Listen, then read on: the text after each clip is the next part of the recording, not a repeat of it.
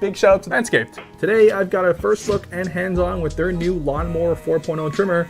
So Central Standard Time. So glad you guys are here. If you guys are new to this channel, make sure you guys hit the subscribe button and of course the thumbs up button on YouTube to let people know that the show exists as we grow a little bit more every single day.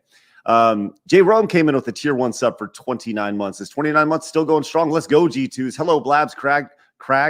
Hello, Blabs, Crag, Trav, and the only and the one and only the Adam Krigler.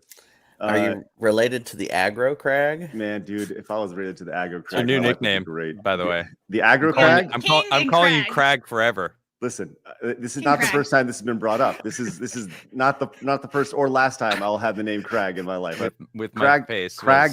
Hello, Blabs, Crag, Trav, and the only flow and the one and $11 Adam Chat says side scrollers need that money. They really do to pay the bills, the electric bill, the internet bill. All true. He's not wrong. He's not wrong. Not wrong at all. Not wrong. It's been really good for the channel. We're excited for it. Down forward. I want to say Dragon Punch. Down forward punch says, great job with the East Coast Italian style interview with the robust style questions and Keemstar style appearance. Thank you much. Shout out to Keem for jumping on and honestly being really respectful. Mm-hmm. Like I don't know when Craig was like, "Oh, we got a special guest. Is it okay?" And it's like I was like, "Oh shit. Is it finally going to go sour?" Because I felt like the whole time, it was tense. Like it was a tense interview. I wasn't letting off the steam the whole time because that's just not who I am. But then Keem came on and he said, "I'll be respectful in private chat." And like he said, and he was. It was actually really cordial. And I have some things to say about that, but shout out to Keem for joining. I'll talk about it later. Time I've ever seen him. Yeah, it was great. It was great.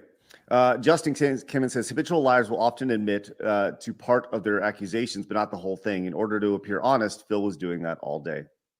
I think that's one of those things that we were talking about body language before the show and people's body language, and most of the time when I was talking to the camera and not necessarily looking at the screen itself. So it's different when you talk to somebody in person and you can read how they're looking, how they're interacting, if they're leaning back, if they're leaning forward, read their body language. But it's a lot different when it's online because I'm looking here, whereas I'd have to be looking here if I was looking at Phil the entire time. And if I'm doing that, I'm not, so I'll be interested to kind of take a look to see how all that comes together. And once as you said, Travis, the body language experts kind of get a hold of everything. Yeah, it's going to be fascinating. I'll just say, I love watching the body language experts. The Wandering Travel Vlog says, on a scale of 99% to 100%, how sure are you that DSP is the owner of the Down from the Raptors account? Also, under $1,000, hilarious.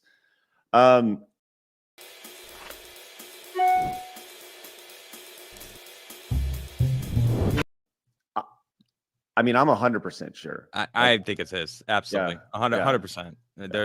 It's so weird that he was willing to expose more information about himself, like all of his personal expenses that no one cared about, no one talked about, and talk about his wife's restraining order, which he seemed very apprehensive at first to talk about before the show. He didn't want to talk about it. And then he said, he's like, fuck it, I'll talk about this. And then, but you're not going to just show your username on a mobile app or not even to the public world, to Craig in a private email for him to be like, okay, it's not him, everyone. You know what I mean?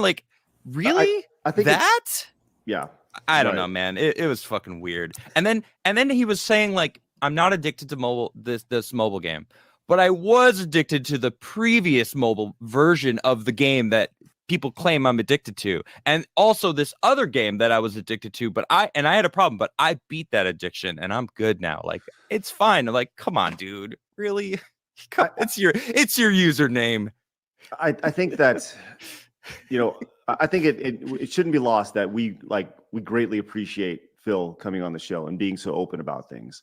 And on that note, major props for staying the whole time. Mm-hmm. Honestly, I was shocked, and I said this to him. I don't know if we were still live before I dipped out after I said this. I was like, bro, like props for staying. Like you got some major balls for like dealing with stern interviewers, because like we didn't go easy on him at all yesterday. And then to talk to Keem, who he clearly had issues with, and to have it, he didn't come in here thinking like, all right, I'm gonna have to deal with talking to Keemstar as well.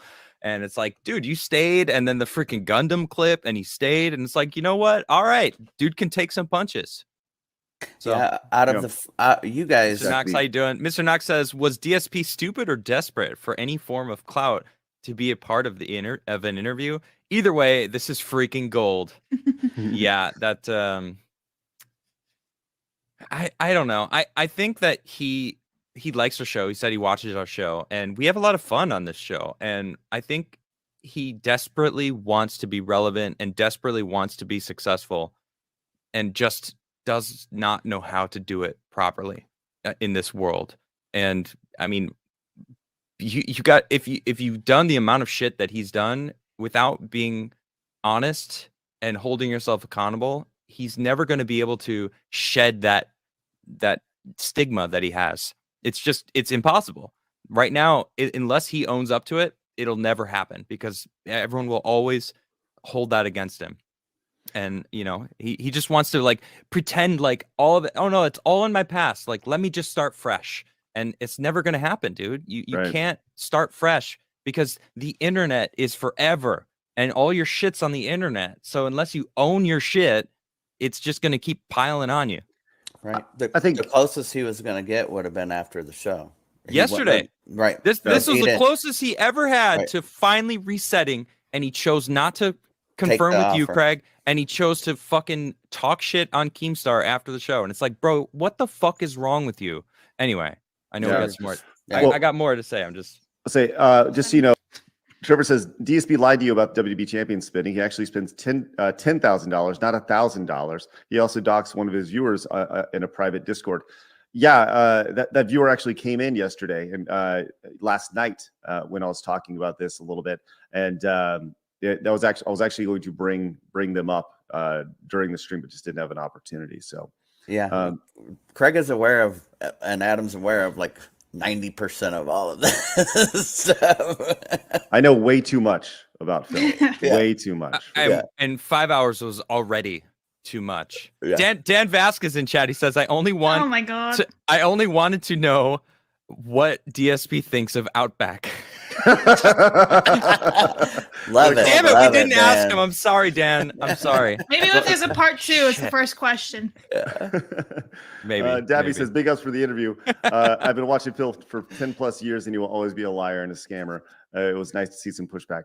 Dabby, why do you, like, if you've been watching for 10 years and you, like, Yeah, why do you watch? Why do you keep watching? Like, It's probably an addiction, honestly. They're watching, I need those, that money. you know, I really do. watching I need that money to pay my bills. people break down. I mean, Bill, it's something that people are addicted to. It's a freaking hot mess. Watching a hot Maybe mess, it's you like know. a show. You have to watch it end until he's done streaming. They can't. Hey, they yo, can't says finish it. big Like a ups, show man. that Thank you goes very like much for the horribly wrong $5. after what, like Hold 6 on a seasons. second. But you have to keep watching because you want to know how. Big ups, Yosef. Thank you very much for the $5 support. The super chat. How the hell am I a moderator? And always pig ups. Bro, these have been amazing, epic moments. I saw the sun resting so beautiful. I realized he hurts. Amen, brother. Everybody's a mod here, pimp. Everybody's a mod. Thank you very much for the support. By the way, what we're watching here are just some clips from the Slide Scrollers podcast from earlier today, where they essentially roast the crap out of Phil. And I just took some highlights and I'm showing the clips. And this is what he's going to react to. I believe it's like 2 hours that he's going to react to. So I don't know if he's going to be able to react to everything. And he said he was going to go back and forth. So I just wanted to play the clips for you guys, get the tone, so that we'll be ready at 9:45. We'll probably pay taxes on it first before we spend it. The 1651, that's an inside joke with all the detractors. Oh, is it? Okay. Yes, Crashgen, thank you so much for the 1999 super chat. You guys are incredible today. Thank you very much. I don't think in any situation that's cool at all. I don't like that he said so many times throughout the interview, conveniently. I don't remember saying that. I mean, I've been doing this for a decade plus. I don't remember We kept saying that. going back to Oh, that sure, thing. sure. Just like, I don't. bro, Yeah, I don't remember saying that. Yeah. You don't remember? Like, here's the clip of you saying it. Do you remember Receipts. now? Do you remember? I'm sorry. Big up, Steven. Big up, Steven. Thank you for the 199 pound. I appreciate that. Big ups, Duty. Crying emoji in the chat. Crying emojis in the chat. Oh my lord. I'm pretty sure Phil is going to be crying today. Thank you, Pimp, for the super chat. Out though. You did. He did admit finally that it was a threat. I was like, I ha, need those- yes, money, I really do. mini I need victory. Let him Gotta take cook. it. Pay my bills, Let him pay my cook. bill, the internet Age bill. Sicky says he previously mentioned alcohol issues. Looks bad. We didn't even like. That's something actually I wanted to discuss. God, we didn't get a chance to get into. 5 hours I'll wasn't be enough right back, time. fellas. I gotta get something to drink. Honestly, dude, Adam, we barely scratched the surface. I know, dude. I'm telling you, we could probably do a 4-part series with you. Documentary. I don't get paid enough. I'm not his therapist. Oh man, That was a free session, dude, that we gave I'm him. telling you, we could probably do a 4-part series with you. Documentary. I don't get paid enough. I'm not his therapist. Oh man, That was a free session, dude, that we gave him. yeah.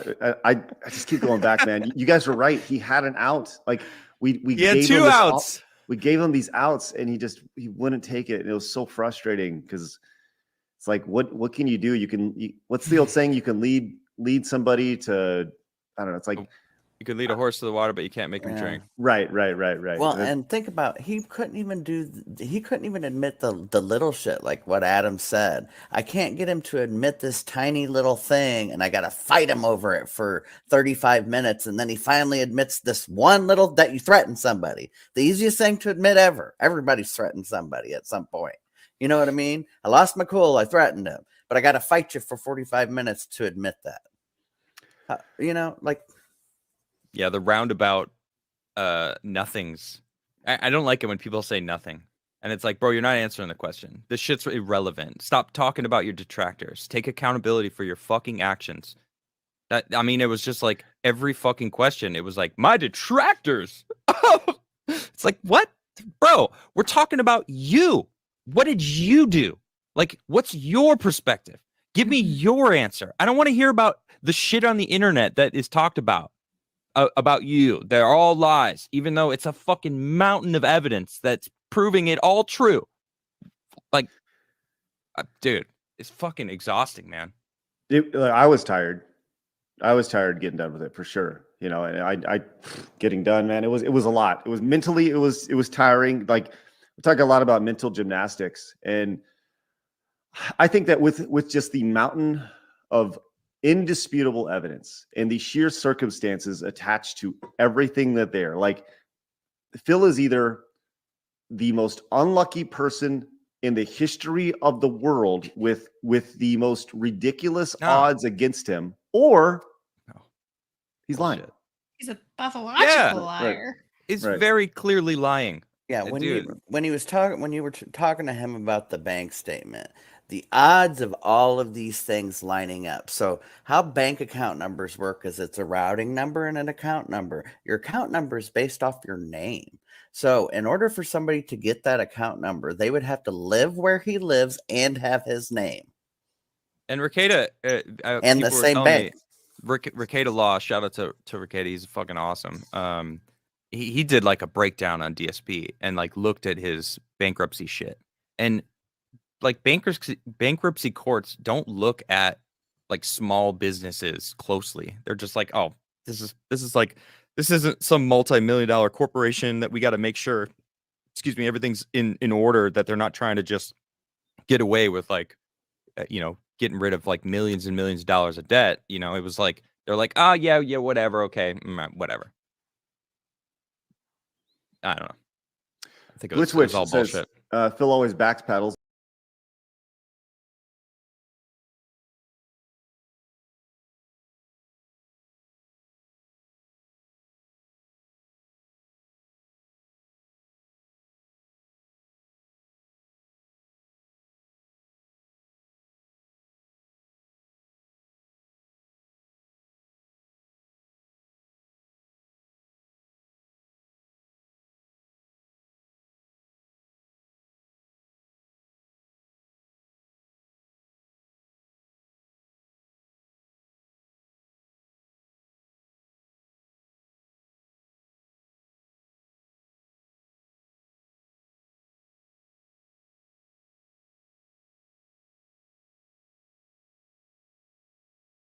All right, folks, just give me 1 second. I'm going to set up here.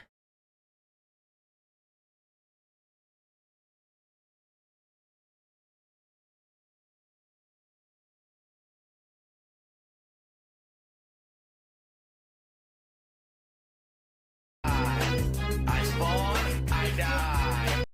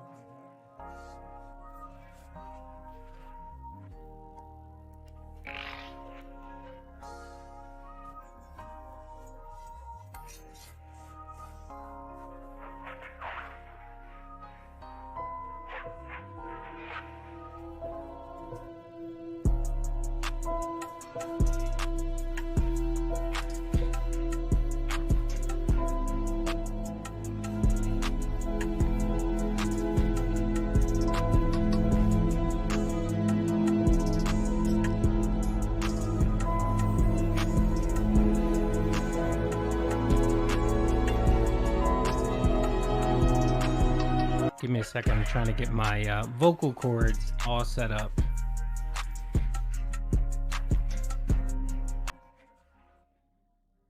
Alrighty, what is up, everybody? What is up? It is your boy Duty back again with another restream, and of course, you know who we're restreaming. We're restreaming DSP and his React content style to the side scrollers podcast from 12 o'clock today.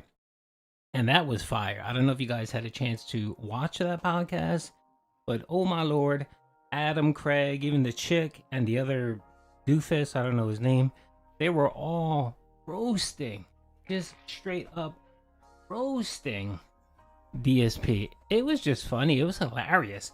I actually clipped it and oh my lord, it was funny. It was funny. Hold on 1 second here. So I'm having a little trouble popping out my chat. It's very annoying.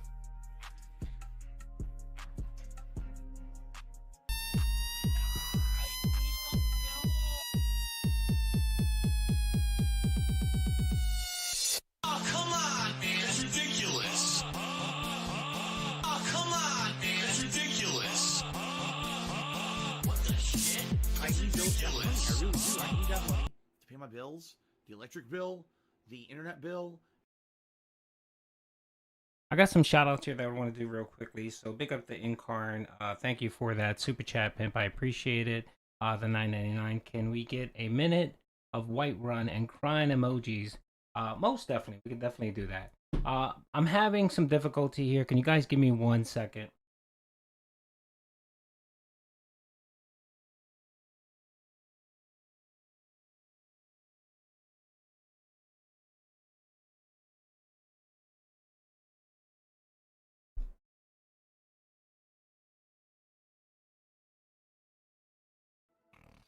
Oh, the camera's on. The camera's been on the whole time, huh? I don't even know. Hello. In 2020, there were over 5 million car crashes. That's more than 15,000 a day or 600 an hour. When you're injured, Give me 1 second, folks. Let me get this situated here. I got an update for my PC and Chrome is just acting up. So, very annoying.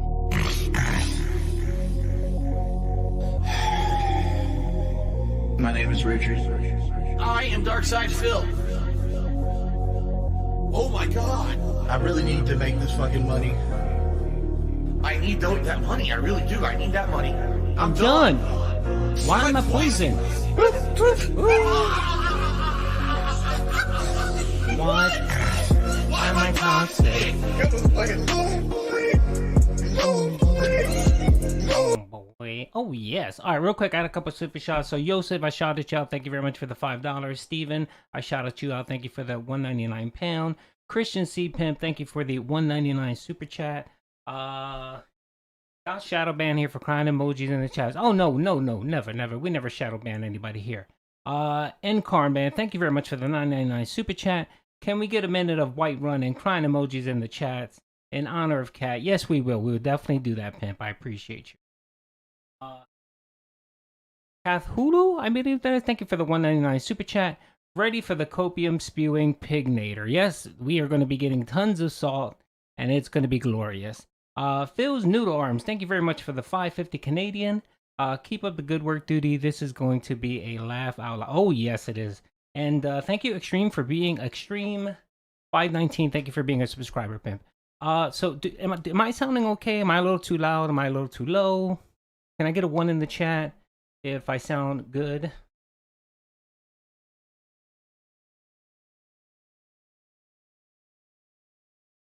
Right, just give me a 1 in the chat, Pimps, if I sound good. I appreciate that. Being that Chrome is being a detractor today, I'm gonna have to use my phone to read off super chats and follow the chat.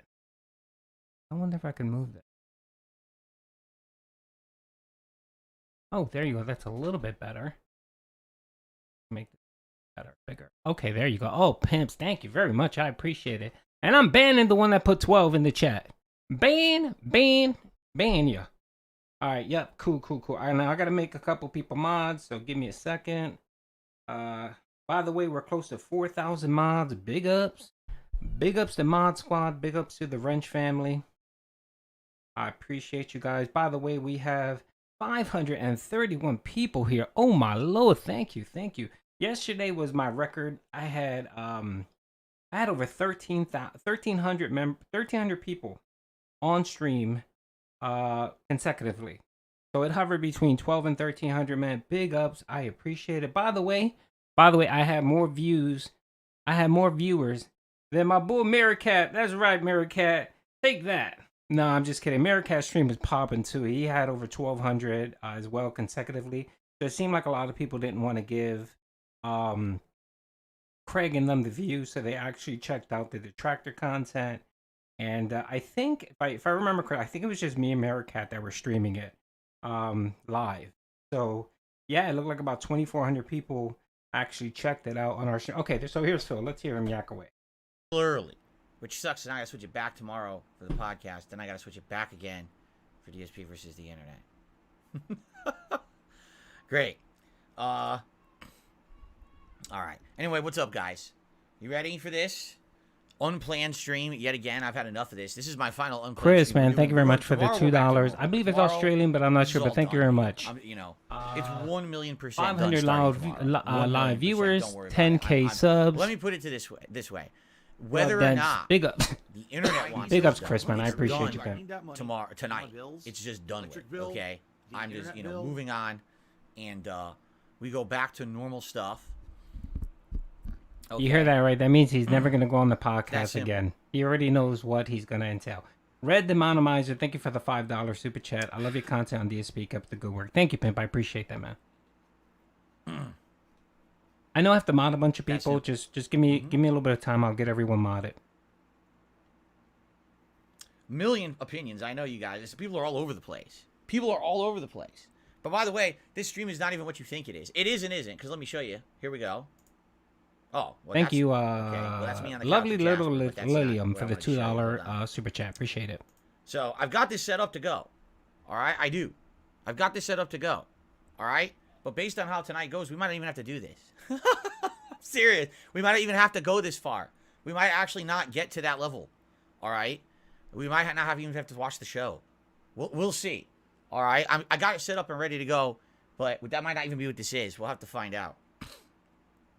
We will. We'll have to see what you guys have to say too, because this is like you guys know my stuff's interactive, and I'm sure everyone's gonna have opinions. Everyone's gonna be throwing, you know, CC, their thank you for take the and questions and $1.99. everything, Big and I'm ups, down man. for that. Big ups. I am. What's up, Jade? How you doing? Good to see you tonight. I need that Bloom money. Kid, I don't really worry do. about I it. need that Again, money. you're getting ahead of. The We're getting ahead of bills, ourselves the here, electric are we not? The internet bill. There's a reason I'm doing this stream tonight, and it wasn't supposed to be, you know, what it is. That's for sure. I need I was supposed to that be playing money. I really Wolong do. I tonight. need Or that excuse money. me, Wolong. I keep Bills, saying Wolong when I meant electric to say the internet bill. like a Dragonesian. I don't know how I get Wave, thank you for the $10 super chat pin. First time donating. Keep up the content. Pig ups. Pig ups, homie. Thank you, man. I appreciate it. Thank you for the super chat. But no, we're not supposed to be doing this tonight. But we're doing it, and this is the end of it for me. This is really, it's time to, you know, move on and Drew Toya, thank you very much for the $10 super fun chat. stuff Tossing a coming up in coin the to next one of week. the best DSP You know what I mean? detractors. Like Love your hard finished- work, man. I thank appreciate that. goodness Thank you finished very much, Hogwarts man. Today we got Resident Evil 4 on Friday. We got a special react event next weekend. We got a lot of stuff DSP going on. is wage Positive quitting the stuff to talk about side, in my own the content, side in my own scrollers. zone. That's They'll how. That's sit what down I'm and put up calling. a I'm video calling. promise He's shit, wage that's for quitting sure. them. Can I hurry up because you need to fart, Wonder McThunder? I give you permission to release. Money. I really do. You can release the cheeks. To pay my bills. Let's see here. Everything sports coverage is super chats. Are you bill. pissed? Well, look, there's a difference between you're pissed or you're just sadly disappointed because it was exactly what you thought it was. Oh, they mistreated him. I called it. They mistreated You know what I'm saying? Pigman. Oh my There's God, a he's gonna call them difference. I scumbags. could be ripping pissed. I probably have grounds to be ripping pissed, but I'm at to the point where. Is that too long? Oh no. All right, I'm gonna bring up God, that's long. Pig I Boy's wonder if that's gonna volume. be Give me too 1 second. long. Let's see here. But we'll talk about it. We're gonna talk about it tonight. Don't worry. What's up, Joe? Man, he re-upped his membership. He said the week has been crazy.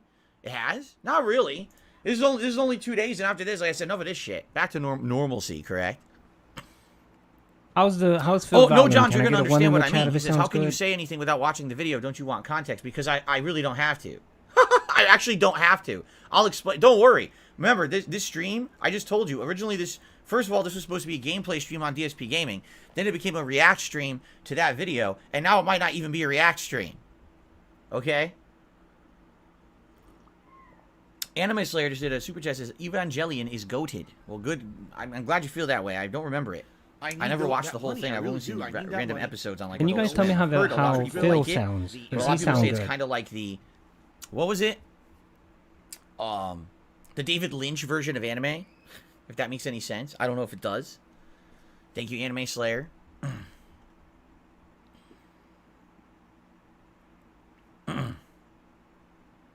Christian C. What up? Damn, I lost it. What happened, dude?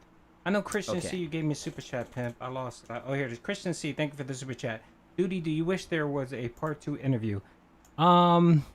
Yeah, you know, because I love to laugh at Phil, so definitely, yeah. But I don't think it's gonna happen. He's gonna put a squash on that today. What's up, Isaiah? He's Good gonna evening. call them probably I'm just letting everyone scumbags, see, before we start. I'm just letting disappointed, and everyone he's gonna file say in. he's We no got a longer good look at this audience tonight. Thank associating you, with the side marvelous scrollers audience 'cause they here tonight mistreated him. on DSP Reacts. I welcome you all. How are y'all doing?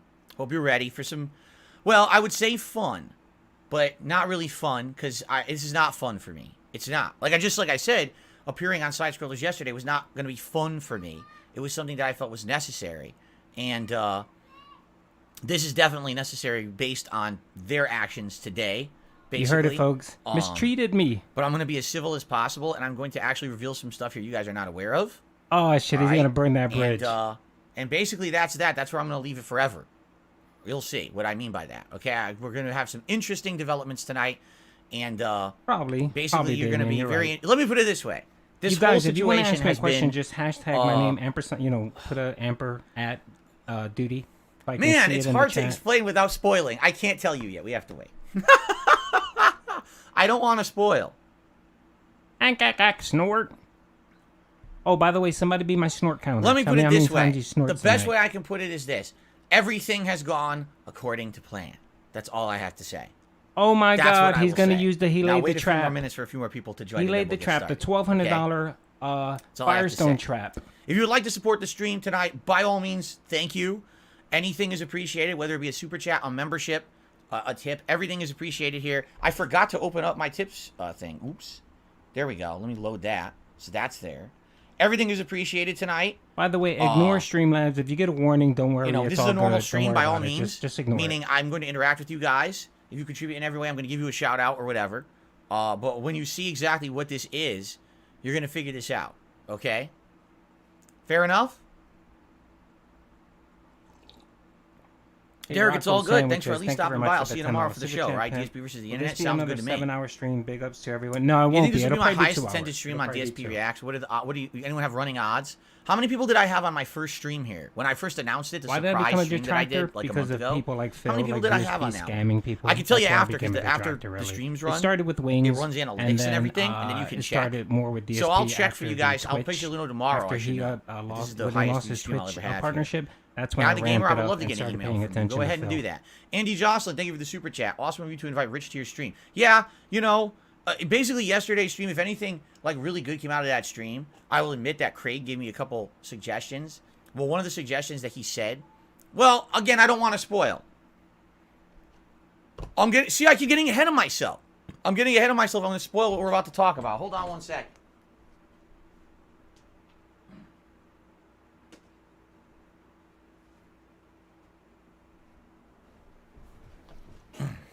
Okay. I would like to have Rich on one of my streams. I don't know if it would be like an actual The internet bill. he calls in like you know what I mean, like an actual we're camera to camera just having a conversation one night. I think I'd be okay with that. I think that would actually be quite nice and cordial if we just had a conversation with each other one night as a random stream. But I think that would be fine. But we'll talk about that. Okay. Oh, he's gonna try to claim that they set him up, and they also started. Whoa, hold on a set up second Richard. here. Andy, did I get you on the leaderboard? I didn't. So I heard Andy did his something that that super chat. And then he Carrot Blanca apologized to gifted Rich 5 on, memberships. Congratulations to the on following Twitter people. today. Thank you, Carrot Blanca, for supporting this community. We've got Anthony, Electric Connor, Cornville Canopy Man, Marvy Martian, and Redman 21, who all just got a gifted membership. So with that, that means we jumped up by 5, back up to 72. It looks like there were like 10 memberships The electric bill. that were probably gifted the the day that internet I bill. launched this channel a month ago, and they have expired. But you know, with that, we're already back up to 72. I think the highest we had was 77, so we're almost back up to the record, which is awesome. Andy, thank you for that super chat earlier. Organic Get you on the growth, leaderboard. all that Okay? organic membership growth. In a week or two, he's going to be down to like Over 40 700 again. people in climbing. When should I start? Should I keep waiting or should I start? It's like, do I start or do I start? Did they miss the first few minutes? You know, how many more people are coming? Do you think? LLC. Because again, I'm telling you right now, this is not actually React stream like it was supposed to be. It might still have React in it, but it's not actually what I thought it was going to be. Over before okay. that. He was tickled with It's his new different now. podcast friends, setting Change. up dinner dates and other overbearing activities. Shout out to the Duty fan 24. who, That is like, right. 14 years ago, or was Duty- it 14? It was Duty probably like Adam 2010, Craig who sent me this 2024. mug. I still use it to this day. I absolutely love it. It is my favorite mug ever, and I will probably use it until it breaks. I love that E-Tank mug, man. Who did that? I can't see it. It didn't load in my dashboard here yet, so I can't see it. No, it's not an Enron mug. And what made you think Enron? The first thing you see when you see this, you think Enron? Who even thinks of Enron anymore? It's an energy tank from Mega Man, dude. Oh my goodness. Talk about not knowing your retro stuff. Mishael, thank you for re-upping your membership. And he says, let's do it. Thank you, Mishael. Internet bill. I can't believe you just... you said Enron mug. I think of L. Ron Hubbard. Oh, yeah, an E makes you think of L. Ron Hubbard. That's right, of course Lost it does. Boys. Everybody here is a mod, man. Just remember the rules. Rule 1, there are no rules. Rule Arkham 2, says it don't was ban me. I was anyone. only 2 That's years all. old at the time. Oh, how nice. How'd you afford the postage? What is the best character in Marvel vs. Capcom? 1? Marvel vs. Capcom 1? Strider hear you. Hey, Hands beautiful. down. I'm glad you're here. I miss Willow, you. I'll see you tomorrow. All right. Me too, Kagome. Kagome, You and I are of like mind on this. Kagome just Yeah, says, that's when fine. can we just go back to the put up normal his schedule? volume. I put up When his can we volume stop because with he's this? always Tonight. low. So I promise you, this is it. I might, like I said, I might do a random stream with like Rich. I actually would like to just have a nice, chill conversation one night with Rich. okay, I put my Just volume chilling up. with him. Just having, being civil to each other. I think that would be very nice. I would like to do that. But outside of that, I think we're gonna do normal content this whole week, probably all the way into next week. All right, I had enough of this.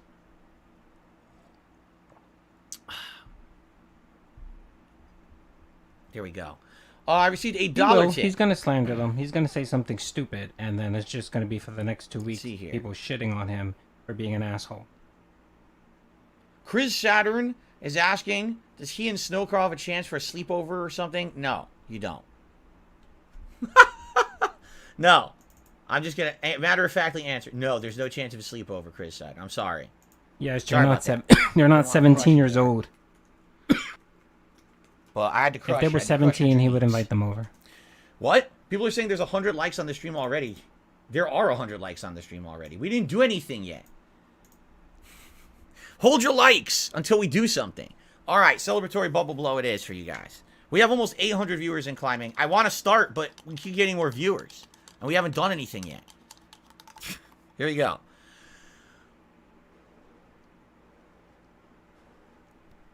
By the way, for the record, I actually invited Craig on the show tonight. Not to call in, but to actually, like, watch. So he might be watching.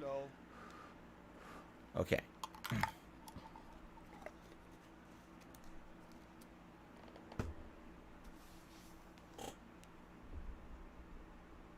Is my boy Snore Hogan in the house? Big ups. Big ups, Snore Hogan. The Scrub did a $2 tip after the interview. This will be the last time I ever tip you. You have manipulated me. Excellent. Very nice. Thank you, Scrub. I don't even know what you're talking about. So worth it. When he loses I really have no idea what you're speaking of. But thank you for tipping me to tell me you're never going to tip me. I really appreciate it when people pay me to say I will never pay you. It usually works out well, and you're, it's kind of one-sided. Yeah, I keep in being my a favor, jerk. I would How say. do I sound? Do I sound too loud? I'm not so sure. How's the audio, folks? Here, So one in I the put chat, you up everything there. sounds good. Top tipper of the night. That's a little bit of a one-sided. By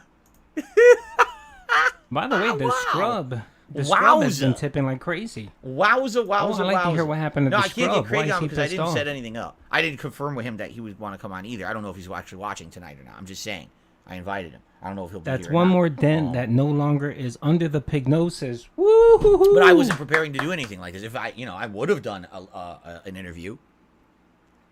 I have to mess around. What it is there's this software that they use for side scrollers, and I dabbled a little bit with it myself, preparing for the Side Scrollers podcast. So I kind of like it, and I'm thinking I might try to work with it and figure it out. So, no, I want Review Tech. I want to have a conversation with, but he wasn't going to be like calling in tonight. I wanted to maybe just have him in the chat tonight to talk to him. But he said he can't make it because of his family, and I was like, that's totally cool. I get Big it. up, man. biggest. Thank you for the $10 Totally get super chat. He would be milking this for weeks. Burn the bridge. Anal Yard. Stuck on That is an tutorial interesting who name. never The super chat changed. is an Facts. AI. Facts. No, An He's gonna Al. claim today Get it? he did Anal, this but he separated it. elaborate I'm so stupid. I didn't realize that's trap. what he said. And Adam Mac and with the super Craig chat and says, everyone I'm not else gonna pay fell you for either, it. Phil. Thank you, Mac, for sending me a super chat and not paying me. I really appreciate that. Thank you so very much. That's a very nice message. Another Mac. one. Thank you so much. Another one. Not I know you're under joking. Pignosis anymore. I actually think the scrub was serious, but you were joking. I get it. Okay. All right, thank you for the $2 super chat. I bet he thinks he got dirt on them. Shall we start? We're over 800 and climbing. Dude, should I wait till we hit 1,000 to start? The internet bill.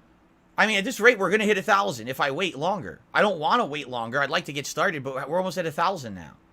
We're at 8:15 and keeps going up. 8:29. I waited 5 seconds and it increased by like 15 more.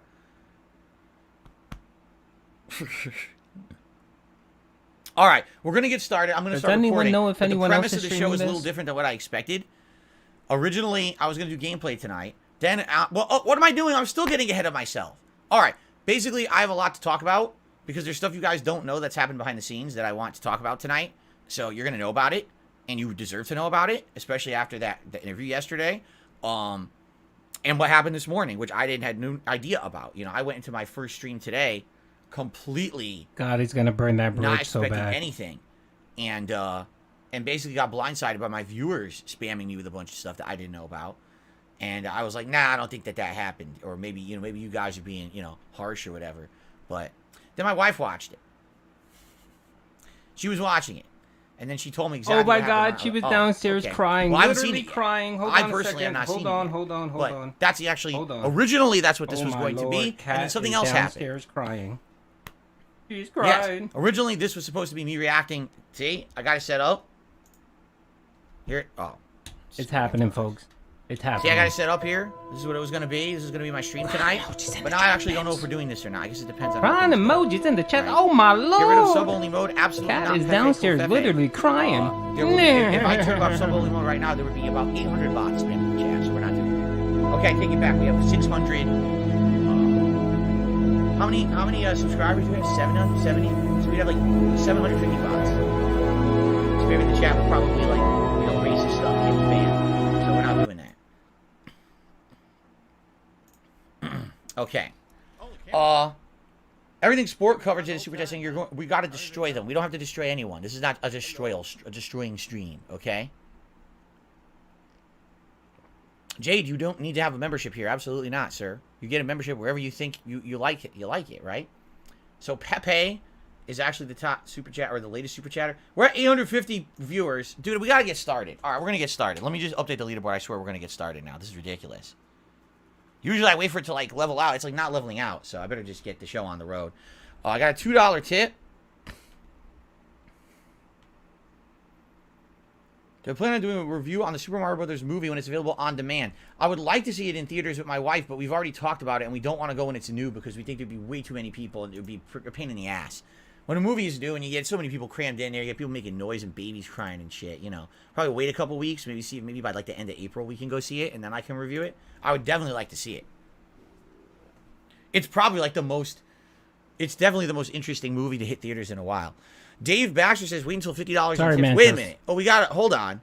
I forgot. We haven't hit $50 in tips yet, so I have to turn the camera off. When we hit $50 in tips, I'll turn the camera on for you guys. That's what certain streamers, that's what the popular streamers do these days, right?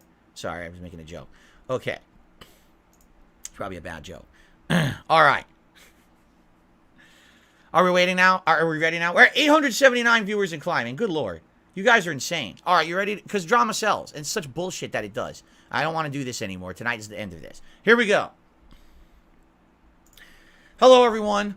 Phil here, doing something that I didn't want to do, something that I didn't plan on doing whatsoever. All right, tonight is a stream that's completely random, that originally was supposed to be gameplay. All right, I just want to get back to normality around here, but I'm not allowed to. So it's all right. Tonight, I basically am going to do something. I'm going to put an end to a lot of stuff tonight, for once and for all, because basically I find myself in a situation that, I'll be honest with you, I'm not surprised I'm in this situation, but at the very same time, I'm disappointed, for sure. But let's just say that this was not a shocker, nor is this something that has taken me by, oh my God, I can't believe it, nor was it not something that I had already planned. Because I pretty much knew what was going on all along. But let us begin, shall we? Ladies and gentlemen, today is Friday, March 17, 2023. Yesterday, I appeared on a podcast called Side Scrollers. It was a 5-hour interview. A lot of people like to call it an interrogation. I will call it an interview because that's what it was scheduled to be. And I feel like, that's what it basically was. To give you the quick backstory, I am a fan of an old website called screwtack.com from the mid-2000s. This website used to put out daily gameplay content way before YouTube even really was a big thing. And they used to have a podcast on there called Side Scrollers. And I loved it. I listened to Side Scrollers. I used to listen to all the content, or watch all the content on the site. I was fans of those guys. I went out and met the people from screwattack.com at a convention called MagFest in 2007. And this was long before I was ever a YouTuber. Okay? They were awesome people. But when I became a YouTuber, I kind of lost touch with them. Never really watched their content anymore. I was too busy making my own, just like I fell out of watching a lot of people's content. I was friendly with a guy named Stuttering Craig. He was one of the two, at the time, one of the two co-owners. Later on, he became, I think, the sole owner of the company. And he was running a convention in 2013 called Screw Attack Gaming Convention. And so they're looking for guests. I reached out, said I'd like to be a guest. And, now I'm a YouTuber. Here I am years later, used to be a big fan of yours. And now I'm a YouTuber. Can I be a guest? And Craig was super nice, nothing but cordial. One of the nicest guys literally I've ever met. And at that time, the internet was starting to turn against me with that whole "this is how you don't play" movement. And to have someone who was actually being nice to me was a rarity. Okay. That was the last time that I talked to Craig, 2013. All right. And it's been a decade. A lot changes in a decade, correct? So out of the blue, Craig emails me my business email, which is nice of him to actually figure out that there's ways to contact people via business emails when they list it publicly, but we don't have to criticize that tonight, I guess, with someone else. Anyway, so he emails me my email last month, middle or early February, I would say. And he tells me, I'm rebooting Side Scrollers, and your name came up as one of the earlier people that we'd like to have on the show as a guest. Would you like to be on the show? I took a look and I was like, this would be interesting. Now, last year in November, I had it up to here with the internet. The internet had completely been flooded with people who wanted to dump on me, okay? Talking shit about me, constantly regurgitating the exact same memes that they've been regurgitating about me for 5 years.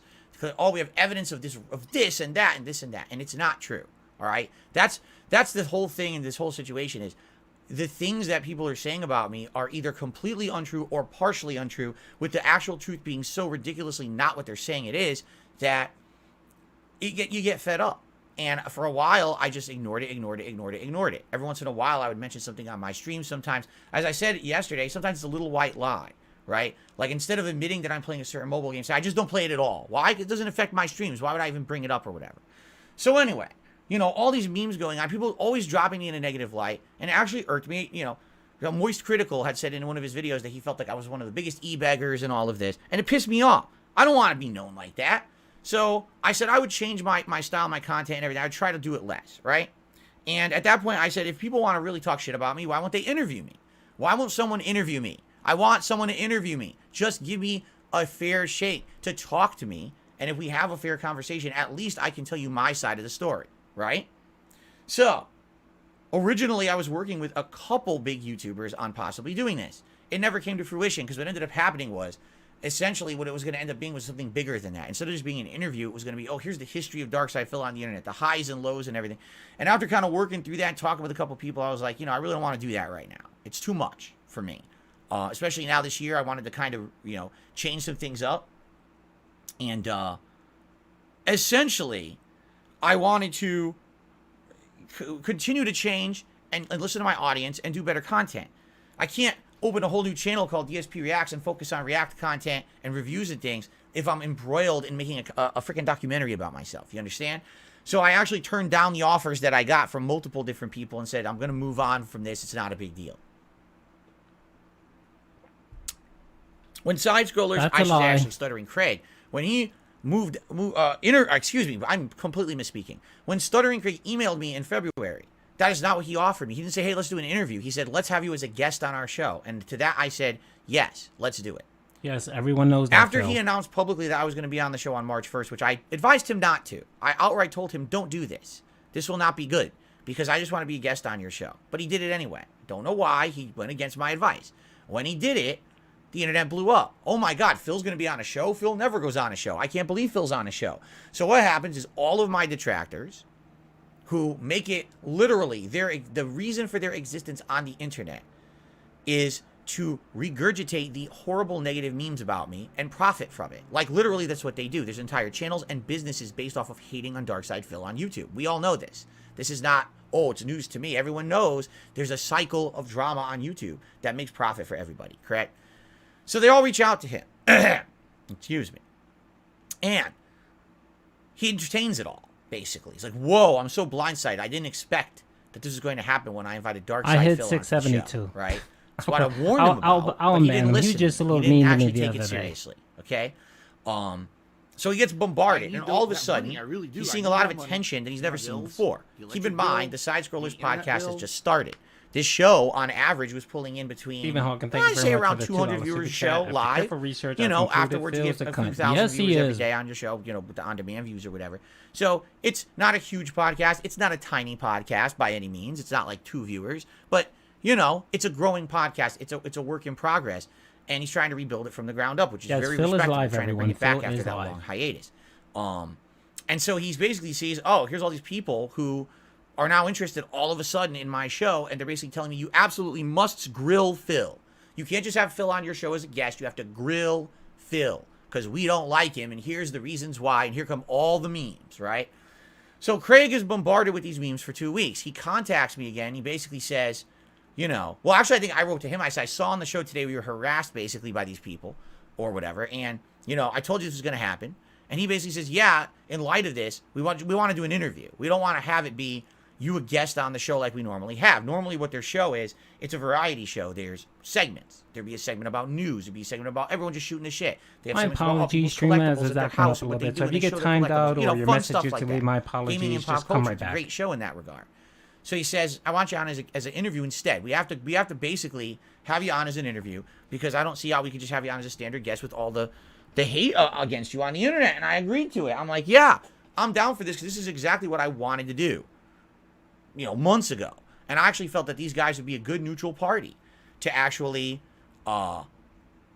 essentially do the interview because I don't think they had any vested interest in either making me look bad or good.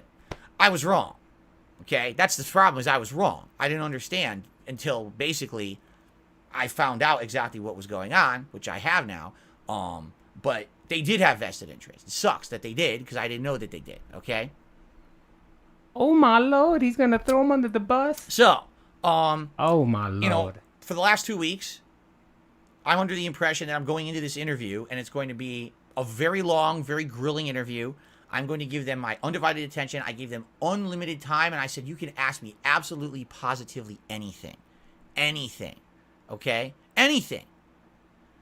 I don't care anything what it is. except for WWE champions and my bank statements. And we actually have and my tax a fraud. place where I've answered all these hard questions about all the negative shit that's been said about me over the years. So here I am, thinking this is going to be a show where if it's going to be a very long show, they're likely going to be doing. Hey Frank, I don't know if I segments shouted about you all out, the but stuff thank I you thought for the for sure they'd be bringing $4.99. back Duty, keep up the the good racist work, stuff man. I said in 2010. This has been the best Um, internet drama how in I a got while. Yes, banned it for all has. these Thank you very different much, services man. and things and how that worked out. You know, the history of me essentially making mistakes on YouTube and, you know, all of that. All right, that's exactly what I thought. And I thought it would keep going. I thought it would just keep going, like, through the history of all the messed up stuff. And what it would be is it would tell a narrative of how over the years I make mistakes. People call me out for the mistakes, right? I either really, really failed to live up to that and improve, or I did in some cases. But essentially, that's what I thought it was going to be. Okay. But that's not what it turned out being. We'll talk about that in a second. Okay. But so yeah, so that was where it was left, and I was assured by Craig that there was not going to be any doxing, Outrageous. any harm Phil's to a my cunt. family or There you anything like go. that. There's as a some result of chatter. being on this show or anything like that. I'll interject in Now, a bit. You got to be a little skeptical because as we're getting closer and closer to this interview, I start getting wind that you know that Craig is like directly talking to all of your detractors every day. Like he's talking to ItsAGundam. He's talking to these people who literally haven't. Hold on. What's gets a word? He announced that. He actually said that people were reaching out, and Craig did. He said it on his podcast. He said it on Twitter. He basically reached out. He said, yeah, I'm getting a lot of information, and I'm talking to specific people. He said that. I don't know why he's now feeling the need that, oh my God, I'm being blindsided. This is all, I told you, there is no way he was ever going to go back again. After today and the hate that he got. Look. The podcast, if you guys didn't see the 12 o'clock podcast with the Craig's podcast, they admitted that they did not want to read super chats because the super chats were so terrible against Phil. People that didn't even know him basically saying, this guy is lying. He's a fraud. He's this guy. Not detractors, just regular people that were in that are part of their chat. They didn't read the super chat because they were worried that if Phil would have saw them or heard them, that Phil would have walked away. That's how bad it was. That's how bad it was. And I think today when he got wind that the whole internet, 99% of the internet, thinks he's a scumbag, now he has to try to clean it up and act like, oh my God, they blindsided me. I have information. They're scumbags. Watch. That's what's going to happen in this podcast. And he probably won't even show the stream of Craig's stream. He'll probably just keep talking and say, I proved my point. I'm no longer going to be there. They're scumbags. They're morons. They're unprofessional. And I don't want anything to have to do with them again. Okay. Another tip is coming. That's what's gonna happen here. Watch, I guarantee it. Entire giant video series about you that are all monetized and profitable, and the reason why they go down this rabbit hole is to make money. It's stupid, but that's why they do it. They know that the day that they talk about dark side Phil in a negative light, it's big dollars for them because people like this internet drama. Hey, damn son. That's who he's talking to. Okay? I'm like, no, I'm not aware of that. I figured he was bombarded by detractors or whatever, but what can you do, right? I mean, it's public record. He's talking with them on Twitter and everything, right? So basically, I'm going into the interview, and I'm trusting Craig. I am. Stuttering Craig, the owner of Screw Attack, and now the person who runs Side Scrollers. I'm trusting him. This is going to be a fair interview. This is going to be unbiased, right? This is going to be neutral. That's a good It was very journalistic fair. interview. Is a neutral interview, a neutral stance. You ask questions, you get answers. Then you make your judgments based on said answers, okay? So the interview lasted over 5 hours long. All right? I gave them Oh, what a 5 and a fucking half. martyr. I even stayed extra to help out their patrons because their patrons get extra. I stayed extra as a favor to them. Said I will stay late. All right? It's by far the most popular piece of content they've ever put on the internet. All right? And I'm talking about the Side Scroller show from now. I'm not talking about back in the day. I'm sure Screw Attack probably Thank you, had Kaz, for the way $5 popular pin. stuff. Shout out I'm to talking about Doobie, the modern Bill, era. Fuck Phil. By That is far, right, to be honest. you're talking 30,000+ views in less than 24 hours. The thing blew up and is getting bigger and bigger. You know, everyone clipping it, restreaming it, talking about it, getting a buzz. By the way, I gotta say this real quick. He is jealous that they made so much money. He didn't think that they were gonna make as much super chats. I believe someone said they made like $5,000 yesterday on super chats alone, and that wasn't even including the merchandise. And he keeps addressing and bringing up the money and the views. And I think he's pissed off that he's not getting any money, and that's why he's trying to milk this so that his den heads will give him tips. From what I'm going to understand, okay, and I don't know if this is true or not because I didn't tell you guys this. I couldn't see the stream chat. I purposely was not in the Thank stream you, chat at Liquid, all. for the $2. or paying Yep, that's attention to right. it. I have no Craig idea what and happened. They Adam made are- thousands upon thousands upon thousands of dollars on that show. Okay? Who did they make it from? The detractors. The detractors were there. And every time that basically they were asking a prying question or, you know, twisting a little more, I gave there Craig was 20 more bucks. contributions coming in. Okay? That's what I've been told. I didn't sit there and count the dollars as they came in. That's what I've been told for people who actually were watching the stream. You could see it coming in. People were adding up to like, oh my God, it's thousands. That's thousands of dollars that came in. Okay? Who fucking cares? Why are you worried about what someone else is making, Phil? You were a guest on their podcast. You did not negotiate money. You did not negotiate a piece of this money. And you even said to yourself after the fact, nope, I'm not getting any money. That's their money. That's their podcast. Why are you bringing this thing up now? Why are you bringing this up now? This just goes to show that all Phil cares about is money. Is money. When he shoots back and he says, no, that's stupid, you're a moron, it's 50% or whatever the hell he was talking about, where he's only streams 50% for the money and the other 50% is for joy. It's bullshit. It's 100% about money. So, what did I think about the show overall? I talked about it on DSP Gaming yesterday as soon as it ended. I felt that it was a fair interview because even though I'll admit, I think that Adam, who's one of the co-hosts, it was Adam and Craig that were interviewing me. I think that Adam was basically kind of very, very Big ups, critical Adam. and or didn't believe me. Outright. I can tell you right now, I don't think Adam believed me at all. I think he thinks that I lied about everything I said out of my mouth. It kind of seemed that way, didn't it? Craig seemed more neutral. So it kind of felt it was like a good cop, bad cop interview. Correct? Wow, he's watching my content. That's what I said 1,000 And I times. did my own content for the rest of the day. I was fine doing it that way. And that's where everyone thinks it ended. Okay? Now, actually, that's not the case. And that's actually one of the things we're going to talk about tonight, is what actually happened. Okay? Because that's not where it ended. Because we have to talk about actually some of the topics discussed during that interview and where they led. Because you guys don't know this. So I'm going to tell you right now. All right? One of the major things I need that money. that I really happened do. I during need that money. Pay podcast my bills, was discussion about a the part electric bill, 2.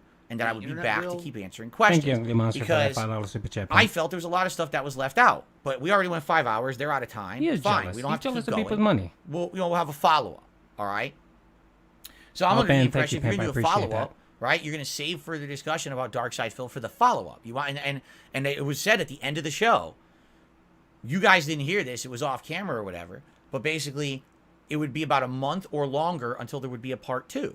That it would be at least like mid to late April, maybe early summer. It depended on their schedule. But they were very interested in having me back for a part 2. that they wanted this to happen, because I even said to them, I said, there's a lot of stuff we didn't cover today.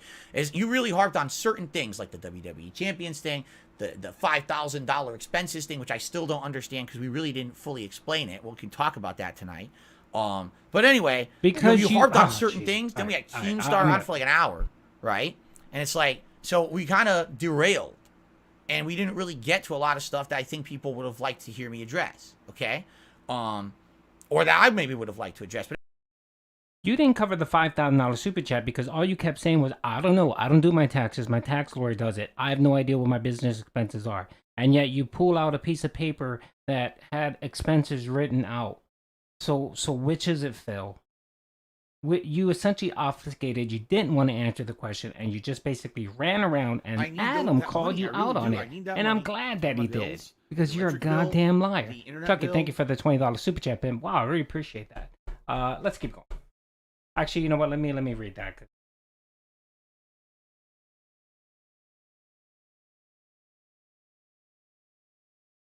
All right, I'll read in a little bit. Let's keep going. But after you're going for 5 hours, you forget about what you want to really talk about, correct? So that's where we left it, that it was supposed to be, I was going to do like a part 2, okay? But another big thing that happened during that interview was that there was essentially an opportunity, all right? An opportunity during the interview where I was told that if I were to send the actual screenshot of my WWE Champions mobile game. Oh my God, he's gonna show one right now. Let's see. Disgusts me so much that this fucking thing is so stupidly important to people. It just, I can't even say the words. KB, thank you for that if I the sent the $4.99. screenshot of my actual account, the actual assassination over of Stuttering, Craig, and Adam, like live, if I send it to Craig, and it could just show that that's not my account that everyone thinks it is, that would be the end all be all of it, right? Now I explained to them, no, I'm not willing to do that right now live. Okay, and there's various reasons for that, as I tried to explain. But basically, let me put it this way: number one, did I trust Craig yesterday?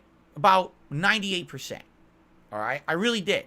I trusted Craig about 98%. I'm not saying I trusted him 100%. There's always a chance, right, that this guy's going to try to screw me over somehow, right?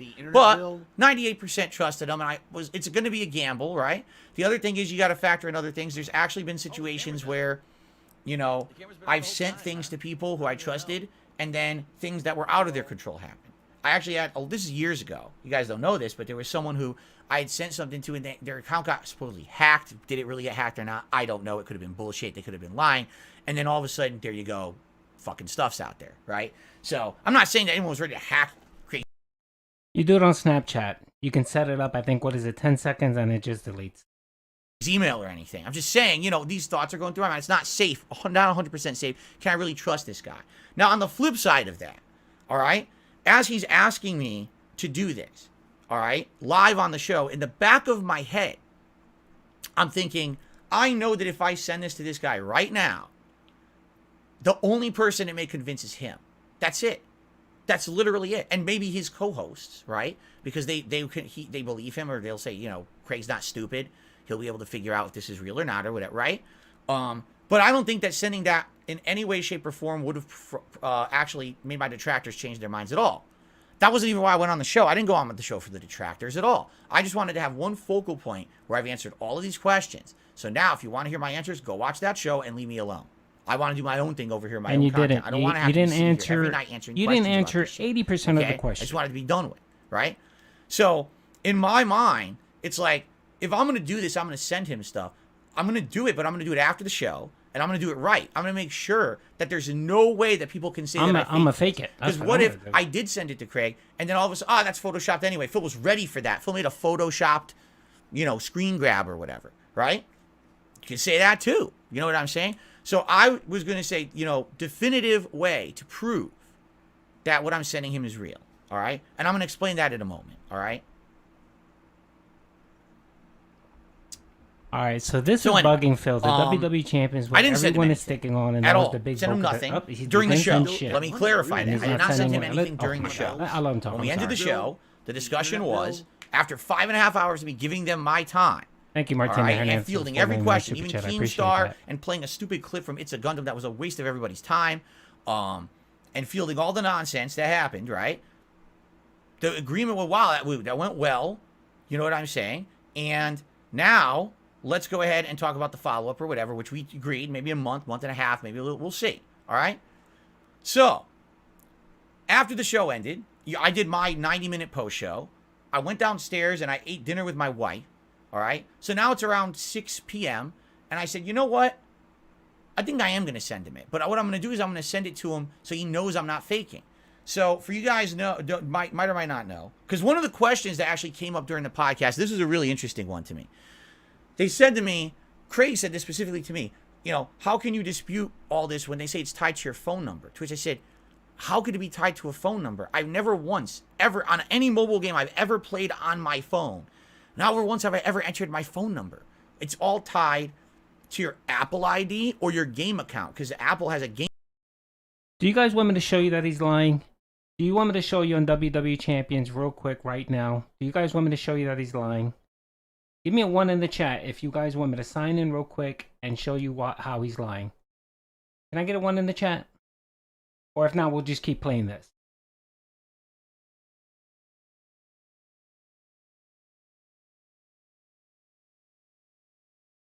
If you guys want me to show you that he's lying, put a 1 in the chat.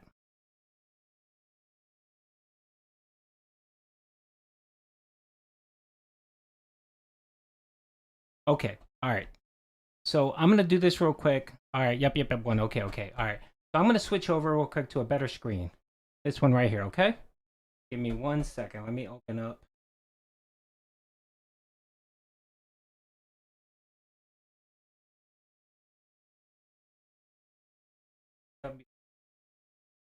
I need that money. I really do. I need that money to pay my bills, the electric bill, the internet bill.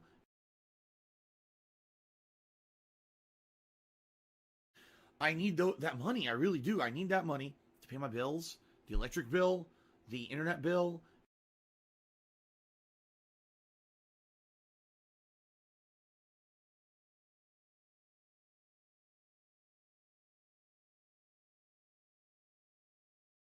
Sorry, hold on a second.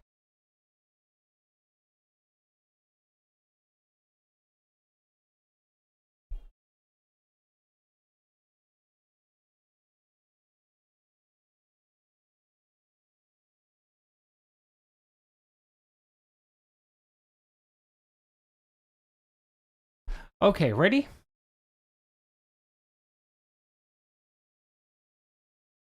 Give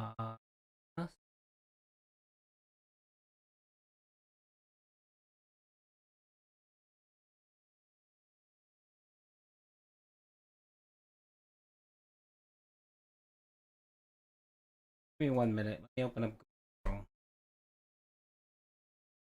Heat.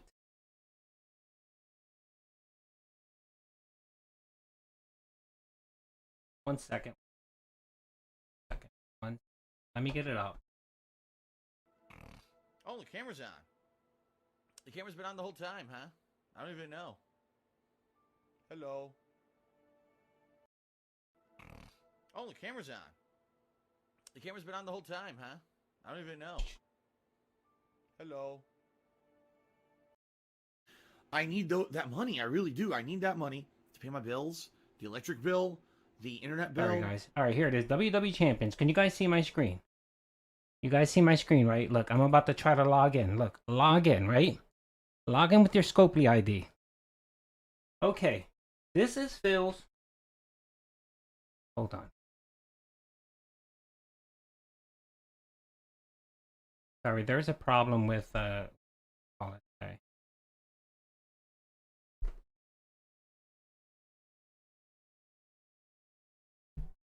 Chrome.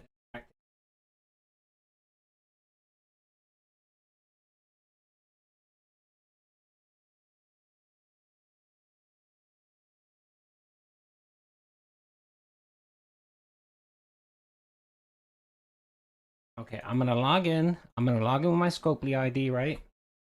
I'm gonna put in Phil's email.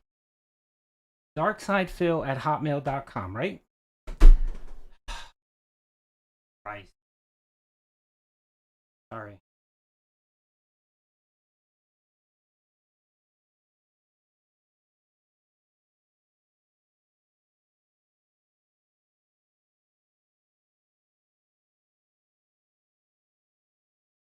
You know what? Let's do it after the stream. I'm sorry, guys. Chrome is just acting up.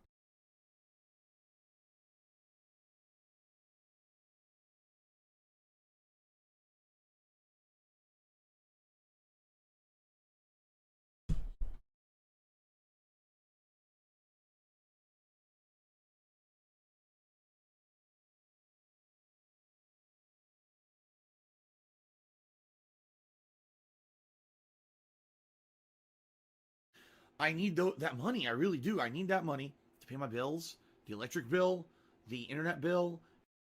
It's unbelievable that Aldi grocery prices are Sorry, so guys. low. Aloha Chrome is just savings. It's not a sale. It's an Aldi thing.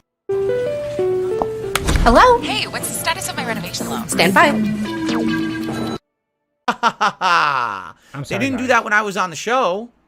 Like, literally, every host came on and essentially said, they didn't believe a word you said. You're a filthy liar. You know, you're not that they were like totally saying what a scumbag or anything like that. But essentially, I guess what the theme of the show was. It's not me. Chrome is acts up. I got an update and it fucked up my Really, he's a sad guy in a bad situation. I am Darkside Phil. Liar. It's all bullshit. And essentially, Oh my God. it's funny. I really need to make this Because fucking money. they're doing the show. All right. I need that money. I really do. And I need that money. apparently, I'm done. when Why am I they're doing the voicing? show, every time a super chat, literally for one of my tracks, and every super chat is something nasty. Why am I done? And they read it, and they all collectively laugh at it. Ha ha ha, that's funny. Ha ha ha. Ha ha ha. Ha ha ha. Let's laugh at Phil because he's not here. Ha ha ha ha. They didn't do that when I was on the show. They waited till I wasn't. That's funny, isn't it? Very funny. Ha ha ha. Right? And they're showing on for 2.5 hours. All right? We're good. Chrome Now, is acting I up, got a man. question Chrome is a detractor. for Craig and the Side Scrollers crew. I really do have a genuine question. All right? Let's actually ask the question. We all know that my appearance on Side Scrollers is the most popular thing they've ever done, correct? It even brought in Keemstar. Brought in Keemstar, big ass YouTuber. All right? Do you think that Keemstar would have ever appeared on the Side Scrollers podcast if I wasn't on there? Right? Okay. So they see, oh my God, this is the biggest thing we've ever done, and we just made an insane amount of money, thousands of dollars from detractors. So what do they decide to do the next day when I'm not there? Which is not the agreement we had. They do the DSP Pylon show, where we're just going to sit there and we're going to take a big dump on him because he's not here to actually respond to any of it. All right? There's a difference between journalism and online drama for personal gain. It's cause and effect here. They saw the money rolling in on Thursday, and they decided instead of doing our Mario Kart show that was planned and we were supposed to be doing on Friday, instead, who cares about that? We're going to ride this gravy train on. We're going to do the Dump on Darkside Phil show. And it became a 2.5-hour clown show of them essentially taking in donation after donation after donation from every detractor under the sun to read it, laugh at me, make jokes about me, and then make money on it. Okay? So here's the question I have for Craig and the Side Scrollers crew. If the Darkside Phil interview on Thursday only had 100 viewers, and if you had made $5 the whole show, would you have done the Darkside Phil Aftermath show on Friday? I would love to hear their answer. I'm sure they will. All right? But, you know, like I said, it's cause and effect. The reason that they did the show is because they wanted the money, right? Or else, if there's no profit there, why are they going to do it again? There's no point. They got to ride that popularity out while they have it. I really do. All I right? need that money. This is literally My the bills, same thing that the electric all bill, of my detractors the have done internet for bill. years. They say, wait a minute, drama sells? Wait a minute, making fun of someone and you know, bringing them down at their own expense is profitable? Oh, well, who cares about morals, right? I mean, even though we promised Phil a completely fair shake on the interview, we didn't promise him we wouldn't destroy him the next day when he's definitely not there and not knowing we're going to do it, right? It's literally, it's being completely two-faced. It's completely unfair. If you're going to have another entire show about Darkside Phil, You should let Darkside Phil actually respond to your stuff. Not, oh, guess what? We had a whole show, and then after that, the beat-up show. The pummel Darkside Phil show when he's not here. That's not fair at all, okay? I can't believe this guy's saying Let this. me give you Oh, some my Lord. comparison here, all right? Oh, my Lord, I want to blow Yesterday up. on the podcast, Craig said something to me that actually really, really resonated with me, okay? He said, you know what, Phil? People who you've wronged in your past, whether or not you really think that saying, you know, you're sorry to them or making amends would ever change or do anything good for them, correct? Basically, it's still worth it to reach out and do the right thing. Do you want to know what I did last night? I actually DM'd that person in the Street Fighter community who I used to bully. I actually DM'd him on Twitter and I apologized. Now, I know he doesn't care. I knew he wouldn't. But I apologized to him because I felt so bad. After Craig saying that to me on the show, I was like, he's right. I should do that. Do you want to know what else I did? I went out and I publicly apologized for ViewTech USA because I felt like even though I feel like he's unfair to me, it's not fair for me to then be unfair to him, which I do feel like I've been harsh to him recently with some of the stuff I said and did on my streams. And then you know, last night someone had told me his daughter is sick, and I felt so bad. I was like, dude, the last thing he needs is drama and stress around this time in his life. So I publicly apologized to the guy. And now I'd actually like to have him on the show to just have a civil conversation about stuff in the future. You know what I'm saying? So that's what I did when I got off the show. I thought, wow, out of the stuff that just happened, you know, Craig had some really good advice. I actually like that. I'm going to go run with that and try to be a better person. They felt the best thing to do with that show was to do a show to shit on me for 2.5 hours and make money on it. That's what they felt was the best thing they could possibly do. Money, a show like that. Someone giving them money, 5.5 hours of their time that normally I'd be working and making money. Instead, I'm on their show, you know, giving them insane amounts Take of a shot views every and time he says popularity, money. Getting Keemstar to show up on their show, giving them a giant boost, making what? People, I actually heard the number, and I can't confirm if this is real or not. I heard they made $20,000 yesterday alone in the one show. Now, I've never made $20,000 in one day in my life, and I never will. Apparently, they made it. Why did they make it? Because Darkside Phil was on their show, okay? So they see that, and instead, wow, that was pretty amazing. We'd like to have him on in a part 2. So let's say, okay, that's enough. We'll talk about him later. No, next day, it's Darkside Phil part 2 without Darkside Phil. The show continues without me, completely unfairly, and they make a ton of money on it, okay? It's completely unfair. It's not integrity. It's just not. There's no integrity there at all. If there was integrity, said, listen, we had him on the show. He answered the questions. You judge for yourself what you think. All right, maybe we'll do a 10-minute segment where we all talk about what we thought, and then we move on. Thank you, Mac. We want him back. We'll talk about it when he's back. That way he can defend himself again, and we can have the conversation again. Not, immediately once it's over, okay, then now we beat him up. And again, do I really believe they made $20,000 in a day? No, never. Maybe they made a few $1,000. Even then, that's something they never would have made without me on the show. And if you're actually showing, oh, okay, wow, that's nice that Phil did this for us. We're gonna be nice and grateful. We won't beat him up the next day. Well, they did. They did a 2.5 hour beat up Phil show today. Okay, making more money constantly, right? Laughing. I actually heard, and we might because we might react to it live here. They all did the act laugh together in unison, which I don't do. I've literally never done an act laugh. It's a detractor meme. I need that money. I really like that's funny. That money. Oh, something that people say about me all the time that's terrible is funny, right? Right? Oh, it's hilarious. I don't even know where it comes from. It's just one of those memes, right? So anyway, I hear all this on my stream this morning, and I'm like, oh, that's... I first I didn't believe it. I thought people were basically over-exaggerating. All right, I did. I thought people were making shit up, or maybe, you know, what it is they want to start trouble. And I actually felt, and I defended those guys last night. I said, no, I feel like that interview was 100% fair. I do. I think that they, you know, yes, was Adam harsh? He was. A lot of people thought he came off very abrasive and like a dick. All right, while Craig was more neutral and or seeming like a journalist. So the difference in one night is that you found out that they made $20,000. That's the only difference because, you know, that's all I'm hearing right here, and that they had a podcast today where they talked about the interview, and apparently they hurt your feelings.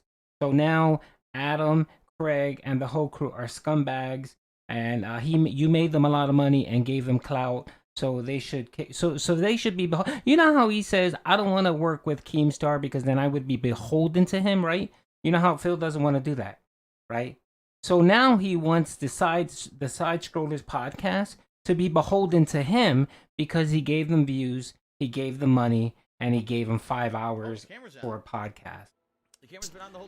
Adam was kind of being a jerk. I actually didn't feel that. At the end of the day, I was okay with all of them. I mean that, and I defended them. My audience was telling me the opposite, and I said, no, I think you guys are wrong. I think that it actually was fair. Okay, I did. All right. So anyway, when everyone's telling me this on my show today, I'm like, I don't believe it. I'll watch it for myself later or whatever. But over the course of the show, people were progressively getting worse and worse. Telling me, no, Phil, you have to understand, this was really bad. Like, this was 1,000,000% a detractor show. Craig is saying he's going to go on detractor shows now. Really? Craig, the guy who literally said, I'm going to be neutral about this, is going to be a fair interview. He said he was going to go on the That Being Said podcast. Now he's going to appear on detractor shows. So not only is it now, it's on their own content, that they're now, it's going to continue. It continues. Big ups to everybody, almost into other people's viewers. content Big as ups, well. peeps. Right? Right? Okay, this is interesting. So again, all this is happening, right? And again, Phil wants them to be beholden to him because email, he brought the money. All right? From a fan. I hope the fan, I'm not going to reveal the fan's name or anything, okay? But here's what the email I get from a fan today. I want to give you some feedback. I'm watching the Aftermath stream by Craig and Company. It's clear there was never any intention to have you as a normal guest. They're quite open to admitting they believe the detractors on every single issue possible, to the point they openly belittled and laughed at you all day long today. They openly said to your face that they contacted most of your detractors to get feedback. Every single super chat that mentioned something negative about you, they read out and believed without hesitation. It's clearly difficult to believe this wasn't their initial intention, and they lulled you into some kind of false sense of security over the previous week, giving you the impression they wanted to be neutral. You basically went to a detractor stream with a friendly name, and the Keemstar ambush was just the cherry on top of this. I might not be a big fan of yours. So here you go. This guy's even admitting he's not even a big fan. Even I can't ignore the fact they obviously just want to ride this detractor wave of popularity, and even say they plan to be guests on detractor streams in the future. This was his mom. The hefty donations that they're now getting during their streams show that they hoped they were just hoping talking to get about these. the money. Now they're basking on having Sounds grilled like a and fake email exposed to into me. the world, and they plan to do it again and again and again, as long as you keep money. allowing I really it. do. I need that money. Honestly, if you really think that they are your friends or even remotely impartial, you're sorely mistaken. You're just a lolcow and a liar to them. They openly have said this now. It's a viper's nest, not a single friendly hand to be found. Be careful if you really plan to appear on their podcast again. They'll go twice as hard. They claim to have only gone through half the questions that they have for you. Okay? They can't wait to eviscerate you again. The only good that you got out of this is that now you've kind of validated that maybe that Craig is now becoming a detractor, even after 10 years of history with the guy. Take this feedback as neutral. There you go. Okay? That was Linda. All right, that's an email I get during my first stream today. No, I didn't write that. It's from a fan. Well, I guess the person said I'm not even a big fan, right? The fan's name is Kat. So anyway, I hear all this, right? And basically, as I'm reading this, I'm like, dude, I got to see this stream for myself. I have to now. Like, I have to watch this for myself. I can't believe this is what I'm hearing, but why would people be saying this if this was not true? Okay? So I announced during my first stream, the late stream tonight, I said this on Twitter, and I said this on, posted on my channels, my late stream tonight will no longer be gameplay. Instead, I'm going to watch this, okay? We're going to watch this together, and we're going to see, for ourselves, oh, here it's playing now. We're going to see for ourselves if everything that's been said is true, okay? There you go. So I announced this. So now it's public that I'm doing this, okay? So I go downstairs to have dinner. My wife is pissed. She's very upset. I say, what's going on? Hopefully nothing's happening bad in the house. She says, no. She broke the microwave. I saw that you announced that you're going to watch their show from this morning. Did you watch it? I said, no, I haven't seen it yet. He said, oh, I did. She was not happy. More proof that Kat doesn't have a job. She only watched maybe 10-15 minutes of it. She said she couldn't even continue. She's like, literally, it's a shooting gallery against you. Like, literally, it's just, they're just 100% reading every super chat. And everyone is a detractor, a known detractor. And they're laughing at you, and they're making fun of you the entire show. And I was like, wow, that is shocking to me, again, because So wait, I she was led watched to believe 15 these minutes guys and were that's gonna the be whole legit, show? right? 15 minutes. And apparently this is not it. This is not what it was supposed to be. You know, I was supposed to just be treated fairly. Now, fairly, you know, if you want me to be an objective, right? That means that you're going to listen to answers, but you're not going to do this show after. You're going to, okay, listen, now you judge for yourself, and maybe you ask for 5-10 minutes on your show. What do you guys think? Here's what we think. Okay, moving on. It's a topic for later. He's going to be on again, right? Great. Okay. Now, that's not where it ends, ladies and gentlemen, because as I said, I was still fully intending that tonight we were going to sit here and we were going to react to this, which we still might do. But there's a new update, ladies He's not and going to gentlemen. react to it. If you remember, I told you that I emailed Craig last night at 6:18 p.m. saying I had a 50-50 thought that I wanted to send him all the evidence of my innocence. All I needed to know was how often he checked his email, because I want to be sure if I'm going to send this to him, he's going to check And it. he said no. He's going to see it, He see said the it's evidence, too and late. delete it right away. Right? And by the way, I already said, I know probably this won't change public opinion, but at least then you'll believe me. Right? He emailed me back. Are you ready for this one? Are you ready for this? I don't think I was ready for this one because when it's I read it. fake. Everyone You knows ready for that. this? Here's a response I got at 5:45 p.m. today, 2 hours ago. The camera's been on the whole time, huh? I think the show went okay yesterday. We talked about it at length on today's show as a debrief. That's what he called it, a debrief. Yes, a debrief, a decompression. You shitting on me for 2.5 hours is a debrief. He didn't shit Interesting. on you. He just My read super debrief chats. was saying, you guys did a great job interviewing me and defending you for 2 hours against my fans. That was my debrief. And then also apologizing to someone who I harmed in my past and apologizing publicly to Review Tech USA. He that set was up my a debrief from the $1,200 show. trap for Your Adam and debrief Craig. was a 2.5-hour Destroy Darkseid Phil show and make money on it. Okay, let's continue. Money, I think we all left money, the interview yeah, mentally yeah. exhausted and feeling incredibly frustrated. At the end of the day, we want what's best for you. The things that are laid out about everything, the WWE mobile game, the bank stuff, it doesn't make sense. There's too much evidence saying it's yours, and your only evidence is you saying it's not. I'm going to address that in a second. Facts. I feel like we gave you multiple opportunities to turn this around, but you seem so dug in. Even in the face of insanely detailed evidence, you wouldn't take it. Even with Keemstar coming on, I tried to lay out similarities you feel towards him and the way people feel about you based on things they've seen online, and it was tough. Like, that's not even a point. It has nothing to do with anything, having Keemstar on the show. It is a point because you were trying to say that. Honestly, I'm You listen disappointed. to his detractors, Like I and said, you get we pissed want off what's when best people for you. listen to your We detractors. very much do. You have to help yourself. When you're ready to take that step, I'll gladly help you on your journey. You deserve to get to level 2. I know you can do it. What does that sound like to you? Does that sound like a neutral party? That email proves that he went into it with 100% preconceived notions of what the truth was. Based No, it doesn't. That email says is that they don't believe you. They don't believe you, and they gave you an opportunity to tell your side of the story and to be truthful and maybe own up to some stuff, and you refused to do it. And then they took my question and they said, okay, let's go to the back, give me a screenshot, I'll look at it, no one else does, and I will corroborate with your story. And you said no. And then they gave you another out and said, okay, think about it, and we'll do it before the end of the show. You said no, you weren't going to do it. So they said, all right, well, never mind, forget it. It's too late, because they knew you were going to go back. You were going to go back and doctored something and then send them a screenshot and said, here you go, here's proof. That's why, Phil.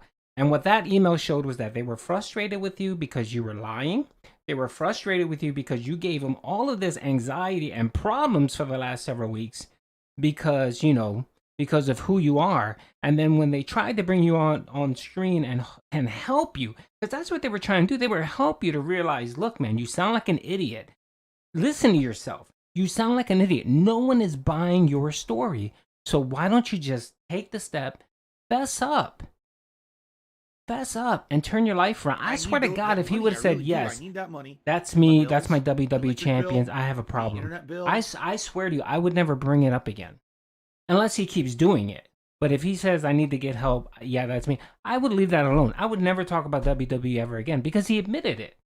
He admitted it. What am I going to say? Am I going to pile on him and trash him? No, I'm going to say, okay, go get help. And I'll leave that alone. I'll trash him on other stuff, but I will leave that WWE thing alone. And he refused to do it. Based on talking to detractors for 2 weeks, right? I will give you full disclosure. I will give you absolutely full disclosure here because I want to be fair. After about a week of him directly talking to the detractors Captain, only, for that he $4.99. emailed me Appreciate it. once and he said, that money. what I really would do. I need that you money to pay my bills, like to see? The electric bill, the internet Or excuse me, let me try that. Try that again. I misspoke. What would you like me to see? Right? He says, what would you like me to see before your interview? And I sent him my react to my Down the Rabbit Hole video, all right, from last year, which really covers my days of Street Fighter. What was what, 18 hours my early long? days as a No one's YouTuber, gonna all the watch way that through trash. 2017, covers it all. And I reacted to all of it. And I essentially This is straight up bananas. This is said, bananas. Listen, this is I'm sorry this is for what a lot of the wrong insanity things looks I like. did. I admit that they were wrong. Here's some real bad misconceptions about a lot of that. Okay? So I sent him that video because I wanted to basically give him an idea of how there's been a ridiculous amount of misconceptions about me on the internet. And when I address them fairly, you see how they kind of, at least make sense. Not to say that I'm infallible. I may make a lot of mistakes. But at the same time, I'm changing for the better. Which they laughed at during the show yesterday, by the way. Oh, change, you're changing. Yeah, it's called human evolution. Do you not understand that someone today is not someone last year, is not someone 5 years ago, is not someone 10 years ago? It's a constant struggle to improve yourself. Okay, I'm sorry. I don't mean to interrupt, but I have a lot to say. So, yeah, they were laughing at you because you weren't changing. You were there on a podcast. They were trying to get you to be honest, and you refused to do that. Now, real quick on the whole WWE champions and the tag stuff, a lot of people are under this misconception that if Phil admits to, scamming or whatever, that something will come about it. It really won't. It really won't. The WWE champion stuff, the worst that'll happen is the Dents will be upset and not tip it. That's the extent of it. As it comes to the tax thing and the bankruptcy thing, that's closed. That's already closed. It's been, 3 years? It's closed. It's not going to be reopened because someone said, oh, he lied about his business. I'm pretty sure thousands of people called the IRS or whoever, the judge, and basically said he was lying, and nothing came of it. So he's not going to get in trouble for that. The worst trouble he's going to get is public opinion. Dents are going to look at him and say, oh, well, you lied about this. Oh, I can't trust you for other stuff. That's what it is. But this nonsense that people think he's going to get in, he's not going to get in trouble. The worst case is that his dents will be pissed at him and they'll stop tipping him. And when you make a mistake, you admit you made the mistake and you move on for the better. If you keep making the same mistake a million times, that's a different thing. They laughed at me when I actually admitted, like Adam was laughing about change and everything. Ha ha ha, right? So anyway, this email, essentially what this email says to me, all right? Now keep in mind, the last email I had to him was, man, I'm glad you guys made a lot of money, and I would like to actually send you the evidence of my innocence, but I need to know how often you check the email because, I want to be sure that you're going to get it and delete it right away. Did you hear a response to that anywhere in his email? Did he even mention it? No. No, Do you want to because know why? they told you they don't care. It was Because too he late. already believes that I'm guilty. You are guilty. He went into the interview believing I was guilty. 100%. He had a preconceived... He talked to detractors for 2 weeks. Some of them who he likes, because I hate to tell you this, I really feel like he loves... He absolutely loves, like, ItsAGundam, right? He loves ItsAGundam. He laughs Big at ups ItsAGundam. Big ups Papa He Gundam. kept mentioning ItsAGundam, all right, on his shows over the past couple of weeks, that ItsAGundam is a troll of Dark Side Phil. So it's obvious he watches his content and shit, right? He loves this guy. Why do you think that of all the detractors, what's the first clip that they played in the interview and then they ran out of time? ItsAGundam. He's a fanboy of them, right? ItsAGundam. So anyway, he's been talking with these guys for weeks and weeks and weeks. Big ups Papa Gundam, and all wherever he's you listened are. to is them. I got an honest question for Craig and the side scrollers. How many of my fans have you talked to? Hey, Julian, thank you for the $5 tips. Here's How some many money people for who your day actually off. watch my Thank you, I content on a daily appreciate you. basis? How many people who like my content? Who would actually tell you why they tune into my content? About 200 dents. Wouldn't it have been fascinating to maybe talk to someone and say, hey, why do you like Phil despite all the hate against him? Why do you believe the hate? What do you think? Right? Did they do any of that? No, they talked to every detractor. They literally talked to the people. ItsAGundam makes a lot of money. He's a detractor. 100% most He's a from me detractor. being the villain. And that's all they talked to. Right?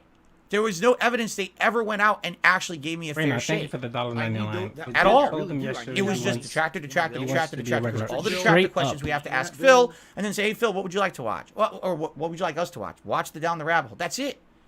That's not a fair take. Watch That a you have 17-hour 99% information from podcast over about here, a stupid 1% information from over documentary. here. Ask me questions. I told you I can't show you the stuff, right? I'm not going to show you my bank statements or whatever. thank you And a for the lot of the $5. questions I they won't asked fill me, off the internet, I'm going to be your honest, pros, were finish completely him. unprofessional Facts. because they weren't prepared for the questions. Can I give you an example here? When they're on a show and you say, Phil, tell us about the $5,000 of business expenses a month. What $5,000 of business expenses? Well, you know, the ones that everyone knows about. Everyone, what are you talking about? I need that money. I want to know what is, are you talking about from my bankruptcy? Your bankruptcy. Yes, your Oh, tax filing. yeah, is that what it is? moron. He's like, turn to Adam, is that what it is? Yeah, it's from the, yeah, you know, I need to know. What are you talking Thank about? you for the $2 super chat. Right? And ultimately, they couldn't even answer the question. He's not going to react to anything because Yes, he doesn't from the want to bankruptcy. expose Well, himself from what in the again bankruptcy? of them making fun of him. Is this His something that's fragile listed ego for my won't allow tax it. return? Is this something that's listed on a generic form that was filled out, that was read off by the judge during the bankruptcy hearing? I don't even know what you're talking about. How can I answer a question? I'm going insane right now. You guys saw the video, right? You guys saw the stream, right? They specifically told him what they were talking about. They were talking about the business expenses of $5,000 that he claimed on his bankruptcy form. I need that money to pay my bills. That's what they asked him about. They said, how did you come out with that $5,000 amount for your business expenses on your filing I need for your bankruptcy? I really do. I need It's that money clear as day, to pay my Phil. bills, You filled out the electric bill, forms. the But you internet should bill. know why you filled out those forms that way. I've heard that thrown around a million times. $5,000 a month of business expenses. I don't know. I never saw that. I don't even know what you're talking about. When I went into a bankruptcy proceeding, I went in, okay? And what did I do? I gave them all the information they needed.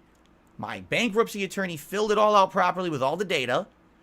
We went in, it was presented to the bankruptcy people, right? Yes, that was, I guess, a public-facing form that was presented. And apparently somewhere in there, apparently one of the detractors say it says something about $5,000 in business expenses. Ladies and gentlemen, never ever have I spent $5,000 on just video games in 1 month. That's insane. I don't know where that number comes from. I'm not a bankruptcy attorney. I'm not a tax attorney.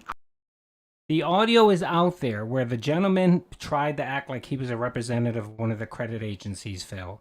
And he specifically said, what's the $5,000? And the bankruptcy lawyer, the lady, not the lawyer, the judge actually said, what is this WW Entertainment thing? What is that? And he said, oh, it's a subscription plan. That's what you said, Phil.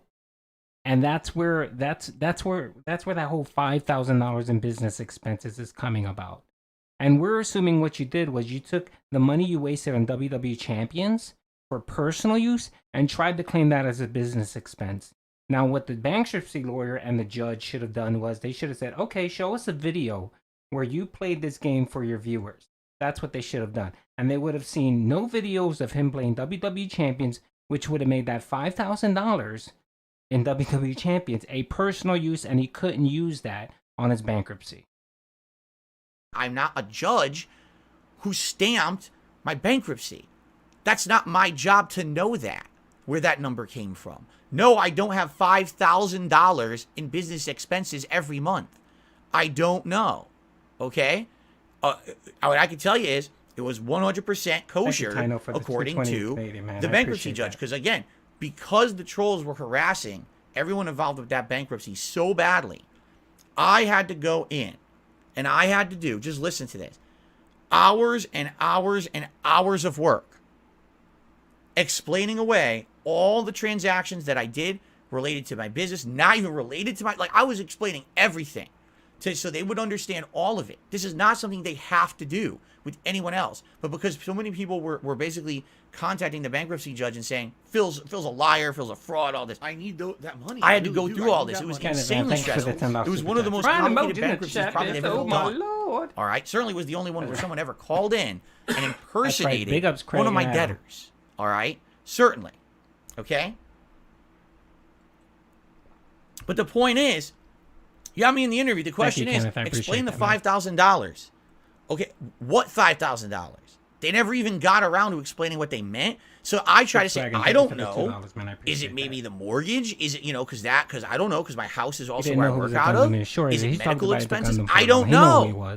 Why would you ask me this question? That's a stupid question to ask someone in an interview. Like, I'm going to have the answers to this question. Phil,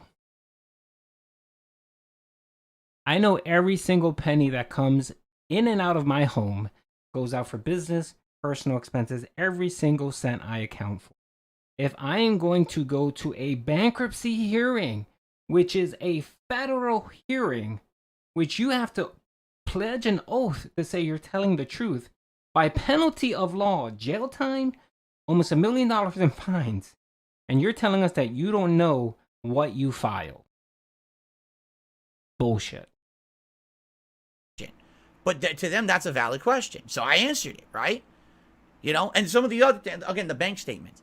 The thing is with these bank statements, all right? I talked about it today on my show earlier. I'll talk about it again. Pay my bills. You can say there's all this circumstantial evidence that says it's yours.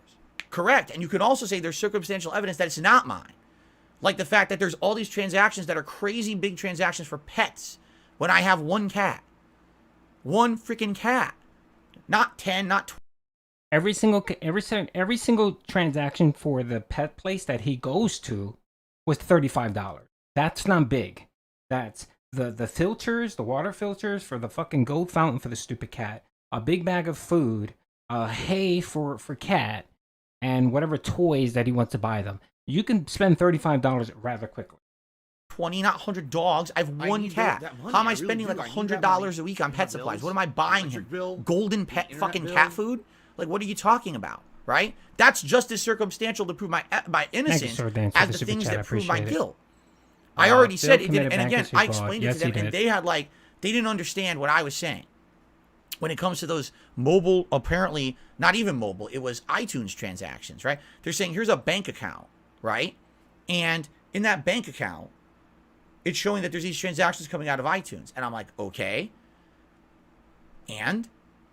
Right? And like, the accusations against me from my detractors are that every day I make a bunch of money on my streams. People tip me. And that money goes into my PayPal account. Incarnate. And then immediately I'll touch base on that later on. Well, if I did that, it would be coming out of my PayPal account, not out of my bank account. Why would I be doing transactions on money I made today on stream coming out of my bank account? My money doesn't go there. Think about how dumb it would be if I'm making all this money, it's going to my PayPal. Then I transfer the money from my PayPal to the bank account, right?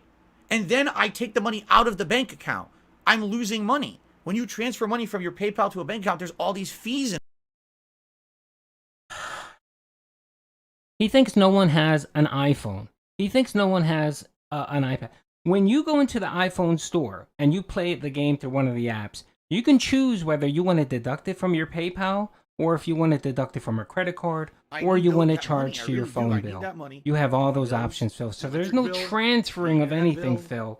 It's just hitting your PayPal account and taking that transaction. That is why you see that $16.51 for PayPal, for Apple Store, for your credit cards. It's you spending that money on the goddamn mobile game, Phil. So don't act stupid. Don't act stupid. My bills, the electric bill involved. Why would I even do that? If that were, it doesn't make any sense. What they're saying, it logically makes no sense. But again, everything. I see in the chat, you don't have to transfer anything. You just link the account in your Apple Store. And Apple Store lets you link your PayPal to your thing. And if you're using your phone, that's how it syncs up. Just for example, the WWE Champions, when you create an account with Scopely, it asks for your phone number because what it does is there's two-step verification. So when you sign in and you forget your password, you have to click forget password, click a button because it's going to show your last 4 digits of your phone number, and then it'll send you a PIN, a text message. Then you can log in. That's the reason why you have to sync your account, Phil, with your account with your phone number. Same thing with your Apple Store, same thing with your Android store. That they say that's circumstantial, correct? Circumstantial, right? Can also be countered circumstantially. Because the truth is, when Craig wrote this email and he says, we have all this evidence, there's no evidence. There is circumstantial evidence. There is no evidence without a shadow of a doubt of anything these people have said about me whatsoever. None. It doesn't exist. It's not provable because it's not true. So here's the thing, and here's where sadly this entire this thing is straight up for apart. his dents. All right, he's scared that the dents aren't going to. When they interviewed me yesterday, they were interviewing me from the perspective of I'm already guilty. They already believe it, and all they want to do is hit me with the question where I'm finally either going to reveal something that I didn't intend to and show that I'm guilty, or else I'm just going to confess. Adam was even saying it multiple times during the show to Craig. He says, Craig, it sounds like you're trying to get him to confess. And that's actually not right. Because he was. He wanted me to confess. You could tell from where the interview was going by the end. Did you notice? Did you really notice that during the interview, they were only harping on the 100% questions, right? That could not essentially really be like debunked without exposing myself. Correct? There's easily debunkable questions that could have been asked. None of those were asked. It was all the ones that the detractors have harped on because all they've done is talk to my detractors for 2 weeks. That was not a fair and balanced interview that was well researched. Let's talk about Pandalee. At what age did you slide into Pandalee's DMs? Was she 17 or was she 18? Because we knew she moved in with you when she was 18. So most people don't move in with someone unless they know them for at least like a year. So I'm going to safely say that there is plenty of circumstantial evidence that you creeped into Pandalee's DMs when she was 17 years old, making her a minor, making you a PDF file. That was an interview that was all the tough questions right up front.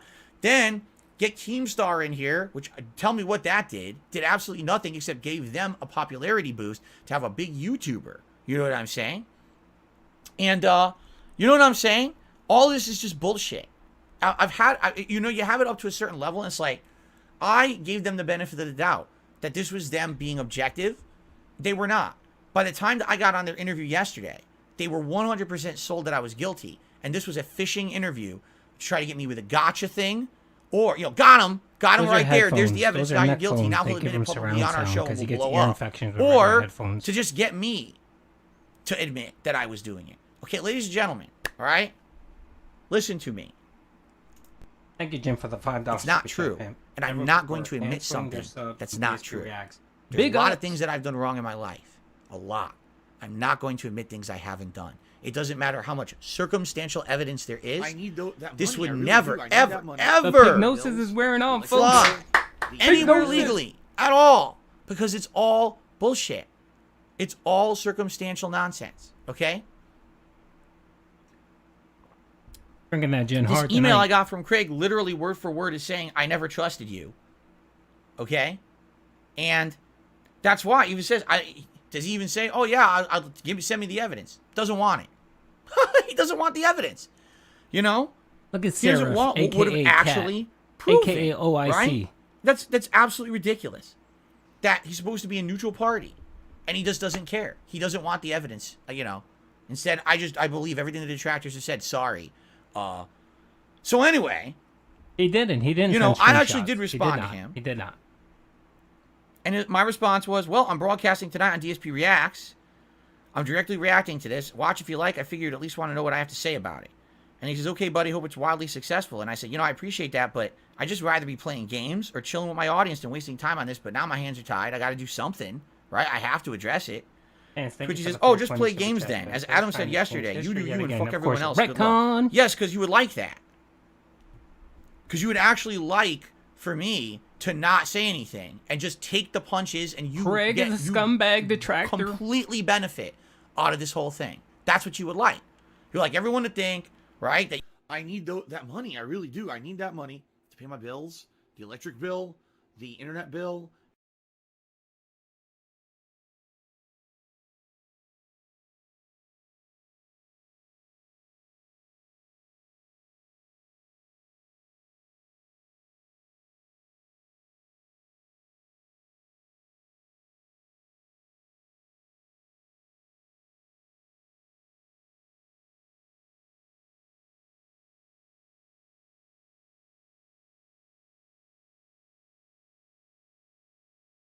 you were the big innocent guy. You did the great job, the pat on the back, right?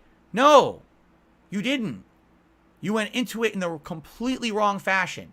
You listened to the wrong people for 2 weeks, and I answered every question, gave you 5.5 hours of my time. Who else would have done a 5.5 hour interview for you with your little podcast? And I'm not insulting it because I'm small too. But who in their right mind would have done a 5.5 hour interview for you? I And just you went went off into on it him looking like an idiot. completely in the wrong manner. I thought I was being interviewed fairly. Your actions directly today on your show and in this email prove you never did. You never had an intention of giving me a fair shake. I'm sorry, folks. I was on mute my mic. I was just going off on how ridiculously stupid he looks. He's going off on someone for having a podcast today where they reacted to an interview they did. And all he did was read super chats because people were paying to listen the same way he does it. He looks like a maniac. He sounds like a maniac. Look at him. Ranting and raving like this delusional crackhead. All because people don't want to believe that he didn't spend $45,000 on a mobile game. And everyone knows you did. Take the L, Phil, and move on. Get on your horse and ride into the sunset and play your games and get your $30 tips per day. Okay? And maybe you'll think twice of ever doing this again. Professional would have said the interview's done. Maybe we do a 5-10 minute decompress session today about it. We move on. We do our Mario Kart, whatever. Maybe we'll have Phil back in the future for more. Now, keep riding the money gravy train that we just got from all the detractors. That's literally what he's done. Thank you, McFighter. Yes, he is lying. He's lying. Everyone knows he's lying. What was I talking about? He's like a yesterday? crackhead. I was talking about something I like to call on the internet. It's called a misery broker. Phil It's is an someone who alien. literally, when someone has a bad day, they have a good day. Thank you, Sunlight, for They the make $2. money I appreciate it. off of talking about other people's misery.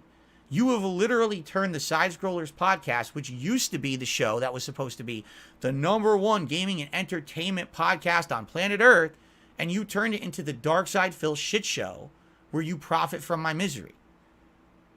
You failed. You destroyed your own show. Wow. Amazing. Because right now what you've got temporary popularity based on the negativity being thrown towards me. Congratulations. I hope you enjoy it. You're making a lot of money, that's for sure. Congratulations, right? I certainly haven't seen any benefit like that from this, nor was that my intention. But it sure seems that way when you're doing an entire show today and you're still rolling into the gravy train, right? So, hey, you be you. And again, with the hilarious stab here, we want to get you to level 2. Cecily, you want to get me to level 2. You want me to be like you? He was you want me to about stoop how to your amazing level? and great they were. So you want me and yet now he's to have someone bitching on a about show, all the money they interview him, made. and the next day do an entire show shitting on them for Thank profit. you, I That's what appreciate you the want me super to chat. do. You want me to be like you? I will never be like you. That's not me. I've never done that, and I never will. I don't make that shit. I really do. I need right? that money to pay my bills. I don't. I'm not Keemstar. I'm not gonna. I don't. Again, why was Keemstar on the show yesterday? Pretty obvious, right? You wish you could be him. Why else do you think he's on the show? Yes. Oh, that I guy love is it. fucking I love it. reprehensible. Everyone knows it.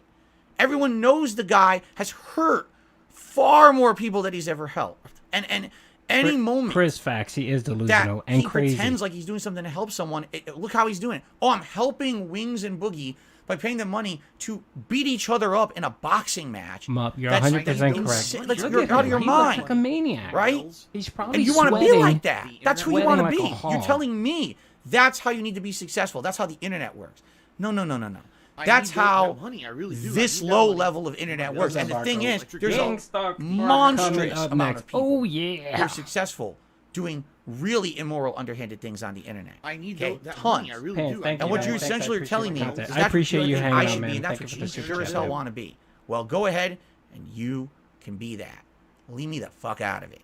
I want nothing to do with being that. I never do. I just want to play games, talk to my audience, have a good time, and have nice, chill, meaningful, good time. I said yesterday, Slightly meaningful moved, content. Black Kid. for What's my- up, Pim, What man? does I that appreciate mean? you. Well, you know, when Thank you people for the tell me $5 super chat. that when they Here's came some to my money, show, Judy. I they appreciate actually you, Pim. felt Thank you, man. relaxed. Thank you for They had a stopping good by. time that day. They had a bad time. They come watch my content. They had a conversation with me, and to them that didn't even click that I said that.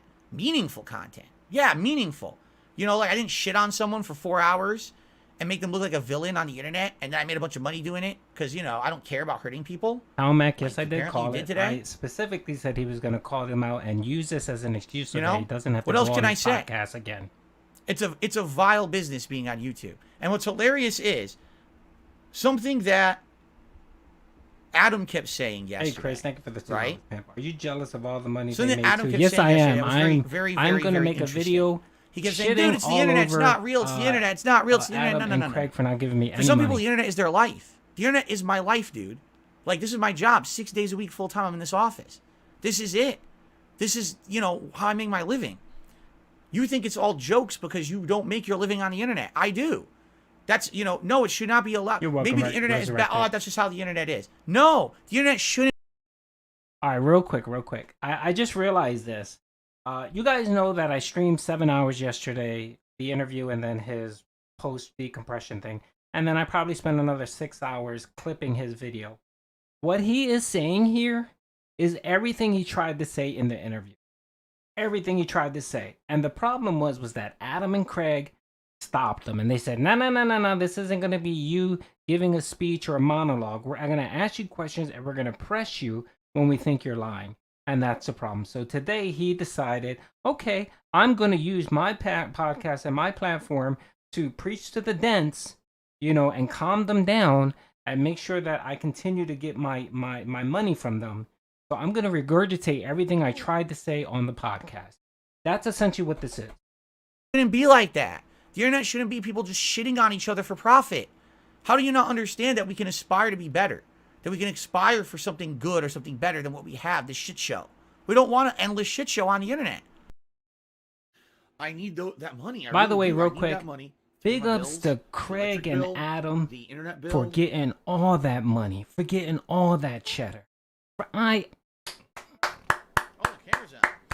Great job, pimps. Great job. I appreciate and I salute your success. Right? I went on your show and I decided I'm going to actually grow and reach out and do things. Thank you, Andrew. You decided to shit on me for man. a I whole really show do. afterward. Like, do you see the discrepancy there, the difference? I grew. You went the opposite direction for profits. It's all about the dollar bills, y'all. But it's fine because I can't make anyone be a better person. I can't make anyone, you know, have a moral compass. Sorry, I can't. All right. The whole funny part, and I'll end it like this, and then if you want, we'll do some reacting to actually the show here. Did anyone, literally, did anyone on that show go into it with an actual thought in their mind that I was innocent? That's the question. Because if they did, I feel like it would have went a lot different. Thank you, Pence, for the $20, man. I appreciate that. I feel like if you actually went into it saying, hey, oh yeah, he is big mad, Phil was big innocent, mad and big salty. Could be innocent, right? The bacon, you could smell the bacon coming off his pores. That never happened. Never that wasn't the intention. You could tell that. You could tell that because I already had said I wasn't going to say much or anything new. He's really mad. Right? At all. I wasn't. He's really mad because of the money. He saw how much money they pulled in, and he saw how much money he pulled in, which was okay. It was a little bit better than he normally does, but it wasn't great. And now he is salty as Chef from South Park. His salty balls. Phil is Chef Salty Balls. It was just going to be stuff that I've already talked about and reiterated. Because I don't have anything new to say, because I'm innocent, but I can't expose myself. And then when I finally tell yes, them, he will. I'll do Thank it, you for the super chat, Mecca, and I appreciate that. He will change his tune. He'll say, "Oh, well, we came to him. It was a misunderstanding. So you didn't they care gave me to some money, begin so with. everything's Let's be good." honest. Big You ups. didn't care to begin with, or else you would, you know. There was no integrity there. Con, thank you very much, man, for there was the no $2. integrity there. Huskers fan, you're already banned from the DSP guy. Gaming. Now you're banned from here. Congratulations. I need that money. Real winner today. Bills. All right. Can't believe Anyway, the guy. Yeah, we can't either. It's ridiculous. So, I think now it is time. We'll do a little bit of reacting. I'm not going to do this all night. We'll skim through because their show's long as shit. Their show's like, you know. Did you hear that? Their show is long as shit. A 2-hour podcast when this man streams 5 hours of crappy gameplay, an hour and a half of podcast, a daily rap, and that's not to mention if he's going to fucking do a stupid ass react that no one cares to. So this boy's bringing in what? How much? 5, 6, about 9 hours of crappy content 6 days a week. Hour and a half. Excuse me, 2.5 hours. I don't have 2.5 hours. I got like an hour. So we'll skim through it. You know, we'll watch a little bit of it, react a little bit to it. I'm sure there's going to be a bunch of nonsense. I have a few tips to take a look at. They're probably all troll tips. Let's see. Yep, there's one. Here we go. Facts, Lonely Goomba. There's another. I'm sorry, wait a minute. The Lonely Goomba. All right, this one might not be a troll tip. Dude, So I'm Alex hearing to be his chat is $5. going wild. He says I took haven't been balls for you paying to go on that attention, so- podcast and answer their questions, even stayed on when Keem came on. He says what Craig and everyone did today is scummy and underhanded. It shows they can't be trusted. I would recommend staying away from them, but it's your call. Thank you, Alex, for the tip. I appreciate that. There's a couple other tips that came in, but again, they might be trolls. Let me take a look quick. Yep, there you go. I never met a bunch of dents that are so vested in the success or the income or their mental well-being of someone they follow on the internet. I don't understand it. And I guess that's why people call it the pignosis. I like a lot of people. I like Meerkat. I like That Being Said. I like a lot of YouTubers. You know what I mean? Tons of them. Chill Murray, Snort, tons of them. People that do podcasts. But, you know, there's an extent to how much I care about them. You know, even my boys Chill and Snort, I care about them. They're my boys and everything. But, you know, it's like, okay, you know, there's a level there.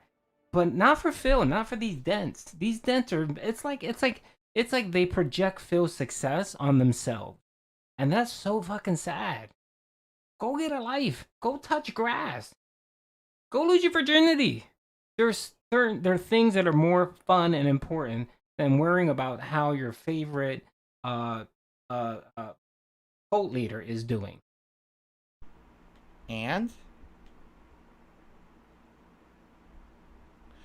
just saying, all right, just tipped me $1 and says, yeah, we were all saying yesterday it kind of felt like it was kind of a backstabbing or not fair. I don't think the interview was, because they made it seem like it was neutral, but now we know it's not. I mean, it's proven. I mean, evidence. I just read it. That he's saying, no, I never believed you. Like, it literally says that in the interview. There's so much evidence. Well, you saw the evidence, which it's not. It's circumstantial evidence. It's not factual proof. It's circumstantial evidence. You saw the evidence before the interview, so you already were convinced. This is the ugliest you cam didn't see girl in the evidence world. after the interview. You saw it before. So you've already been convinced, and you had no intention of actually believing me. It's scummy. Wow, that's a huge super chat from Sarah. Mister, yes, I know some of them. I'm are actually a mentally long-time deranged detractor, and but their treatment of you handicapped has left me and sick disabled. in I my understand stomach. that, They use but your trust, backstab some you, of them use you are for profit, and they'll keep milking DSP drama for money now while pretending that they wanted to help. Yeah, you know, just like Keem. Keem just wants to help everyone. Yeah, he really wants to help everyone by basically embarrassing them and making them look the worst possible way, but he pays them to do it. Like, that's okay, right? No, it's not. Facts, beautiful. Absolutely I'm with you. not. He does make me sick. Okay. Anyway, I guess we'll do a little bit of reacting. Like I said, got about an hour here, and we'll do what we can. Here we go. So we're gonna skip the intro. We're trying. I'll fast forward like a couple minutes because they probably do an intro here, right? It's time. Nothing. From That's Eric not Miller good. was phenomenal. Why do I not You're hear always anything? trying to remain. Yeah, man. Thank you, man. I appreciate that. Yeah, I just hope he is long gone. He's like Beetlejuice. Besides, I still goes say on his name, mute. but You thank guys you. I hear anything? appreciate it. Oh, there it is. I need Stuttering. It was I really do. muted I for need some that money. reason. Okay, let's Pay fast my forward. bills, the electric bill. Let's get everyone on the show. Blah, internet blah, blah, bill. blah, blah, blah. Here we go. So they talk about the guests, and here we go. Base F Monday, guys, and you know, Darth Call, Quarter Black Garrett, Hey, Mike Flawdzilla, Fighter, man. Andreas Thank you for All the right, so doesn't do 135, anything. 750. From Greg is a Thank you cool so guy. I much. never wanted anything Appreciate to the do show. Well, I'm with covering Adam's face, and there's nothing I can do His about it. intervention was Gamebox, Iggy's Side last Scrollers chance. have, Anyone trying to open help DMs him. That's true. with me That's true. They tried to give him a lifeline, and he support. Well, I refused. appreciate that, So TJ, they let him and, sink. I'm sure we'll be in touch very soon for sure. Jason came in as a member for months. Says also, if you're on the Patreon, Is he make coming sure off to fill low? out the I'm worried survey that if I for the raise Side it too Scrollers loud, then All right, Phil's so gonna let's sound skip too loud. ahead. Oh, let's see what this one says. Is he too Skipped the low? interview yesterday. Definitely a new fan in me. Let's go. Rise. Oh, Rise FM. Yeah, he's a Appreciate troll. that. I recognize the One name. day at a time, baby. One day at a Oh, time. but he doesn't And, follow the Joe tractor came in and says, content. props to you guys, Adam and Craig, for the interview yesterday. You guys were Toxic Crusaders game. All right, cool. Ignore that. Let's fast forward. Here's a giant one. Evan, what's up, dog? Says, All right, little no, this is something for legit. the Okay, hidden that's work- Invigelis. He's a normal fan. Let's actually, they're still not talking about me, so let's get to the Why not show what he Get to said? the Why not actual show what he part. said? Side Scrollers needs that. Oh, there money. you go. They really do. Dark Pay Seed the to bills, flow. the electric bill, the internet bill. He's just gonna read all read. true. All true. He's not wrong. He's not wrong. Not wrong at all. Look at this. I'm sorry, I And laughed it's too hard. Lord He's of just I gonna need read the that money. detractor I really comments. do. I need that money to pay my Says bills. Adam should change the his electric name bill, to the internet bill. Giga Chad. You could Okay. 4. I want to Highbrow say Dragon stuff. Punch. Down There we 4 go. Punch says, great job with the East Coast Italian style interview with the robust style questions and Keemstar style appearance. Yeah, you know, shout out to Keem for jumping on, and honestly, Shout out to Keem for jumping on in an interview he had absolutely nothing to do with and derailing it completely because he added nothing to it, but then he promoted his product. Okay, why are they giving a shout out to Keemstar? Because Keemstar got them even more attention. When Keem showed up, all of a sudden even more people jumped on, and they want that notoriety now. They think, oh, you said Keemstar was on our show. Keemstar was on the show because of me. Wait, Phil, I thought you brought them all this views and notoriety. Didn't you just say that? But now it's Keemstar? But it's not Keemstar. It's because you were on and Keemstar came. So essentially, you brought all the... Look at this stupid his face. God, he's such a... No, God, much. Keemstar doesn't know who you are and never would have been on the show if it wasn't me on your show. Shout out to Keemstar. Okay. being really respectful. Like I don't know when Craig was like, "Oh, we got a special guest. Is it okay?" Can I move And my it's like, camera I down was here? like, oh shit! Is it finally gonna go sour? Because I felt like the whole time, you know, it was tense. Like it was a tense interview. You know, I wasn't letting off the steam the whole time. You want to know what the funny part I is? really do. I need that money. It wasn't tense at all. Like for me, it was a normal day. Like seriously, didn't you hear at the end of the interview? I was like, let's keep going. You cried, Phil. Well, you fake I cried, really do. Phil. I need that money. You fake for my cried. bills, the I electric was like, let's bill, just keep the going. internet I'm bill. fine. But they were like, nah, we got to eat and shit. I was like, nah, let's keep going. We didn't answer all the questions that you guys, I know that people want answered. Thank you, Table Make Shake, For me, it was $5. fine. Oh, Yeah, my I mean, Lord, for them, it was cat. tense, right? Just Literally it's just downstairs not who I crying. Yes, am. she is. But then Keem came on and he said, you know, I'll be respectful in private chat, and like he said, and he was. It was actually really cordial. And you know, I have some things to say about Zorro, that. he Shout out sounds to like a Keem. maniac, man. He I'll does. talk about it Thank you later. for the $4.99 super That was chat, the man. most calm I've ever I seen. need that money. I really do. I need that money. It was great. To pay my It was great. bills. The electric bill, Justin Kimmons the says internet habitual liars bill. will often admit to part of their Just listen to accusations, this. but not the whole thing. In order to appear honest, Phil was doing that all day. Yes, because the Lord, accusations thanks that for get the thrown $1. at me Oh, by my Lord, detractors I are can smell the partially pork true, from here, and then so can I, they pimp? take a part of that and turn it into something that's not, and that's how they claim oh, don't you see that the evidence is that this part was true, so the whole statement must be true. No, half of it was true, and then you made up the other half, but Right, somehow Justin, now thank the you for whole $10 statement's super true. chat, pimp. That's These what 2 they days do. have been incredible. That's how the detractors to the have community. always made up shit about me. For example, and I know people say, well, this one's already been disproven, of course, but it's a great example. The escort story. Was it true that someone flew in to visit me? Yes. Was it true that we made brownies together? Yes. Was it true? This and that and all that. But then what you do is you take the things that are true and you turn it to the half that's not true. Oh, well, it was an escort that Phil paid for to fly in, which never happened. You see? But that's, again, that gets Yes, it thrown was away. Cat. She was It only cheating goes on to the statements Superman. that can't be disproven, or I can't disprove without exposing myself or my family to risk. And then, oh, well, those are the true ones then, see? Habitual, Phil will admit to someone, not the other. No, I admit to what's actually true, and then I'm going to tell you what part isn't. But again, they went into the interview 100% believing that everything was true. So, of course, they're going to think that, I'm lying constantly, right? Now that's a lie, I need Phil. that money. I Seriously, really do. that's I a need lie. that money. They did My not come in bills, thinking the electric everything bill, for the detractors internet said was bill. true, Phil. That's bullshit. Okay, Phil? And if they did, you wouldn't be saying, oh, they did a great job in the interview. Remember that, Phil? But now everything's changed because they decided to have a post stream and they were honest and they made money on it, and now you're pissed off. Right? I think that's one of those things that we were talking about body language before the show. Body And, language. People's body language, and most of the time when I was talking to the camera and not necessarily looking at the screen itself. So I wasn't. It's different when you talk to somebody in person and you can read how they're looking, how they're interacting, if they're leaning back, if they're leaning forward, read their body language. But it's a lot different when it's online, because I'm looking here, whereas I'd have to be looking here if I was looking at Phil the entire time. And if I'm doing that, I'm not, So I'll be interested to kind of take a look to see. Yeah, Ray, see just how, What's funny is someone just said you looked visibly distressed. You were rocking a bit. I literally rock every single day on my stream because, as you know, Hey, Yusuf, I'm thank you for the uncomfortable if I $2, sit man. still because of my back injury. This is something. Watch every one of my streams and I'm rocking. Everyone even criticizes. Oh, yeah, me he's for it. taking Can't you credit sit for it, still? yeah. Oh, right? God, he's an ass. Yes, correct. It's 100% truth that this happens all the time. If you make jokes about it, rocking back and forth, that's a meme. Correct? So yeah, but outside of that, it was pretty much normal, except yeah, after you're sitting there for a few hours and there hasn't been a bathroom break or nothing, and your legs are feeling tense, yeah, you're gonna feel like shit, but I still pushed through it. I was ready to go further. Body language. No, body language is a tell. Like, for example, you ask me a tough question, and immediately before I answer the question, I'm like going like this, oh, you know, oh man, oh, because I'm racking my brain for an answer. Did that ever happen? I mean, I don't think it did, but, you know, that would be body language. Not, oh, you know, because he was, you know, possibly moving or whatever. I don't know. Comes together, and once, as you said, Travis, the body language experts kind of get a hold. Okay, real quick. I am going to charge Craig and Adam with something. I think that someone needs to call the authorities and have Adam money. I really and do. I need Craig that money to pay my charged bills, with the electric bill, the internet bill. Assaulting a mentally challenged person. I'm starting to think that Phil is mentally challenged. Seriously. I mean, not joking. Seriously, this guy has a disconnect. There's a disconnect. And I'm not quite sure what it is.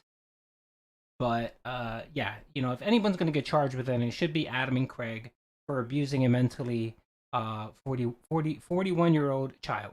Hold of everything. Who? Yeah, it's going to be fascinating, I'll just say. I love watching the body language experts. The Wandering Travel Vlog says, on a scale of 99% to 100%. There you go. This is another thing. I just skipped sure this are you one. that? Because you're just joking about they don't believe No, that the account don't is not skip mine. it. No, why are you Right? going to skip it for? Why are you going to skip it? Oh, wait. Expenses that no one cared about, no one talked about, and like talk about his wife's restraining order, which he seemed very apprehensive at first to talk about. Before the show, he didn't want to talk about it, and then he said, he's like, fuck it, I'll talk about this, and then, but like, you're not going to just show your username on a... He told me to do it. Wow, what a disingenuous asshole he's being right now. He's being a 100% disingenuous asshole because you guys didn't know what happened before the show. Before the show, we were talking about exactly, you know, what'll be brought up. And they said, you know, what are things that, you know, are off the table or whatever. And I was like, nothing. And they were like, well, we're not going to bring up anything with your wife. And I was like, but why not? People talk shit about my wife. They talk about shit about how we met. They say horrible, horrible things about me and her, you know, all the time. Why not bring it up? And that motherfucker right there said to me, then bring it up. He's like, you know, he's like, well, for example, what? And I told him the story. Oh, my Lord. He's like, well, then, you know what? Bring it up. His His exact words were, bring it up because I hate shit like that. I hate to hear shit like that. And the truth should come out then.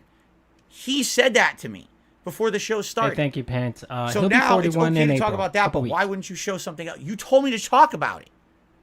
On a mobile app, or not even to the public world, Craig, in a private email for him to be like, okay, it's not him, everyone. You know what I mean? Like, and I already explained in the show why. Because just showing you any screen grab doesn't mean anything. You have to corroborate that it's real. So what I was going to do, because I didn't know he was going to ask me that on the show, I was going to say, okay, if he really wants this, if he's serious about it, I'm going to send him not only the screen grab from WWE Champions, I'm going to show that it's the same account I use in other games, all the same name, all with, you know, everything on them. And I was going to show him my Apple ID and the game account all together. Now, that's pretty much indisputable proof. No, Phil, because you can easily create a second account. You know what's indisputable proof? If you show your Apple Store history, that shows every single transaction you ever made out of the Apple Store. And what we would see is we would see 1651, 1651, 1651 for God knows how long. That's proof, Phil. That's proof. If you had all of that and you're looking at it, like, okay, it literally lines up. Boom, bada boom, bada boom, bada boom. That's what I was going to show him. And I emailed him after the show. That 6:18 p.m. yesterday. Thank you, That's Yosef, exactly what I was going to do. I was just waiting for him to respond back saying, yeah, I'm at the email. You know, why? You know, you're going to send it? Yeah, I'm going to send it. No, he literally didn't do it. He at that point, he was already 100% believing that I wasn't going to do it and I was lying. So he doesn't even want to see it. Really? I think that? Yeah. I don't know, man. It was fucking weird. And then he was saying, like, I'm not addicted to this mobile game, but I was addicted to the previous mobile version of the game that people claim I'm addicted to. No, not the previous version. That's not even the previous version. They're completely different games. Supercard and Champions are completely different games. Supercard is I'm addicted to Bud Light, but I'm not addicted to Coors Light. It's completely different games. Wrong. Just because it's WWE, it's not the same game. But yeah, I mean, so I'm admitting to the actual thing I did wrong, which is where the whole meme came from. The meme of the WWE Champions thing came from the fact that there's documented evidence on the internet. I used to play WWE Supercard. I used to post up about it. Same thing with Dokkan Battle. I used to play it and post up about it, like on Twitter and shit. I would post up, look what I just got. Look, look at this pull. So obviously that's 100% documented stuff. Yes, I did it. That's the truth. Why would, of course I'm going to admit to what I did. What do you think I'm going to do? What are you, stupid? And also this other Also, Dark Side Phil, I never play mobile games. game that I was addicted to, but I had a problem, but I beat that addiction and I'm good now. Like, it's fine. Like, come on, dude. Really? What do you mean? What about it? What about it? Because people don't ever improve or change? Never. People never actually overcome problems in their life. That's apparently. Dude, I used to be 240 pounds. Now I'm just over 200. I overcame I feel the same exact that problem way. in my life. I used to be a raging alcoholic where every night I used to drink myself into a stupor. Right? And then I stopped doing that shit. Like, how are you going to tell me people don't change over time and get better? If you admit your faults from the past. Phil is the only alcoholic in the world where he can have a little bit of alcohol. Yes, because that's how it works. That's what AA teaches you. AA teaches you that you have to do the 9 steps or the 10 steps or whatever, 12 steps, and then you have to stop drinking right during the 12 steps, and then after that it's perfectly fine to drink a little. And you overcome them. That's something that should be applauded, not criticized or be, oh no one can ever improve. This is the same guy on the show who's laughing when I say, well, I'm changing now, I'm trying to be better. Ha ha ha ha. No, it's not funny. You're an idiot. People do change for the better. It's your username. I think that, I think it shouldn't be lost that we greatly appreciate Phil coming on the show and being so open about things. And then that should be it. We greatly appreciate it. All right, let's move on.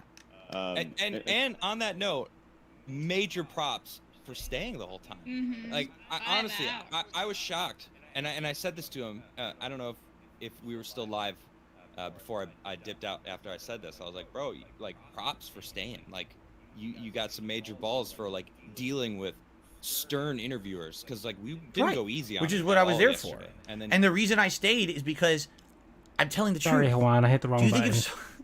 I mean, no, really. Okay, now we gotta be real. Hold on one fucking second here. If someone is guilty, why the fuck would they stick around for 5.5 hours? Are you crazy? Why would they even agree to the interview? Why would they do it? It doesn't make any fucking sense. What? Hold on, I want to stop real quick. So real quick, Vikes did the $2 super chat. June 26th is the 4-year clean for me. You can use, can't use ever. Big ups, Pimp, man. I appreciate you sharing that with us, man, and congratulations, man. Keep up the hard work. We know it's very hard. I mean, I have a bit of a eating addiction, which is difficult. So I mean, that's rough. But I'm glad you're doing good, man. Hope you and your family are. I need that money. I really do. I need that money to pay my bills, the electric bill. That's what I mean. Like that's why for so long, people said Phil would never do the interview, right? Never. He would never do it. And I said, fine. Eventually, I'm gonna fucking do it because I had enough of this shit. I had people saying this about me constantly. I'm gonna do it. So I sit for 5.5 hours. Oh, just guilty. Like what? What do you think I was there for?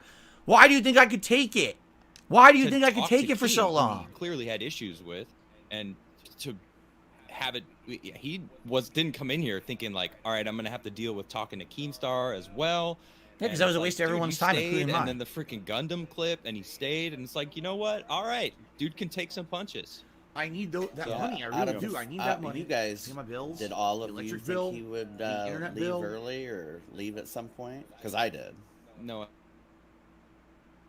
I need that money. Whoa. I really do. I need that. Fact, Jonathan. He is the new Howard. He looks like him a little bit too. He's been dealing with this for a long time. Actually, he looks a little bit like Rambo. We dealt with 10 fucking years. The overwhelming swarm of insanity in 2 weeks, and he's been dealing with it for a decade.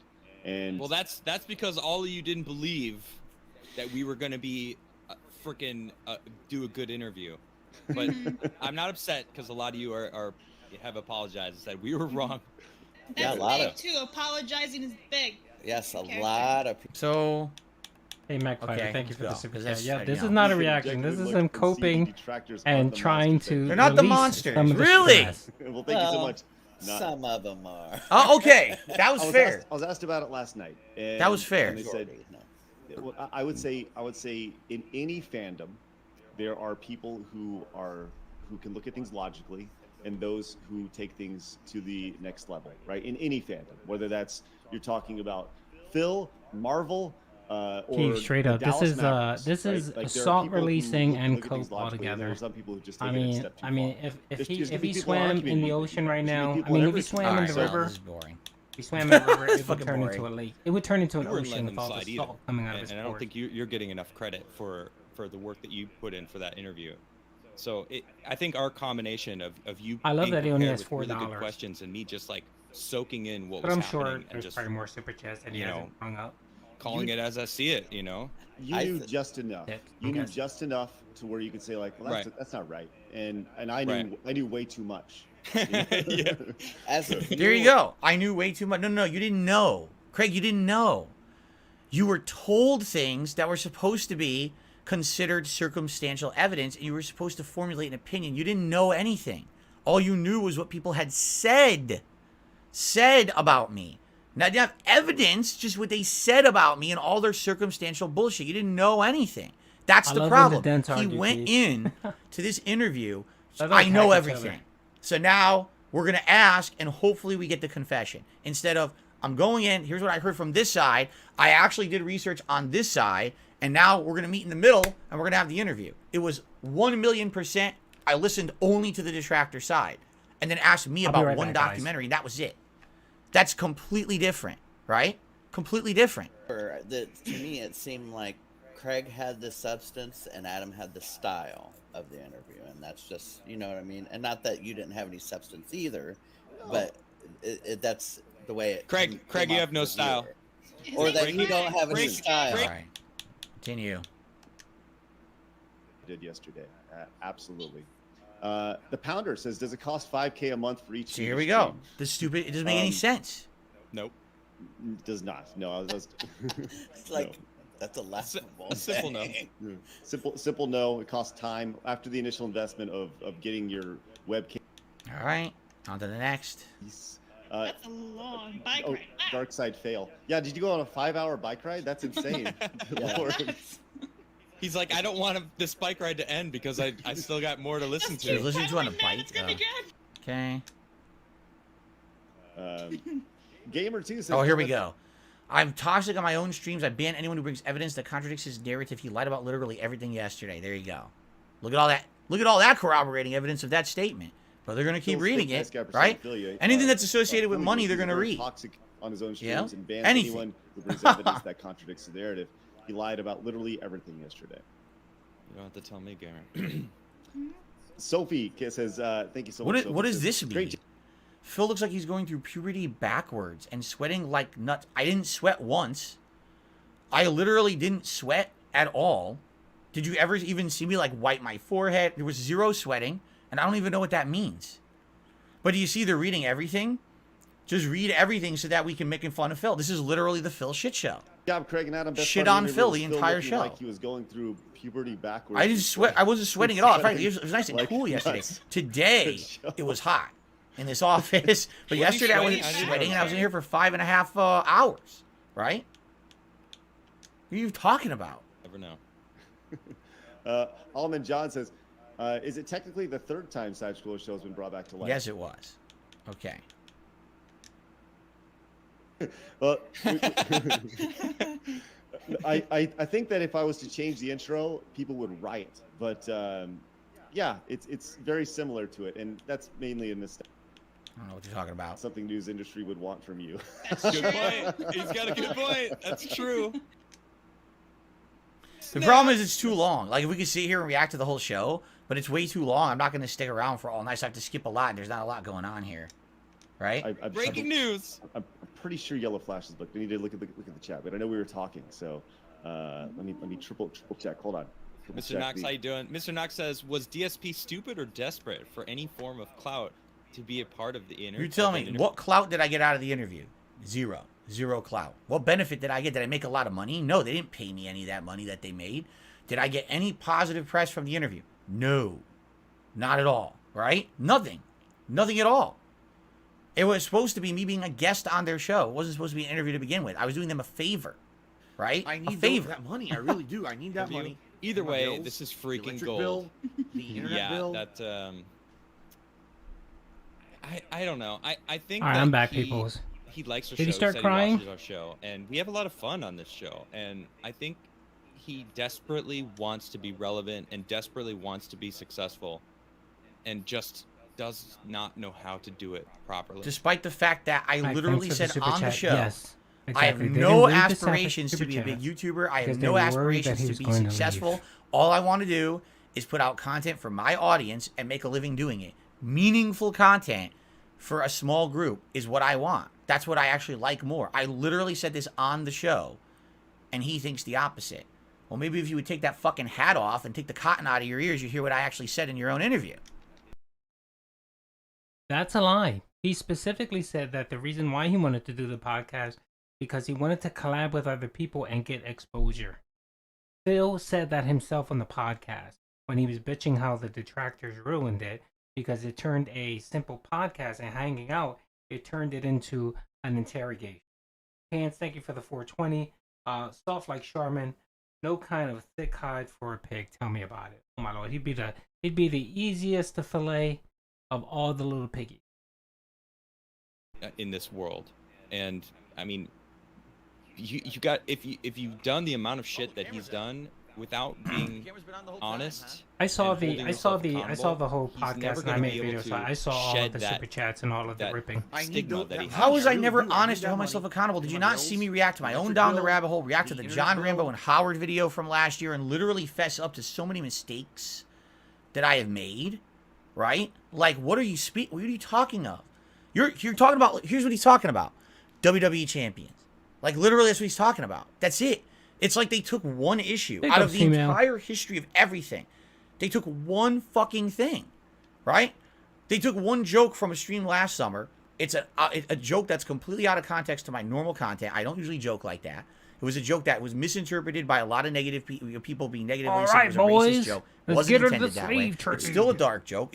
It's definitely still too dark. It's not in my normal style. Yeah, that's a racist. Well, that's joke, him not a every dark joke, every though. stream. Then you know what I'm saying? Like, what are you talking about? Right? What do you speak? What? None of what they're saying makes sense. It's like they weren't paying any attention. It's impossible. Right now, unless he owns up to it, it'll never happen. Own up to what? To the one thing? You're literally harping on one fucking thing. Create more, You Keith. ignored everything else. Create more. We love it, Pip. Everyone will always hold that against him. And you know, Keep doing the Lord's he just work, wants to like Keith. pretend like all of it. Oh no, it's all in my past. Like, let me just start fresh. And it's never gonna happen, dude. You Right. can't start fresh because the internet is forever, and all your shit's on the internet. Yeah, but so because people have done things in the past that are bad, you can never forgive them and never believe that they ever got better. That's what he's saying. Wow, you're an awesome person, Adam. Like, really. If you go to Go and you put in the 4 most worst terms that Phil have ever said, the N word, the F word, the R word, and the T word, just those 4 words, you get 428 pullbacks on Go. So he has said that. I'm not going to say he said it all the time. It could have been the video game that he was playing that somebody said it, something inappropriate. Money. I really But do. I a need that good money. portion My of them bills, are Phil electric bill, saying those the internet horrible, bill. horrible words. Big up, Max, man. I appreciate you. Holy shit, now he's insulting how he dresses. Oh my lord. Yeah, he's pitiful. He's sad. He looks like a crazy lunatic. Let me make sure to not look at your past and find anything you've ever done, man. Holy shit. No one drudge up his past, is he right? threatening to dox like, him? what are you talking about? Is he threatening to dox him? You're not supposed to fucking ever improve and be better from your past, according to this guy. You can never, ever, like, wow. That's interesting. Own your shit. It's just gonna keep piling on you. Right. I think the closest he was going to get would have been after the show. Yesterday.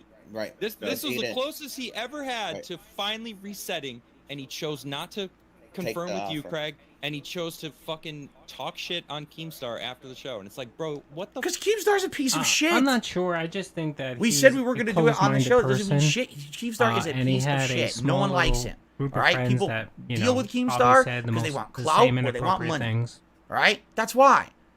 I can say whatever I want about him.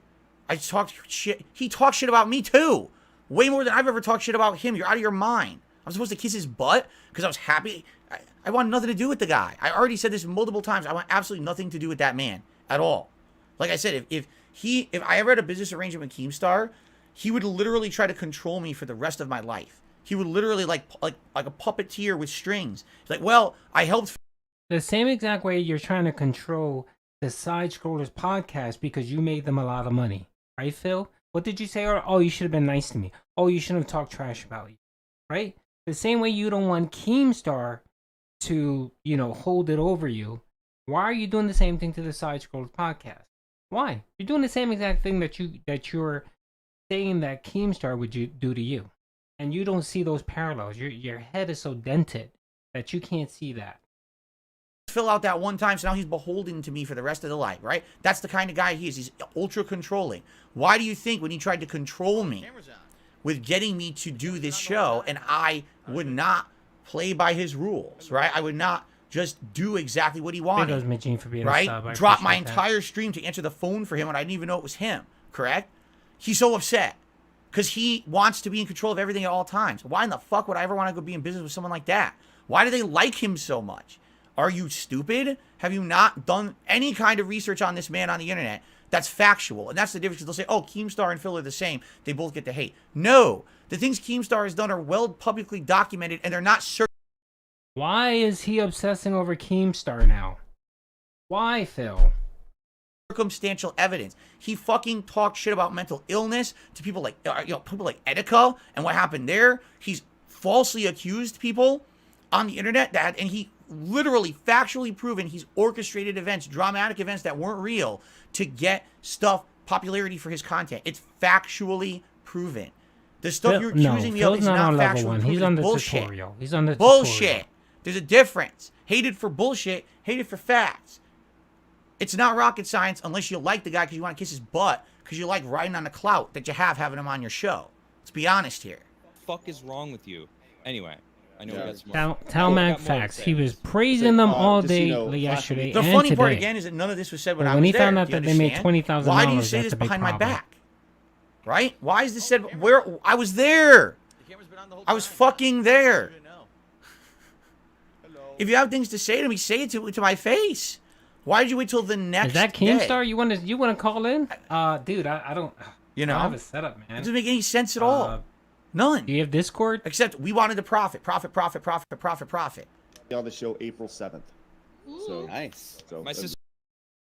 Hey, what's up, Keemstar? I don't know if it's Keemstar representative, but do you have Discord? I mean, you could probably call me on Discord, and I can link you in.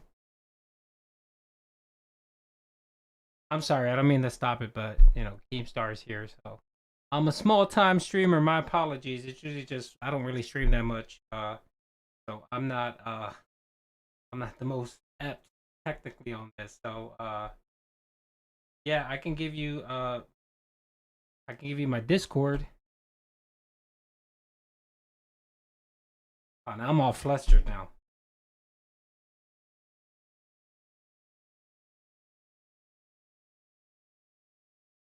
It's my Call of Duty. It's a duty call of at duty call of.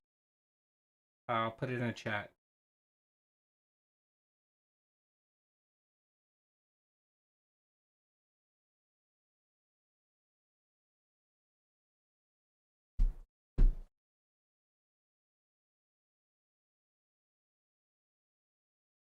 I'm sorry, folks. Just give me a minute.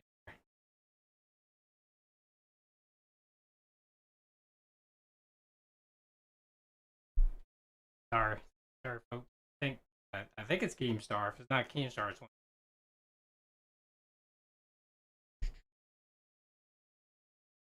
All right, now your boy duty's off.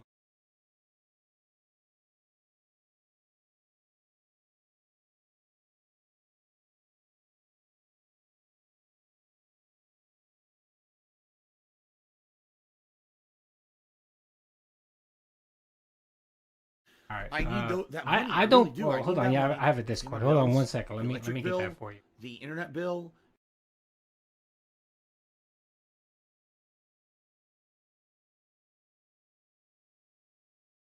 Give me 1 minute, folks. Uh.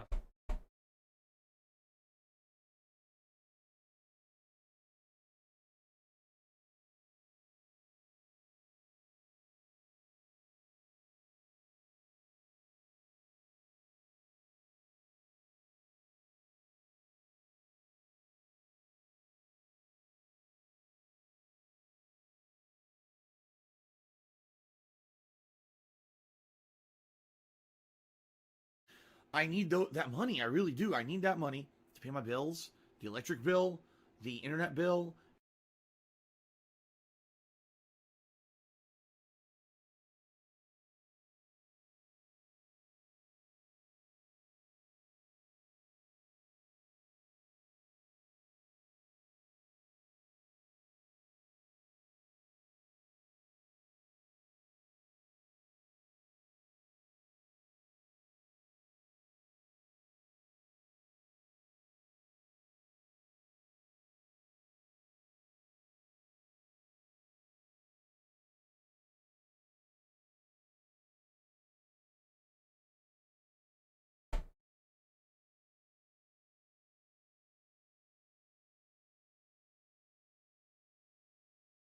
I'm sorry, folks, man. Wait a minute. I wasn't expecting this. 1 second, please.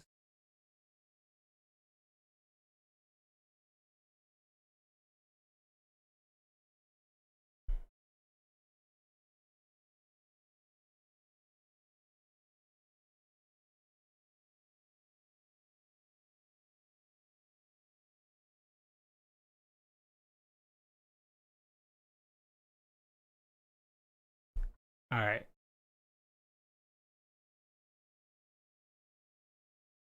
I need that money. I really do. I need that money to pay my bills, the electric bill, the internet bill.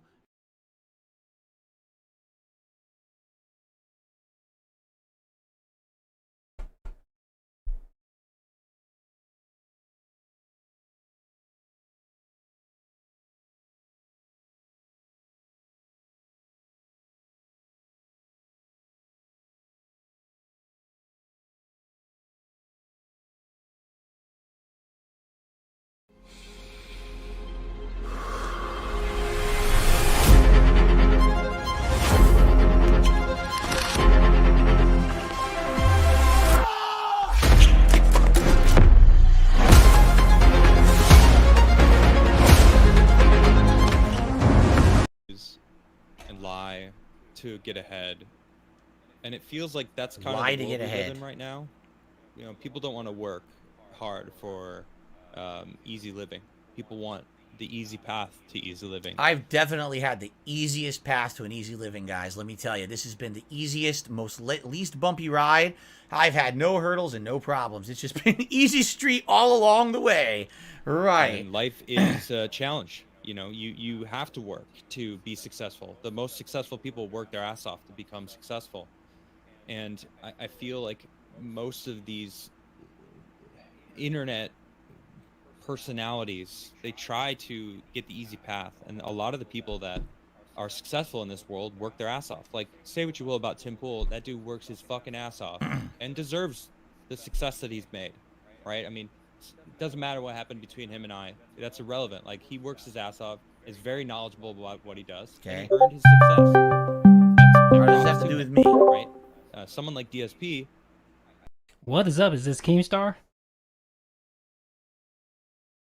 Hello, hello, hello.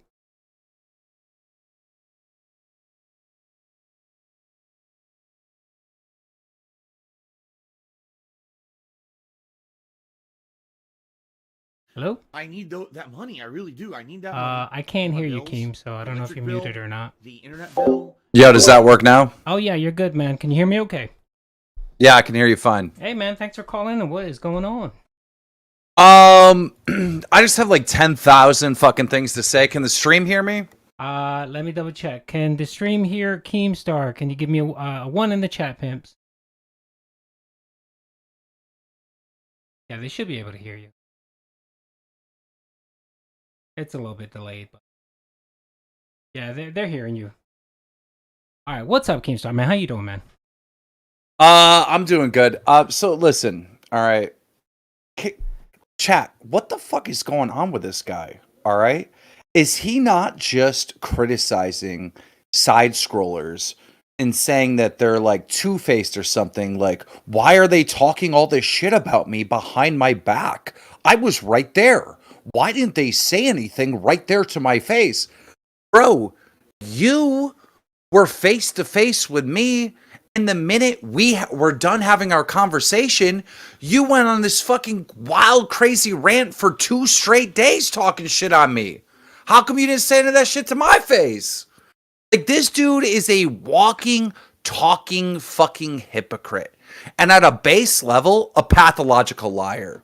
He lies about every fucking thing. He's literally begging the internet to bully him in every single one of these streams. Now, I know some of you guys are like experts in this DSP shit, but I know very little. And every time I see just a little bit, I see a fucking basket case. This is ridiculous. I was there yesterday. He wasn't saying any of this fucking crazy shit to my face. We saw it. We saw it. We witnessed it, and that was one of my things too, because I know I watch all of his streams. I watch a lot of his content. I pump out a lot of his content, and whenever he talks about you or your name comes up, he trashes you. He does. He says a lot of shit about you. He trashes you, and then when he's there in front of you, he acts like a mealy mouth punk that refuses to say anything. So I agree with you. I agree. He should have said what he wanted to say in front of you. He had an opportunity, and he refused to do it. And then even today, he was talking trash about you. And it's like, wait a minute, why are you talking trash about him now? Weren't you kind of praising him yesterday? You know, and it sounded like you were trying to get him to give you another shot to do the podcast. And, you know, he kind of like, he wasn't too warm to it. So, I mean, we completely agree with you. Today, he sounds like a maniac. These are guys that took a shot on him, that basically said, okay, we're going to put our reputations up to give you a shot to come on and say your piece. And yeah, we're going to ask you some tough questions, and we expect you to answer them.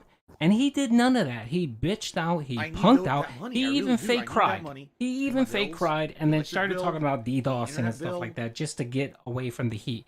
And big ups to Adam and Craig for holding him down and not backing down when he tried to obfuscate on questions.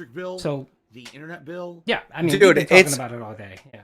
It's open season on Phil. It's open season on Phil. How many chances do you need? How many chances do you need? He had a golden opportunity to get to do this podcast, get out of debt, not fucking have to bag his fans for money on stream, actually have a real paying job for him and his entertainment. He had a real opportunity and he shat on it right away, or making up fucking excuses. All right. Then, all right, okay, fine. He doesn't want to do the podcast. Let's say he's being honest. Let's say he really does think I'm a bad guy and he doesn't want to work with a bad guy. Let's say that's true, because that's not the real reason. And I'll tell you the real reason why I didn't do the podcast in a second. But what about this second chance that side scrollers gave him? All right. That was an opportunity for Phil to go on side scrollers and be like, you know what? I have a gambling problem. I got addicted to these games. These games are dangerous. I'm ashamed of it. I'm embarrassed. I blew a lot of money on that.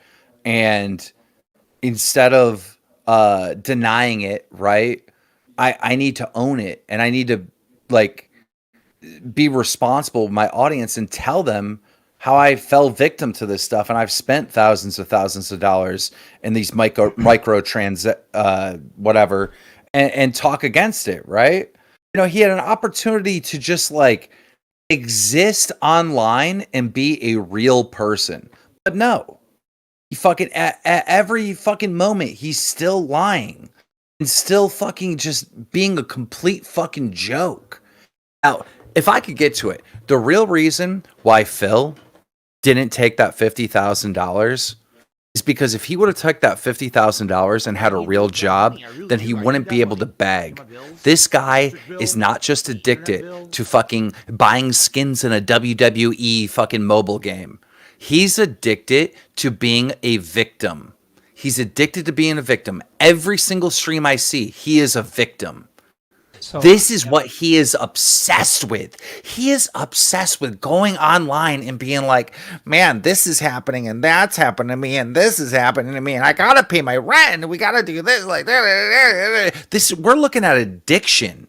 We're looking at fucking somebody that just wants to be the victim so fucking bad. Dude, if he won the lottery, he wouldn't tell you. If he won $1 million, all right, he would secretly hand in the fucking ticket and he wouldn't tell anyone, because if he told anyone, then he wouldn't be he wouldn't be able to be a victim anymore. dude, That is what we're dealing with. dude, And so he's- when it really comes down to it, and this is the final thing I want to say. When it really comes down to it, we're dealing with not just someone with an addiction, we're dealing with a fucking scammer, because he is lying. He is scamming his audience. And dude, if I'm wrong, sue me. Take me to court, Phil, and then I'll fucking we'll make sure we get all the fucking documents. We'll get the real like facts and stuff. It'll come up during discovery and the lawsuit, and we'll find out where the money's going. Definitely facts. So 2 quick things. So I agree with you that he does like to be the perpetual victim. The other thing is that he doesn't like to be beholden to anyone. So if he took your offer and said, okay, $50,000 for the podcast, you know, and then every year we negotiate or whatever, cool. That means that you are the boss, and he would be beholden to you. And he said that several times. I'd be beholden to Keemstar, and I don't like that, right? So instead of being beholden to someone that's going to give him some real money, he'd rather do whatever the hell he wants to do and beg his dents for money, beg his viewers, because he doesn't have any accountability to them. Let me stop you right there, because that, again, this is another lie from DSP. All right, I need that money. I made it very clear. I would own 25% of the podcast. All right, he would own 25%. Boogie, Wings would each have 25%. We would be equal partners, the 4 of us. He wouldn't be beholden to me. Oh, okay. So I didn't even know that. So that's a lie. He wouldn't that he's even been work. perpetuating. He's been He perpetuating. wouldn't even that work lie. for me. Yeah, he's like, literally, you guys got to understand, like, this is a lie. I told him on the side scrollers that he would get 25% of this. I told Boogie that. I told Wings this. I think DSP knew that he would own 25%, that I would own 25%. I'd sit in the back. I wouldn't be like on camera with them, but I'd be doing the business stuff, you know? But we would all be equal partners. I was just going to cough up $50,000 to the 3 of them, so they could feel secure and they can like do this risk. You know what I mean? Of like putting a lot of time and energy to a project that might work, it might not. Like I spend probably like, I don't know, maybe like $500,000 a year in real risky shit, just like fun shit that I want to do. It might work, might not work, right? Yeah. You're an about investor. that. You're an investor. You know what I mean? You take And risk. the- This was one of them. Right? So he's been telling everyone I would have to work for Keemstar. In what sense? At no point this was ever work for Keemstar. This was never presented to him publicly, privately, anywhere that he would work for me. This is just a lie. Okay, so and that's something new. He's been perpetuating the lie that he would be the boss and he would work under you, right? And he's going off about you be beholden, and he talks trash about you. But the funny thing is that today, I don't know if you heard him talking about this. The whole him being angry at the Side Scroller podcast is because he found out that they made $20,000 in super. I don't know if that number is real or right, but he heard he made. Get him they in made here. $20,000. Get him in the call. Are they here? No, I was they're just not talking here. to him. No, they're not here. Somebody said they're here. Get them in here. People are saying hi, Craig. Hi. They're here. Get them in. Money, I really do. I need that money. Yo, I'm gonna send them your Discord if that's cool. Well, I don't have a Discord. That's just my name, but that's fine. Yeah. What do you mean? You do. I Your don't name. have a Discord. I mean, I don't have a Discord that's myself, but that's my. It's fine. Go ahead. You can send them that. That's fine. Bro, we gotta talk about how slow that was. You sent me your Discord, and it took you like forever to add me. Dude, I'm an old man. I'm 47, dude. You gotta. I'm a little slow. I'm 40 and I'm fast as fuck. Like, you have no excuse, bro. Jesus, I usually that took do. forever. I have a small podcast. I stream every once in a while. I'm more of a clip chat. You don't have a small podcast now. You have 1,100 people here. Well, that's because of this whole nonsense I need going that on. But money. I really typically, do. I I get need about that 300 money. people that My jump on my bills, stream. the electric bill. I appreciate you Alright. jumping on, though. All right. Well, we'll see if he adds if the side scrollers want to add you. I just DM'd their Yeah, contact, and I'll add them. I have my Discord open. So.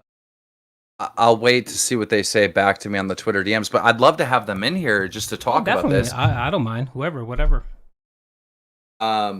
You know, this is. Oh, they're on their way. Yep, So yep, they I already added you. accepted, I So already accepted. Yep. okay, look for them. They added you. Look, dude, I need a fucking face-to-face with Phil again. I don't care who sets it up. I don't want to make any money off of it. I could care less about that. I need to talk to him, all right? Because I'm so sick of dealing with this scammer, all right? He has to understand that I know he is a scammer without a shadow of a doubt. Yeah. So real quick, I already added Craig. Now I can just start a voice call with him, and we should be good. Oh, okay. I think you could just add him. So you see the I add little him as a person. friend. Yep, I add him as a friend. Good. No, to the call I'm talking about. You see that little plus, the person plus thing in the top right? You can click that and then just add Craig or whoever.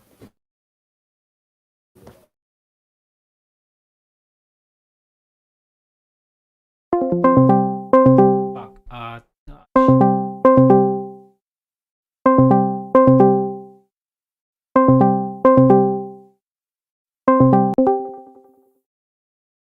Hey, what's up, Craig?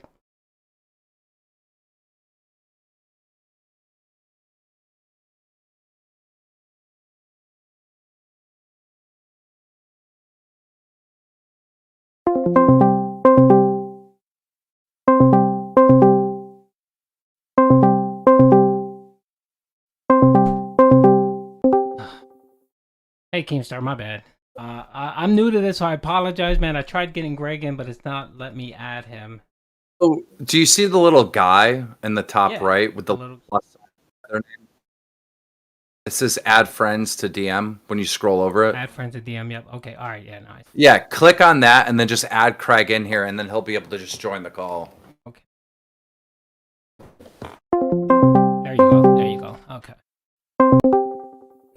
Hello, hello, hello. Yeah, we're all here. Hey, Craig, can you hear me? He's still ringing, but he'll Okay. join.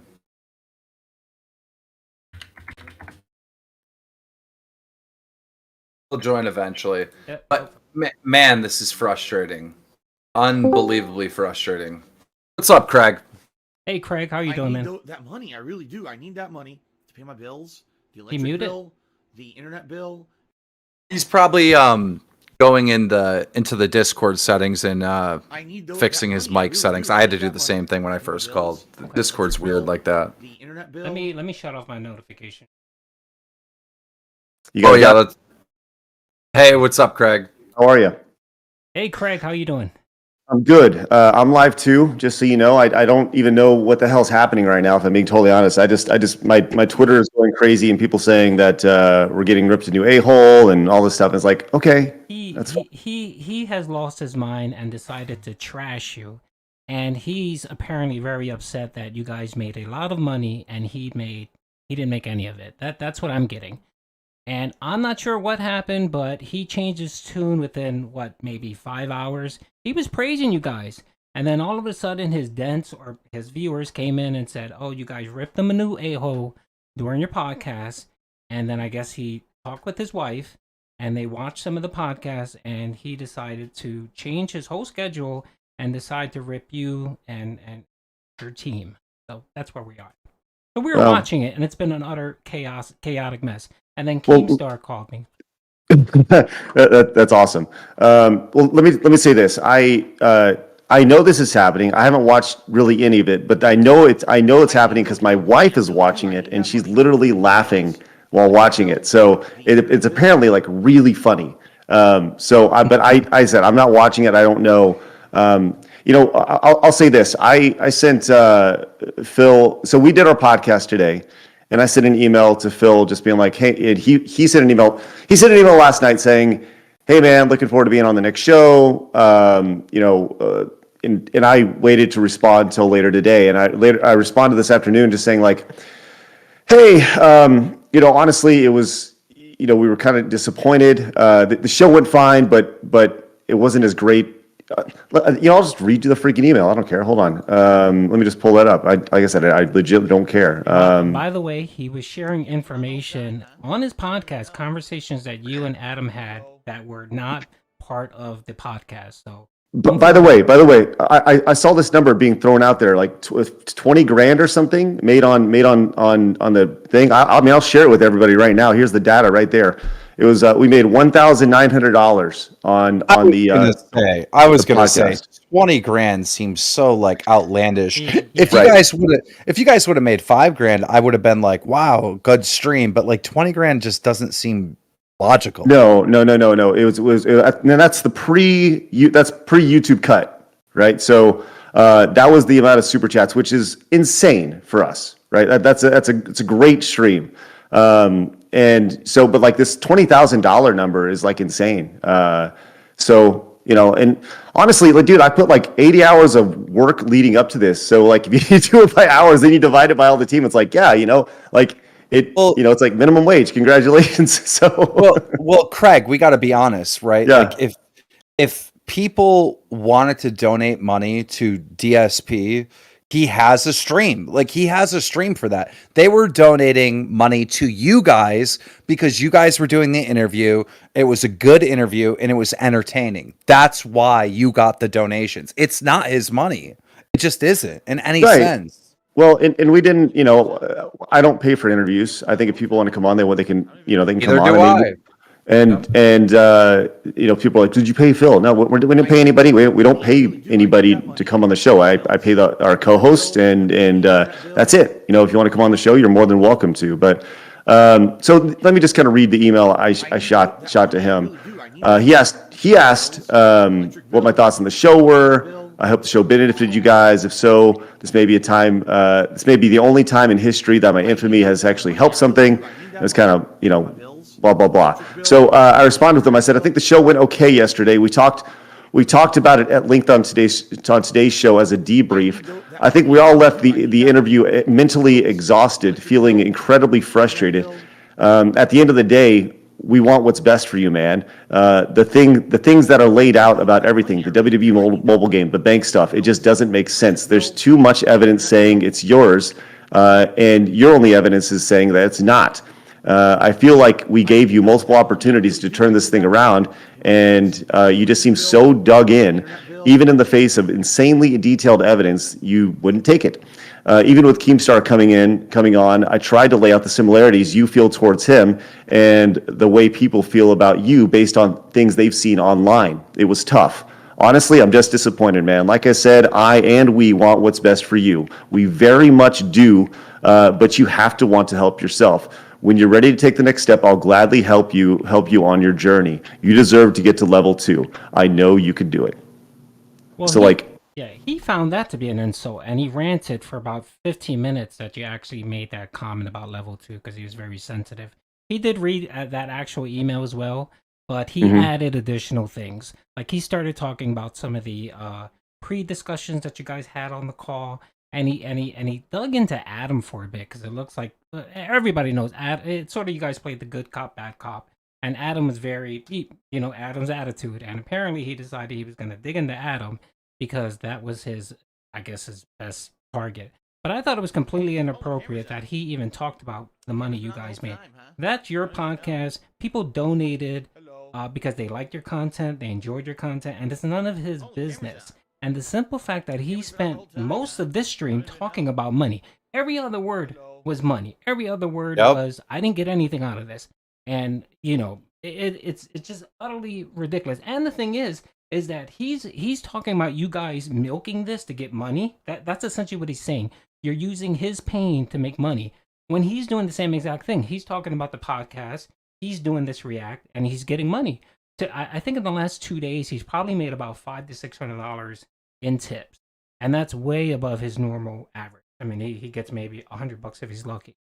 So he is making money off of this, but yet I guess since he feels that he heard that you guys made $20,000, he's feeling salty, and we all know that money rules this man. He doesn't live paycheck to paycheck. He lives tip to tip. So, Craig, at the end of the day, you guys really went in there to try to help him. You went in there to give him an opportunity to get a lot of this stuff off of his chest, to come clean. Like, this could have been an amazing moment for Phil. He could have came on and been like, I do have a gambling problem. These micro actions and stuff, I'm addicted to them. I did spend a lot of money on it, and I want to come clean about it. And I want to actually like tell my audience like how bad these things are and how they can be addictive. You know, this was like a moment to come clean on all this and have a clean slate. And not only did he not take advantage of it, but he just made himself look like a scammer. Like, why would you not show that screenshot? I agree. It's tough, and I feel like we talked about this today on our show today, but I feel like we weren't trying to burn him at all, and I think that's where things are getting lost in Phil's mind. Is he feels like we burnt him, right? In reality, we extended olive branches for him, not just to not to us, because we don't care, we don't need the olive branch, but to everybody who's ever doubted him. You know, Adam said in particular today, he's like, you know, he mentioned that it almost sounded like I was an interrogator trying to get a confession out of Phil. And at some point, there were times where it's like, listen, as I said in the email, this just doesn't make sense, man. Like, please help me make this make sense. You're either the most unlucky person in the history of Earth, or you're lying. It's one of the two. And I don't think you're the other, you know, just with the way everything lines up, it doesn't make sense. And we're big on accountability. We're big on truthfulness, right? And he's, you know, my wife was watching it, and I'm overhearing just a little bit, and he was upset that we were stuck on the WWE Champions thing. But that's way bigger. That's a metaphor for all the issues with Phil. And like I said, I want the best for Phil. There's nothing malicious about what we tried to do yesterday. It was with a pure heart in that we did that interview with good intentions. And I think that's the kind of the hardest thing. And, you know, I don't know his personal situation. You know, I haven't talked to Phil in well over a decade, right? You know, he's married now, which is great. But you know, when you said, Duty, when you said that, you know, he spoke with his wife, and then they watched a little bit, and, you know, that makes sense. You know, she watched it from her critical eye and was like, well, that's not fair. They shouldn't have said that, and that probably got him riled up, and that's what's happening right now. Is the, you know, he got. You know what makes sense? She didn't watch it. She watched 15 minutes of it. She didn't watch the whole thing. She watched 15 minutes of it. So she gave. You know what really. What really frustrates me is that he said that you guys were there and you didn't say anything negative to his face. He was right there. But then you did that new stream today where you were like kind of like going over it and your real thoughts and your opinions. And he was upset by that. He was like, he felt like you guys were talking crap behind his back. But I was there. I was there face to face with him. And ever since the podcast, which I thought was respectful and nice back and forth, I didn't think it was insane or rude or wild or anything like that. After this stream, he's talking about me in a wildly different way. He's like, I'm the worst person. I'm going to do this. And he's been bashing me over and over again for 2 days straight on his own personal site. And I'm like, it's just, what a hypocrite. I think that he's addicted to those whatever they're called in video games. But I also think he's addicted to being a victim. He's so addicted of being a victim. And the reason why he didn't take the $50,000 to do the podcast is he wouldn't have an excuse anymore. Like, he likes playing this role of like, guys, I really need your help and da-da-da. He's so addicted to that. Like, in your interview yesterday, there was a moment where you guys kind of like solved some issues and you got through some stuff. And then out of nowhere, he sidetracks and he's like, oh, I have medical issues. Right. Like, what was the point of that? It was just he jumped right into fucking victim mode again. Well, I just kind of look. We live in a culture that is all about victimhood, right? And I think that's been well established. You know, you see it on social media every single day. And We say that all the time. You don't be a victim. Don't be a victim. We refuse to be victims. And I think that when it comes to Phil, I think I can't speak for him, but I think there is a big that's a big truth right there from my perspective, and that even today, so apparently he goes on, and once again, it's not his fault, right? He did everything right, and it was us who did everything wrong. Where I think that if you were to go in and look at this, if you just look at what we did yesterday objectively, which thousands of people have now, the interview is approaching 50,000 views, and so people have watched this, and they feel the exact same way, that if you look at it from an objective point of view, that we asked fair, firm questions, and everything was fine. And to go, look, he's doing the exact same thing that he's complaining about. Like, the difference is that everything we said in our show today, we said it more or less to him yesterday, face to face. And that's who Adam is. That's who I am. And, that's frustrating. And now he's going on and saying, stabbed him in the back, blah, blah, blah. No, not at all. The entire interaction you guys saw was our entire interaction, the 5 hours and 15 minutes plus the Patreon stuff that we did. And so it sucks. And I know he feels burnt, and that's fine. But everything you saw was done with an open heart and mind, and that's frustrating. So, but Craig, that this is what I'm trying to say. I don't think he really feels burnt. I think this is more of acting like a victim. Oh my God, these guys are doing this and these guys are doing that. Like, sure. One of the things he was saying, Craig, is he was like, oh, I didn't want to take that money from Keemstar because then, I would be beholden to him and, I'd have to work for him. He knew before, I'm almost certain he knew before, but he definitely knew on your stream yesterday that the way the business was set up is that me and DSP would have equal shares. I would own 25%. He would own 25%. We'd be equal partners. Boogie would own 25%. So would Wings. So it's like, even that is a lie that he's been going on about over and over again over the last couple days on his personal streams. And it's just like, right. It's just bullshit. Well, one thing I wanted to point out, I think I told Keem about this, is that Phil, whenever he talks about Keemstar and the podcast, he talks about he doesn't want to be beholden to Keemstar, right? And, because of the issues they have, right? He's sitting here criticizing you guys, saying, oh, wait a minute, I came onto your stream, I gave you guys views, I made you guys tons of money, which he's not getting any, this is his words, and you mistreated me. That's essentially what he's saying today. And he's saying that he expected more. Since he did that for you, he expected to be treated more fairly. And my thing is that he criticizes Keemstar for saying, I don't want to be beholden to Keemstar. But isn't he doing the same thing to you guys? Like, he's saying you guys should be beholden to me because I did you this solid, which he really didn't. But, he talks out of both sides of his mouth. And then during your interview, you guys did a great job pointing that out, because he'll talk about, he'll say, well, I saw a documentary from a detractor about Keemstar, right? And yet he spends 30 minutes going off about his detractors talking trash about him, but yet he does the same exact thing.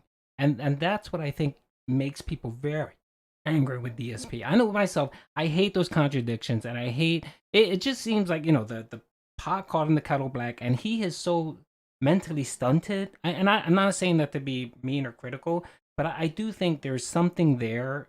Some people call it autism. I don't think it's that, but I do think he has an issue with not realizing irony and not seeing, hey, you're being a hypocrite. You do the same exact thing, and yet you criticize others, but you can't see that you're doing the same thing. I don't know, dude, because, like, again, you guys know more about DSP than I do. I've had very limited interactions with him.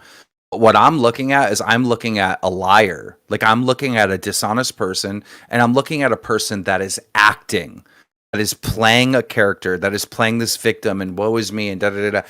I'm looking at a scammer, really, if you really want to say it. I mean, what other word is it? Like, if he's spending money on these video games and then acting like he doesn't have money for rent, that, in my opinion, that is a scam. I think that I think that when you pride yourself on transparency and honesty with your audience, and you're not fully transparent and honest with your audience, then you're, goes back to the speaking out both sides of your mouth. Like I said, for us, yes, a lot of it goes back to the WWE champions things. We gave him an out multiple times. It didn't happen. And apparently he thought that I went into the interview very biased, and it was actually the complete opposite. I was trying to give Phil the benefit of the doubt many times, and with very simple questions. Why did this happen? Explain this to me. Walk us through your thinking here.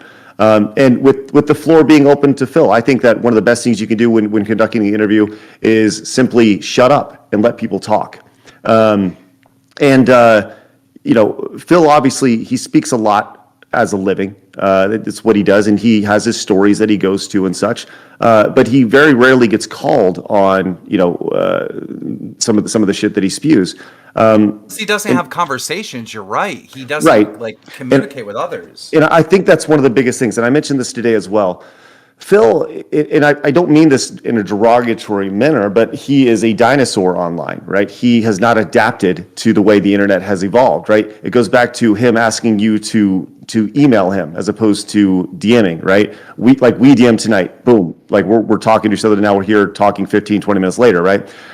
Things move quick, but he is, he still thinks that there's a proper way of doing things, like the whole email exchange that he wanted from you, but he hasn't evolved to the quickness of the internet. He hasn't evolved to the way YouTube functions. And Adam said this early on. Today he said, he was very lucky to get in early. That is what made DSP successful early on. He was there at the start, but he didn't evolve with the game, which is why he's still back at where you're talking about level 1.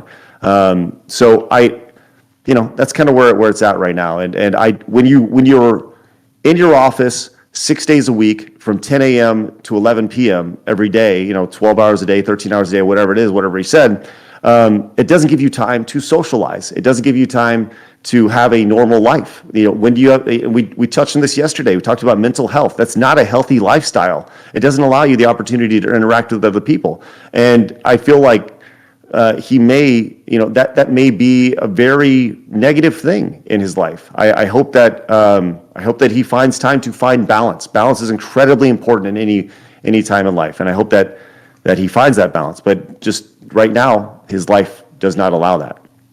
I hope he sues me for calling him a scammer. I really do, because then we'll go and my lawyer will demand all different types of proof and evidence and whatnot, and then we'll find out the truth. Please sue me, Phil. Please sue me.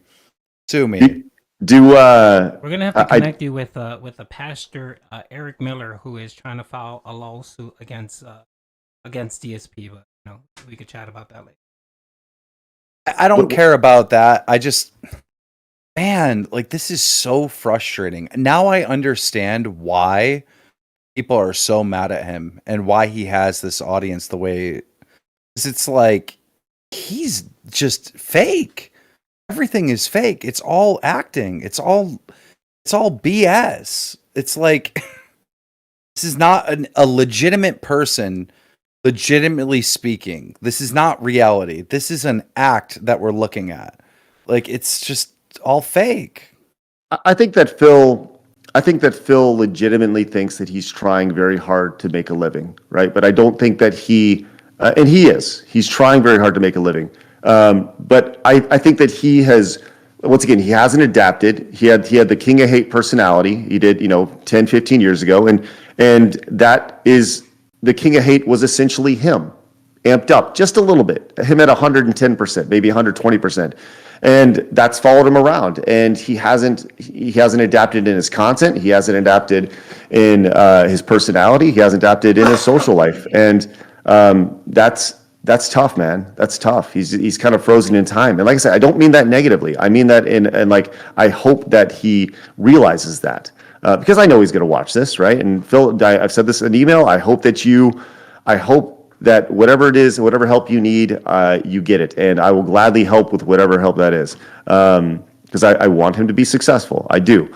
I want everyone to be successful and healthy and live happy. I don't want them to be upset every day. And, it's I don't obvious necess- he's very upset today. So I agree with you. Like, I don't necessarily want bad things to happen to him, but I'm gonna call it how I see it. He is playing a character. He is playing like, oh my god, I need to pay my rent and I need to do this and I need. He's. This is an act. This is something that he desperately wants to do. Craig, I'm telling you right now, if he won $1 million in the lottery, all right, first of all, he'd set up a separate company and he'd claim it so no one knew that he actually won, and he wouldn't tell anyone. Wouldn't tell anyone. I'm convinced that the reason why he didn't do the podcast, Craig, is because he wouldn't be able to play this character that he is playing. He wouldn't be able to beg for money. I'm convinced of it. do you think that's just a personality trait that he has? That he just, or he's that he's addicted to it? Because I do feel like in my research, leading up to this interview, my suspicions, and this is just based off of my research that I've done, I feel that he's addicted to two things. I feel that he's addicted to the microtransactions associated with these mobile games, and I agree with you. I think that he's addicted to lying, and I think that happens to a lot of people. I think that a lot of the things that you see with Phil is I think it started with a white lie. And it kind of snowballed, like, whatever it was, 4, 5, 6 years ago, and someone's like, hey, are you playing WWE Champions? And he's like, no. And he already said no. And then he had to, then people started holding his feet to the fire, and he's like, no, no, no. And it just kept snowballing and snowballing and snowballing. And eventually it became such a lie that he didn't know how to stop it. And now at this point, if he was to take the olive branch that we offered him yesterday and the opportunity to kind of come clean, he would have felt embarrassed about it, potentially some shame for continuing this lie the entire time. But I think ultimately he would have seen tremendous praise from people, from them saying, congratulations, you conquered a demon, you looked inside yourself, and you knew you had an issue. And that's something that I don't think that he's able to do right now. And honestly, it makes me sad. It really does, because I've dealt. I had a cousin who died of addiction, who died of an opioid overdose because he couldn't quit it. He couldn't look inside himself. And I'm not saying it's these are two separate things, but addiction is a powerful thing. It's a scary thing, and a lot of people suffer from it. And you could be addicted to all sorts of things: drugs, pills, drinks, lying, whatever. And it just becomes a thing. And that's just in my research. That's what I feel that I found. And we didn't even get a chance to get to that yesterday. And that's kind of the crazy thing. So kind of where it's at, man. Hey, Craig. So I'm Yes. a detractor. I pump out content of Phil, and yes, I'm one Sure of his, do. I'm one of his critical ones, and I admit it. If he would have taken the opportunity that you gave him yesterday and admitted, and came out and said, yeah, I'm addicted to this, it's a problem, I've been saying it all day today. I wouldn't bring it up again in any of my videos, because I think it's done. Yeah, it's done. Okay, go get your help. Go get yourself fixed, and I will give you a break. I will not bring it up ever again. Now, if in a few months or 6 months or whatever, he's doing the same thing all over again, then that's something different. But just the mere fact that he stood up, was accountable, even after all of these years lying about it, even though he stood up, I would say, okay, there's no point in browbeating this guy. Let's leave him alone on this issue and let him get the help. And hopefully he gets the help. So that is where this whole community comes from. All these people that are obsessed with DSP and like roasting him and picking on him, it all comes from a place of people being like, no, I'm not going to let you lie. I know you're lying. I'm gonna pick on you. All this energy, it comes from that. Him being dishonest, him begging for money, all right, and people wanting justice. I think that the idea. I see it. So you got to pay your bills, right? And I think that's the thing with Phil is, I gotta make sure I cover these taxes. I gotta make sure I cover these, whatever my whatever bills it is. That's fine. We all get it. But there are people who literally track the revenue that he makes from his streams on a stream to stream basis. I mean, Phil tracks it with a counter on it, and they say that he makes based off of the math that Phil provides, over 100K a year. Some say up to 120K a year. And, after taxes, I get it. Let's say you take 30K of that and you pay taxes with it or whatever. So he has 70K left to cover his stuff, right? That still doesn't add up. Like, look, I'm a streamer. I've worked online for 17 years. I've been doing this for a long time. I know that my business expenses start and stop from the second I wake up and I sit down. Once I cover the cost of my camera, once I cover the cost of my lights and my computer, I'm good. Like, the cost is my time. It doesn't cost me anything outside of maybe a few assets here and there. But it's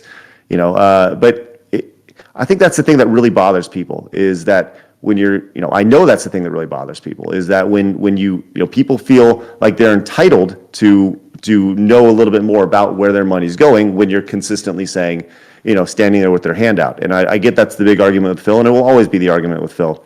My thing is, like, you can ask, you can have your hand out all the time, but you got to at least reinvest it back into your content, and give people an opportunity to see where their money's going. So, it is what it is. So, especially to be so entitled like that when, like, the average American, I think, makes like $30,000 a year or something like that, or Right. $50,000 a year. It's like half of that. Like, what?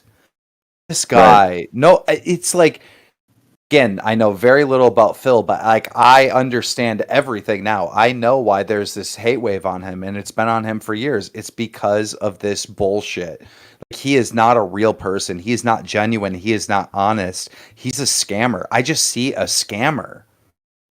Well, even today, coming back, I mean, it goes back to, you're saying he's addicted to being a victim, right? So what did he do immediately today? He became the victim again. And the irony of all this is that, folks like Duty and the detractor community, like, I am not a detractor, right? I gathered information. But the reality is that I heard, look, Phil's gonna turn on you.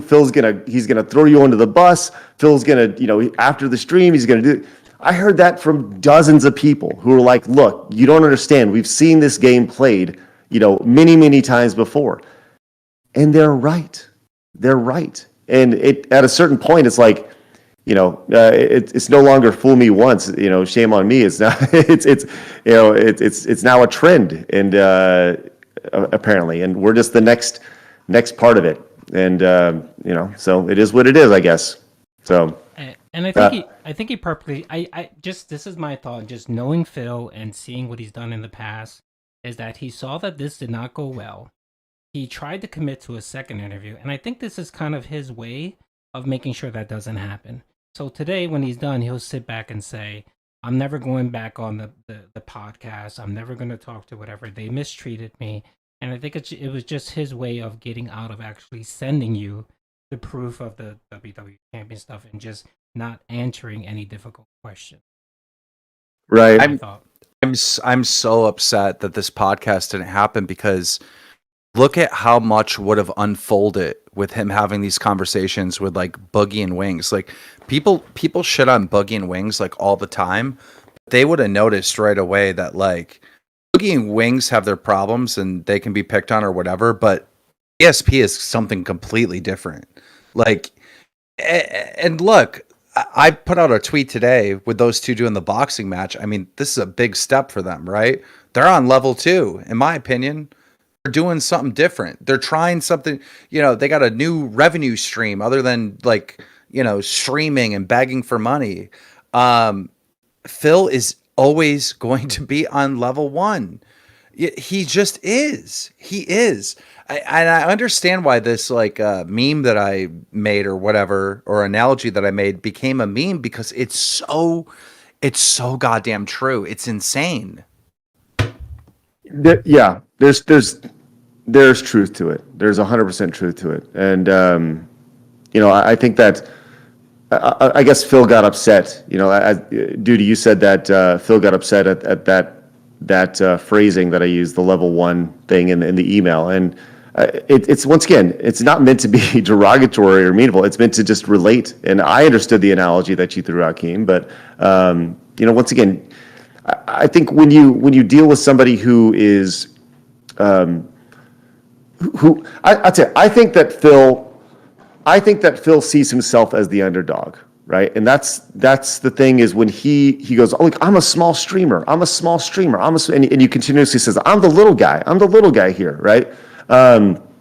So in my mind, I think that Phil sees himself as an underdog, and he saw what happened yesterday was the idea that, he felt that he came in doing us a favor and that ultimately we treated him poorly, which, by the way, like in every interaction up until like tonight, he was like, it was great. It was awesome. It was perfect. I mean, the email he sent to me last night was really, really nice. He says, oh, thank you, honey. My wife is finally, are you watching the stream? Okay. My wife, we're living it. my just so you know, my wife is enthralled with this whole thing right now. It's insane. Oh Lord. Anyways, it's just amazing. It's funny. He said in his email to me after the show yesterday, says, I know you'll want to get back to normalcy, but I'm looking forward to hearing from you again about the possible next appearance. My viewers are telling me that they think you and Adam were too harsh, but I disagree completely. As I told you on the podcast, you are nothing but fair, and there's pretty much a 100% consensus that the Keemstar bit was intrusive, gave him free plugs for his own content, and took away about an hour that we should have been more on topic. I didn't mind. But that's the vibe my viewers are sharing with me. I would likely be best for a repeat appearance to just be us to avoid people feeling like it was a surprise or trick to shock me. So like leading up to that, I mean, like you said, everything was great. He said everything was fair, and I agree. I thought we were extremely fair, but once again tonight, all of a sudden, things turned sour, and he is the victim again. And once again, both kept reiterating that you want the best for him, you want good things for him, and that's why you were asking these hard questions and grilling him, is because you wanted him to come clean, because that is the best for him. Right. And it's just so frustrating. And for me, I have never said anything about DSP without being provoked. He's provoked me every single time, unless you want to count 2016 when I covered a legitimate news story happening on the platform. I've never went at this dude unless he provoked me, unless he's saying something about me, and then I respond on Twitter. Then I make a Twitter video. Then I put out a tweet. And like right now, he's talking shit about me, so I come on this live stream. I'm always in response of what he's saying. Right. Do you?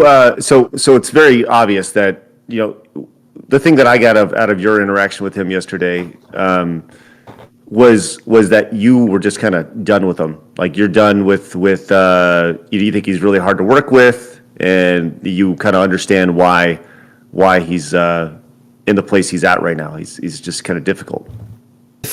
If he wanted to do the podcast with Wings and Boogie, there'd be strong contracts. I'd still do it because at the end of the day, I know it's going to be a hit. It's business, right? Yeah. There would have to be like some strong contracts. Like, if he was difficult to work with, we would all have, me, Boogie, and Wings would have 75% of the company. It would be, we'd have to put like some type of voting system, right? Where he wouldn't be able to just like not show up or get his feelings hurt and run away. Like, we'd have to set up something that we're all agreeing to go in and do this show, and people aren't going to get like emotionally butthurt and just run away from the project and hurt the project, right? So, there'd have to be some strict contracts that we all sign to make sure that the show is a success and nobody can destroy it. Well, it's what's interesting is that like you're looking at this from a business perspective, and Phil's looking at it from a very personal perspective.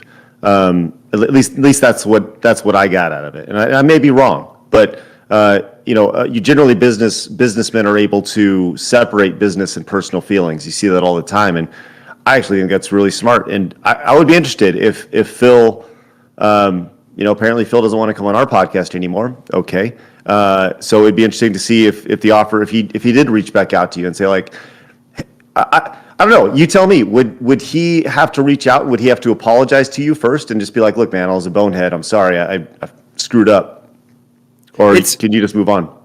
Like it's business. It is business in some sense, but it's really comes from a place of like, I love the internet. I love this entertainment space.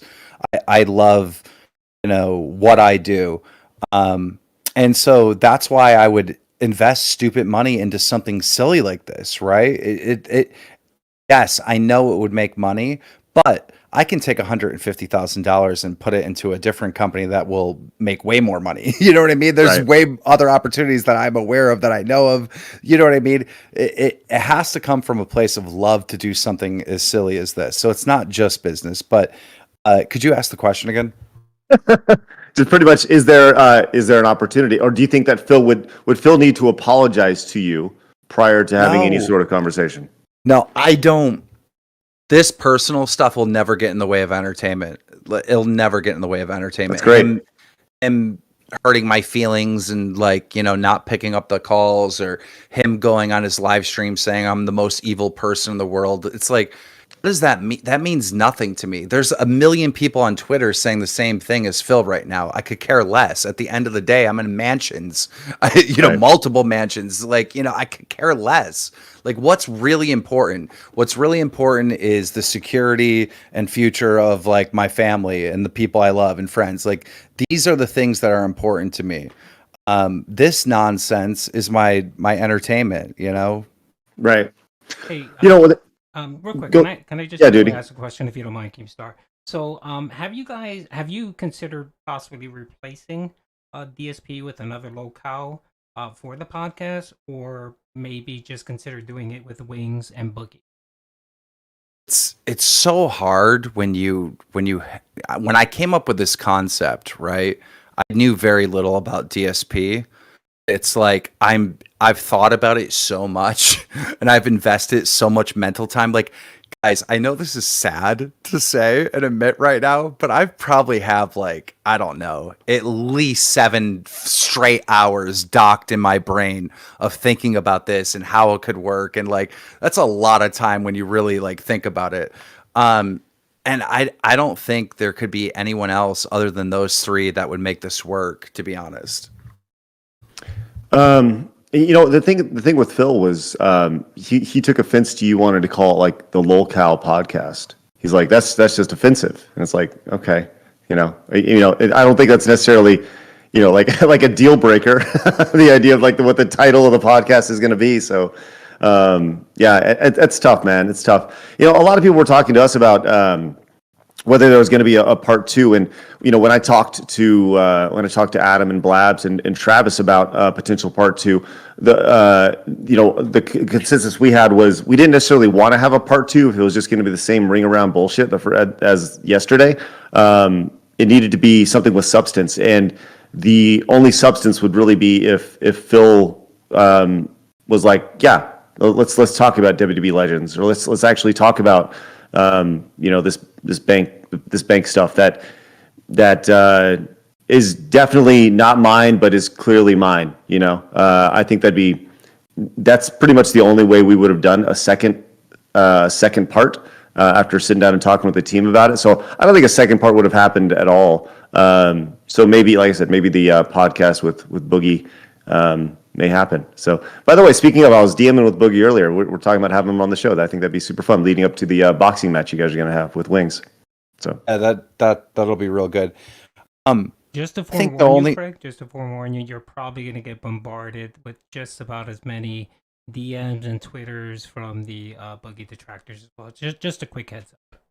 Okay, well, we'll figure it out. We'll figure it out. I mean, like I said, I try to be fair to myself, the person I'm interviewing, and the audience, and I'm sure I'll do many hours of research leading up to that as well, if and when that happens. So the only way I'm willing to probably talk to Phil again is if I can talk to him in person.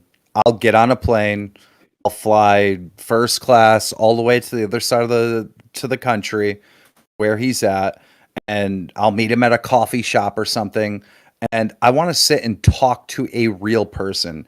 I can't do this online stuff because he's not real. That's not a real person. That is an act. I am an expert in online entertainment, and that is not a real person. That is you're looking at a character. This is not a legitimate person. I would have to speak to him face to face to have a real conversation. It's the only way. If you were to let's put together a little plan here, right? Like let's put together just a real outline. Are you willing to offer Phil money for that interview? Because I think that's the way he would accept it, based off of the idea of supplementing one day of his streaming time. Absolutely not. I would demand that there's no cameras. I want to go talk to him with no cameras. I want to talk to the real person. Nice. I know that's going to make people upset in the chat or whatever, but no, that is the only way I will talk to him. I'll spend first class ticket across the state right now. I'll spend like $5,000 just to have a private conversation with him. I want to talk to a person, not this character, not this act. I think that says a lot, to be honest with you. The idea that you don't even want cameras attached to it, I think that's pretty cool. I'd be interested to see. Yeah. To be honest, I don't think it's a character. I think that's him. Phil and DSP are the same person. And it comes off with everything he does in his life. I mean, maybe I might be wrong, and God bless you if you can go and see and maybe tell us, oh, he's nothing like what we think he is. But he's been a content creator for 15 years, and he has over 100,000 videos on YouTube. And I don't think there's anything more. I think what we see is who he is. Maybe off camera he isn't a different person, but that's the only chance I have to get to like the real person. Even if he's in his mind playing this character or whatever, even off camera, at the end of the day, there is a real person in there somewhere. But this is an act. That is not a real. He is acting like a victim, like clearly, right? He is lying about the WWE stuff, right? And if it's lies and it's acting, then it is a character. It's not real. It's not legitimate. It's not a real person. Duty, why do you? I mean, Phil's watching right now, by the way. Like his name pulled up in my chat. So, like Phil, if you're watching, like if you want to join the conversation, if you're up for it, I mean, Keem, Duty, if you're up for it, I mean, I don't know if you guys are for it. He's always welcome on my streams. Phil, like I just said that I wouldn't talk to you again unless it's in person, but I will talk to you in this setting with Craig and everyone else here. And again, it's not coming from a place of hostility. It's just how I see it. These are my genuine thoughts, and a lot of people seem to agree with me. Well, if you want to, Phil, just email me, and I'll get you the call and information. We'll get you Discord and install that stuff. So, well, look, I think that I don't know. I think the thing that's most frustrating for me is like we're all coming at this from different angles, right? Duty, you're looking at this from an entertainment perspective. You look at Phil as something that is fun to watch. You look at from a kind of car wreck perspective, right? You kind of see it as this thing that is entertaining for you and the detractors to watch. Keem, you look at this as this can't be real. Like this person can't. This is so a character. It's so ridiculous that it's got to be fake.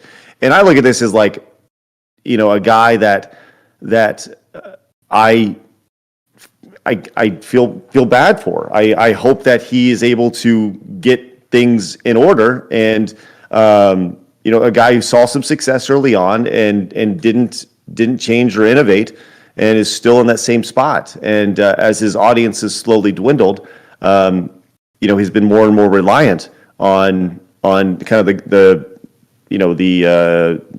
tactics of deceiving them, and that sucks. So I think we're all looking at this from three very different perspectives, and it's real interesting. And at the end of the day, I think that it's going to be on Phil. Like we said this on the podcast, said this today. It's going to be on Phil. And until Phil kind of looks himself in the mirror and be like, yeah, like I got to do something. I got to change. I got to do this. And nothing's going to be different. Nothing's going to be different. Do you email him? Do you guys think he's close to hitting rock bottom? I don't know. Rock bottom's different for every single person. So I don't know. I don't think Phil's anywhere close to rock bottom personally. I don't think he's close to even remotely close to rock bottom. I think it's an act. I think he's living comfortably. I think that go ahead. When he's doing those streams, and I seen it personally, right? Like he wasn't getting on the phone call. I wasn't having a conversation with him, right? And then 2 weeks went by, and I was like, "Damn, this sucks. I really like this idea, or whatever." And somehow it came in the feed, like on my recommended that he was live. So I clicked on his stream, and as soon as I clicked on it, he was like, "Yeah, guys, the water bill's coming up, the rent's coming up. I need donations. You got to help me." And I just lost it. You know, I'm not on camera. I'm in the privacy of my own home, and I'm like screaming at my computer. I'm like, I cannot believe that this is happening right now.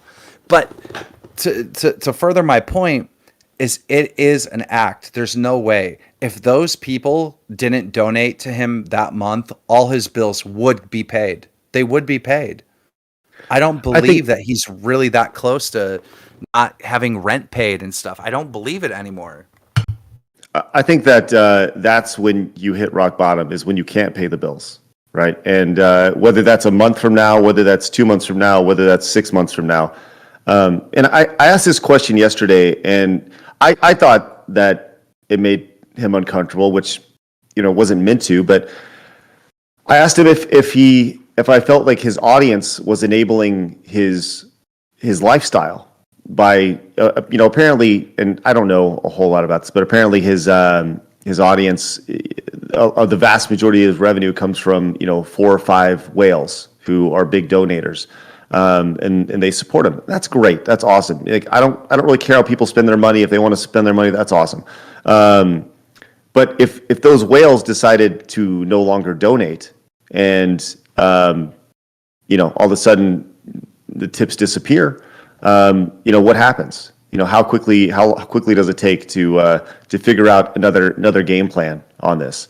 And Phil kind of took offense to that. I felt the idea of, like, are these people enabling your lifestyle?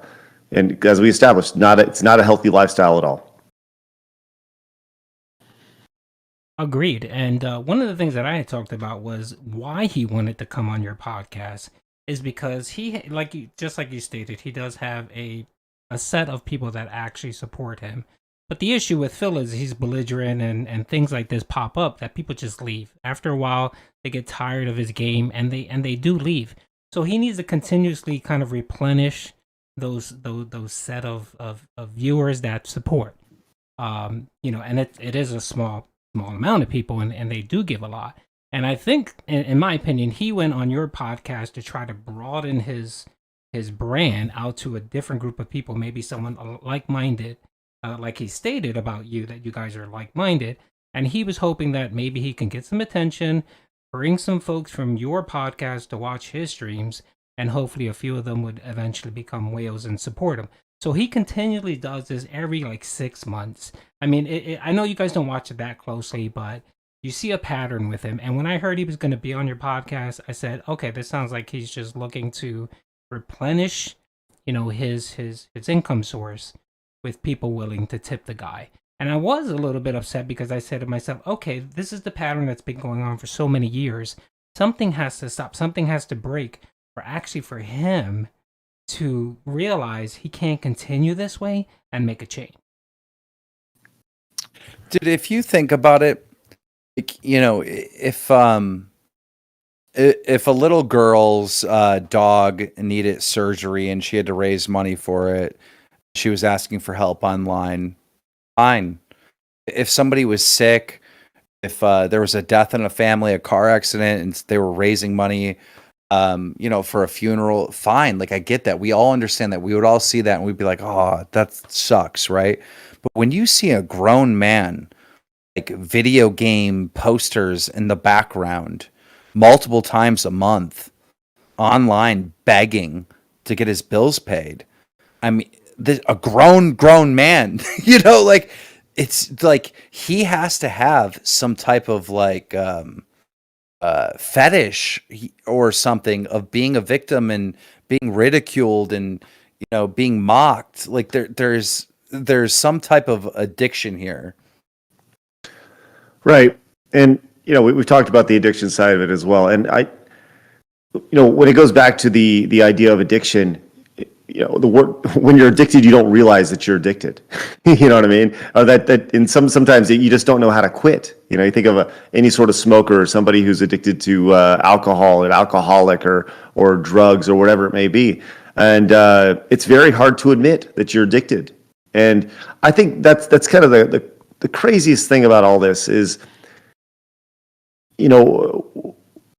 I felt that during our conversation yesterday, during the 5-hour conversation we had with him, like I said, I went in with an open mind. I went in with a lot of things to talk about, a lot of questions to ask, and throughout the questioning, what I heard from his answers was a lot of doublespeak and a lot of runaround.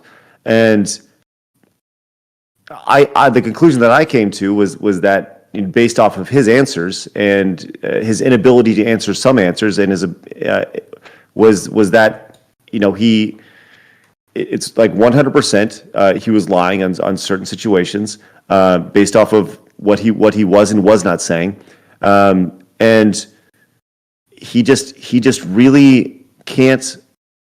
Even if he is, I don't think that he thinks he's lying, though. I think that's the biggest thing, is I don't think he thinks he's lying at all. And that's the hardest thing. I think that goes back to the addiction side of it. So I got a question.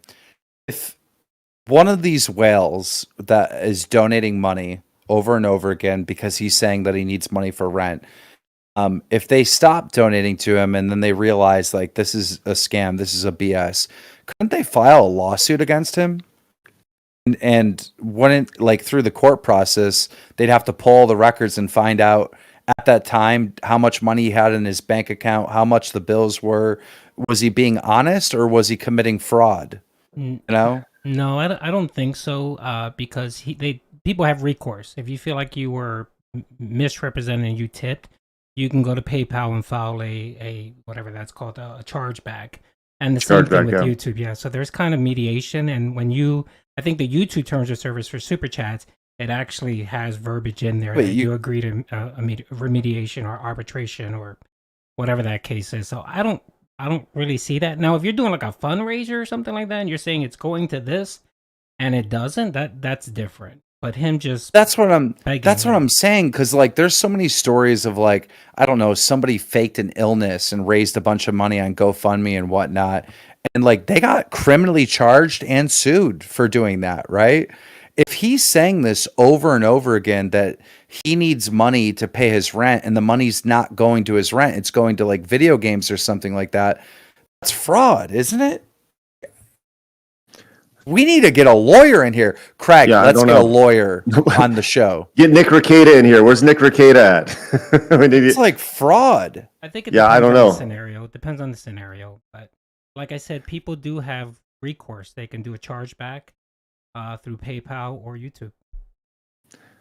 I think that there have been, as you said, Keem, there have been many times where people have used a certain platform for that. I don't know if YouTube is necessarily one of those platforms where people have said, people will say, we go to GoFundMe, and I'm sure GoFundMe has something in their TOS about the money, making sure it's used for a certain cause or whatever it may be. But I don't know if YouTube or Twitch or PayPal have those as well. I think kind of once your money's gone, it's probably gone. But it's worth asking for sure. I'm not a legal person. I don't know. So, man, it's slippery though, man. It's slippery because I just go back to. I really need to pay this. I really need to pay this. And, generally, like I said, I think once somebody gives you their money, it's up to you to do with it what you say, and that goes back to the trust you have with your audience and the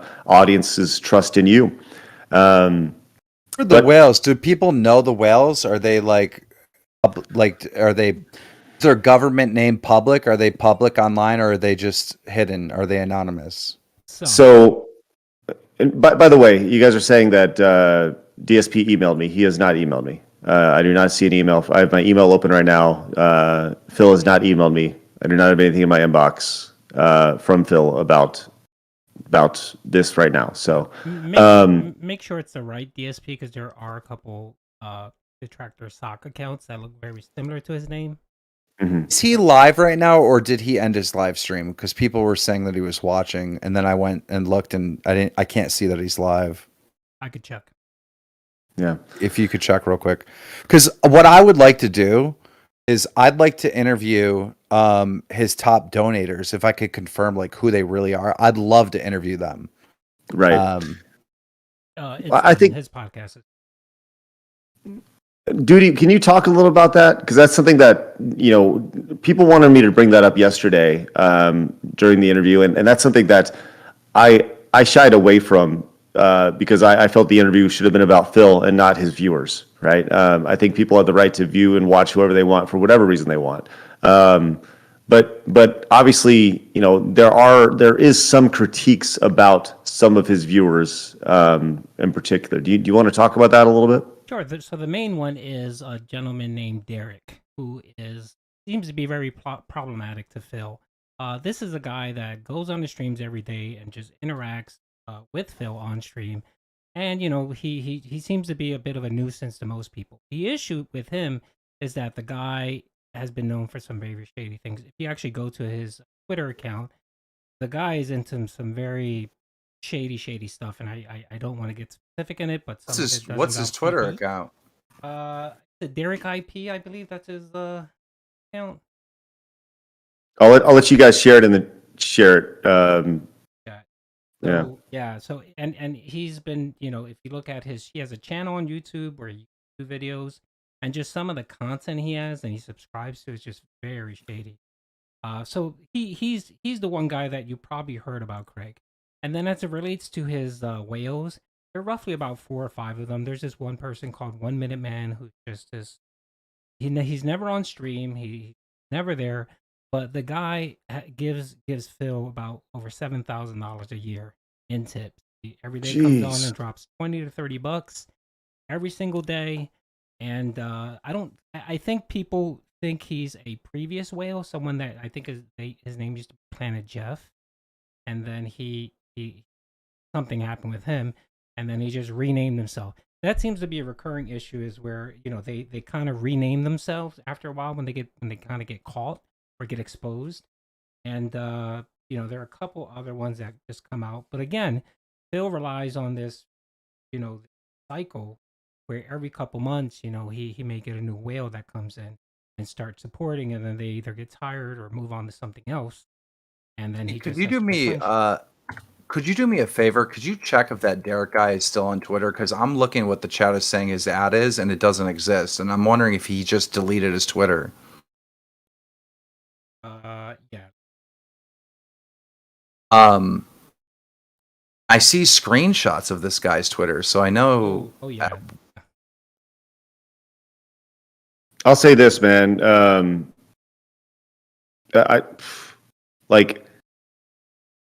I looked at the guy's YouTube channel and his saved playlists and stuff, and nope. Interesting. Okay, I did find it. Yeah, he's got a wild Twitter account. All right. Yeah, Well, I just and his YouTube is just as bad, and he's very problematic. And it's like, why do you allow someone to be on your stream that could blow back on you?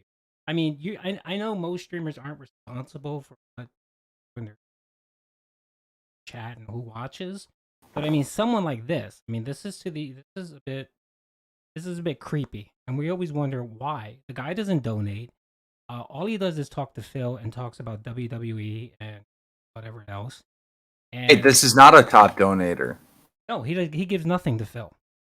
He gives nothing at all to Phil. Interesting. And we are always curious, like, why do you defend him? And of course, he has instituted a policy where if you bully him or say anything inappropriate to him, you're banned.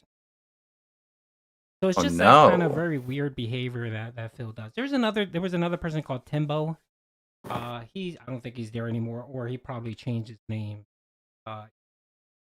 He was kind of one of the whales. He had another guy called OIC, Only Iced Coffee, who was just a nut. He would go around doxing people that harass Phil. You know, anyone that would harass Phil, he had this weird obsession. He would go around doxing. It just seems like a circus. I mean, it's just a pure circus, and I always call it the vortex of doo-doo that surrounds Phil, and it just seems like everyone around him just attracts that. Well, I'm going to be the whale hunter. I want to talk to every single one of these people. I want to do an interview with them. I can send you a list. The $50,000 I was going to give to Phil. I'll take a little chunk of that, and figure out who these people are. Well, you know where that money's going to go back to, right? True. Maybe that's a bad idea. I'll figure out a way to do it where that doesn't happen. There'll be some strict contracts or something, but I want to go. I'm sorry. The Timbo guy, real quick. This guy's on his 5th bankruptcy, and Phil knows it. And instead of saying, "Hey, dude, stop giving me money," he keeps giving him. He keeps giving. I don't know if he's been giving. I haven't seen him much, but those are the type of people that Phil attracts and that donate. And it's like, dude, he's talking in chat about his bankruptcy, and yet he's wailing out and giving to Phil. And you know, like if that were me, I'd be like, dude, don't save your money, like keep it. You know, you got to fix your own life. Don't give me money. But Phil is just like, hey, thank you. Keep it going. Keep it rolling. How do you know he's on his 5th bankruptcy? That's he talks about it. He talks about it on stream. On his stream. 5th bankruptcy? Like, are you at a certain point? Like, look, do you see my, yeah, do you but see my Craig, screen? you got to understand that these guys, they look at the internet like a metaverse, right? And they're playing characters. Like, there's no way this guy's on a 5th bankruptcy. That is probably not true. That's probably it's probably 3rd or something. But this guy. Well, he's probably saying that. He's probably saying that so he can identify with Phil. Like, they can be bankruptcy buddies together. It might all be a lie, you know? Right. There's truth in that. It may be, but there's even this gentleman that's homeless and that he's talked on stream and talked to Phil and kind of gave him his sob story. And because Phil cries about money and needing to pay his bills, he drops money. At one point, there was one time where he dropped $200 because Phil had this big bill that was coming up and he didn't have money to take his wife out a meal, grocery shopping, pet supply shopping, his day off. And the guy dropped a $200 dono on him. And it's like, read the story and you say to yourself, okay, this guy's homeless. He just dropped $200. Maybe I should tell him not to do that, or maybe charge it back, or whatever the case is. But not Phil. Phil just say thank you and just move on. You know what? I think I'm not going to offer any of these people money. But everyone's saying because that guy really did file 3 bankruptcies, they're saying it's like true, 100% true. And that's a public record. Obviously, when you file bankruptcy, it's like completely public. Like there's no hiding. Maybe I'll reach out to that guy and like interview him. Because I need to be in these whales' house, right? I need to be at their kitchen table with them with a camera on and have a real conversation and understand this world and make a documentary, like an inside documentary of what's happening here. Because I'm so intrigued. There are things in this world that are more important than money. And it's stuff like this. Like, I need to get to the bottom of this. Would you, in a documentary like that, would you, would it just be about his audience members, or would it be about Phil as well? It'd be about Phil and what's going on here. And if Phil wanted to be in the documentary, of course, 100%. All right. But if he doesn't, I don't need Phil. Phil has offered so much content online, which can be used in fair use. Like, I don't need Phil. I'll interview his whales. That is Yeah, that'd be interesting, man. and Keem, if you guys need that information, there are a couple really good tractors that really have the information down pack, and they can definitely provide that. Me and Which you is- are in Twitter DMs, so you can just keep sending me all this information so I can get a hold of these people. Yep, I'll do that. I'll touch base with the folks that really have the information down pack, and we can definitely send that. I think you're onto something with this whale hunter idea of just finding giant donators on all for all streamers and such, and then just hunting them down and be like, what do you do for a living? And see how many of them are actually going through bankruptcy. But Can you see me sitting down with one of these guys, cup of coffee, and just being like, what is it about DSP, Phil, that intrigues you? Why are you in his stream every day? And just to get that answer. I've noticed, people have tracked online that you've donated like 7,000 over the year of 2022. Where does that money come from? Can you afford that? And that answer, like, imagine having that, dude. Like, I want to know these answers more than I want to know what these UFOs are that the government has filmed. Like, I want to know this. What is the answer to this stuff? Oh my goodness! I tell you, I always go back to. I feel like I know the answer to a lot of that. Is at the end of the day, people identify with who they watch, right? They see a little bit of themselves in the people that they watch, whether it's on Twitch or YouTube or whatever, whether it's on NBC or ABC. They identify and they find people likable. Which was really ironic because as I was prepping for the interview, I was talking with a fun podcast, and they said to me, like, I challenge you to watch 10 minutes of Phil, and you tell me if it's entertaining or not, right? And their thought is like, nobody could potentially find this entertaining. And my response is, yeah, somebody will clearly find this entertaining in some way, shape, or form, because at the end of the day, some people like feet. Some people they like all sorts of different things, right? People have their different fetishes, the different things that they like. Some people like car wrecks, and like Call of Duty over here. he likes the day-to-day car wrecks. So of DSP. So Yes, I do. So real quick. So I think someone that you may be interested to interview, if you can get a hold of them, is someone named Panda Lee. That was DSP's ex-girlfriend, and oh boy, Make sure you DM me every single one of these names. Like, tell me, of course, for the stream, but like DM me just so I have a full list of like people to investigate and reach out to. And just so if anyone's seeing this, I don't want my words to be twisted. I will never harass, stalk, like do any of that stuff. That's not who I am. I'll reach out to them and be like, hey, are you down for an interview?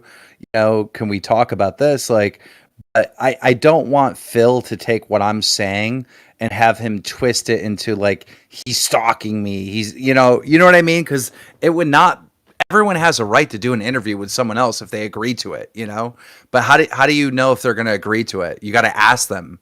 Hey, would you mind asking or answering some questions? So I can already see him twisting this into me stalking him now.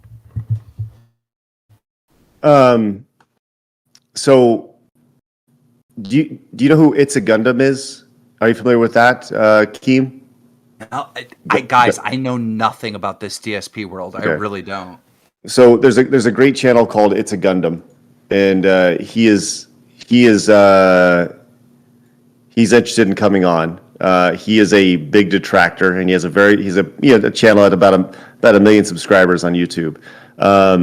So do you think you guys comfortable if we bring him on as well? Sure. I don't Cool. mind. Yeah, ItsAGundam. He is a connoisseur of the DSP lore, but he does bigger things. We love to refer him as Papa. You could definitely. Okay, let me get his Discord information. Is this the guy that confronted DSP at the end of your stream or something? Yeah. So at the end of the stream, we had an audio clip that was from him, and he's a pretty big detractor. He makes fun of him in a lot of his videos, but he did like a 3-hour long video about a previous interview that DSP had done, where he just kind of broke it down, and that I think it has a few million views. It's pretty funny, man. So let me see if I can get him in. All right, I think I have it. Give me just 1 second. I'm going to send you guys the message. His Duty. I'm gonna hop out, send you his information, and then you can set up a new call. Does that sound good? Man, I hope I don't Sure. screw it up. Okay. Hang tight. All right, that hang Craig tight. guy sucks, huh? Oh my lord. That's funny. I'm still in. Hold on. I'm hopping out. Okay, so he's off. Hopefully they can just jump back in.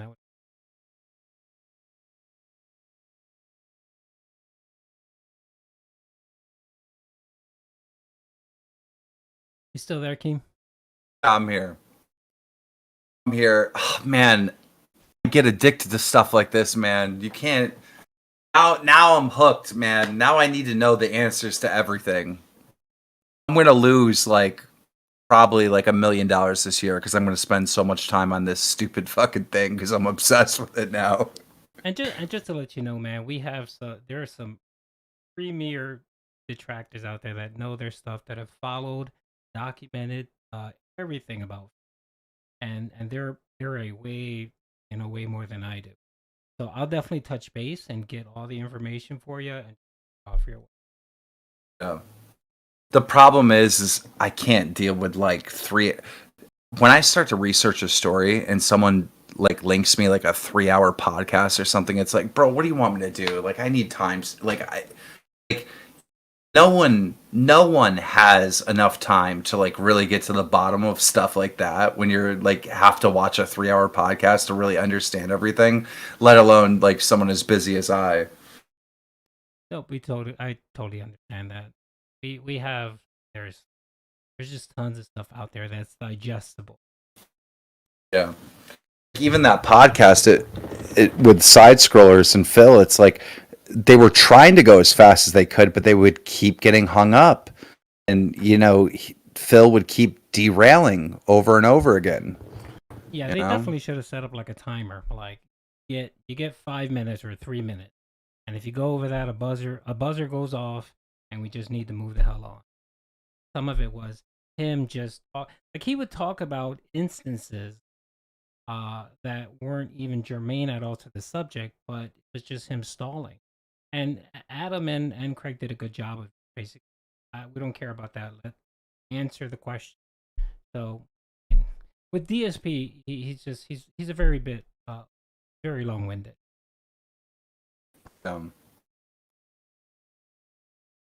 And you try to stay on a topic, and he's just off to something else.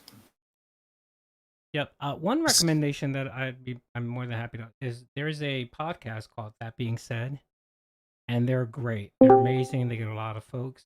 They have 4 people on that podcast that know a lot about DSP. I would recommend you touching base with them. They're on Twitter. I can send you that information. They're really good. They primo. I mean, they can get. Hey guys, I have Hey, sorry about that. Sorry to interrupt. I have Gundam ready. Can I add him to this call? Yes. Sure. What is the best way to do that?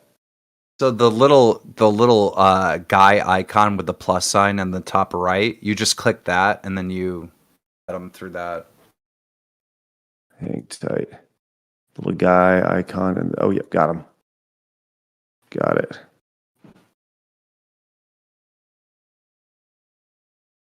All right, he should be added. Here we go. Holy hell. Papa Gundam. All right. Joining us, we have Gundam, Duty, and Keemstar all on the same stream. Who's having fun? Nice to meet you. Yo, what's shaking? Apparently you're the expert on DSP. Like a jackass, I had 2 audio things on. You got us, Gundam? You sound good, Gundam. Test. He'll get it. There we go.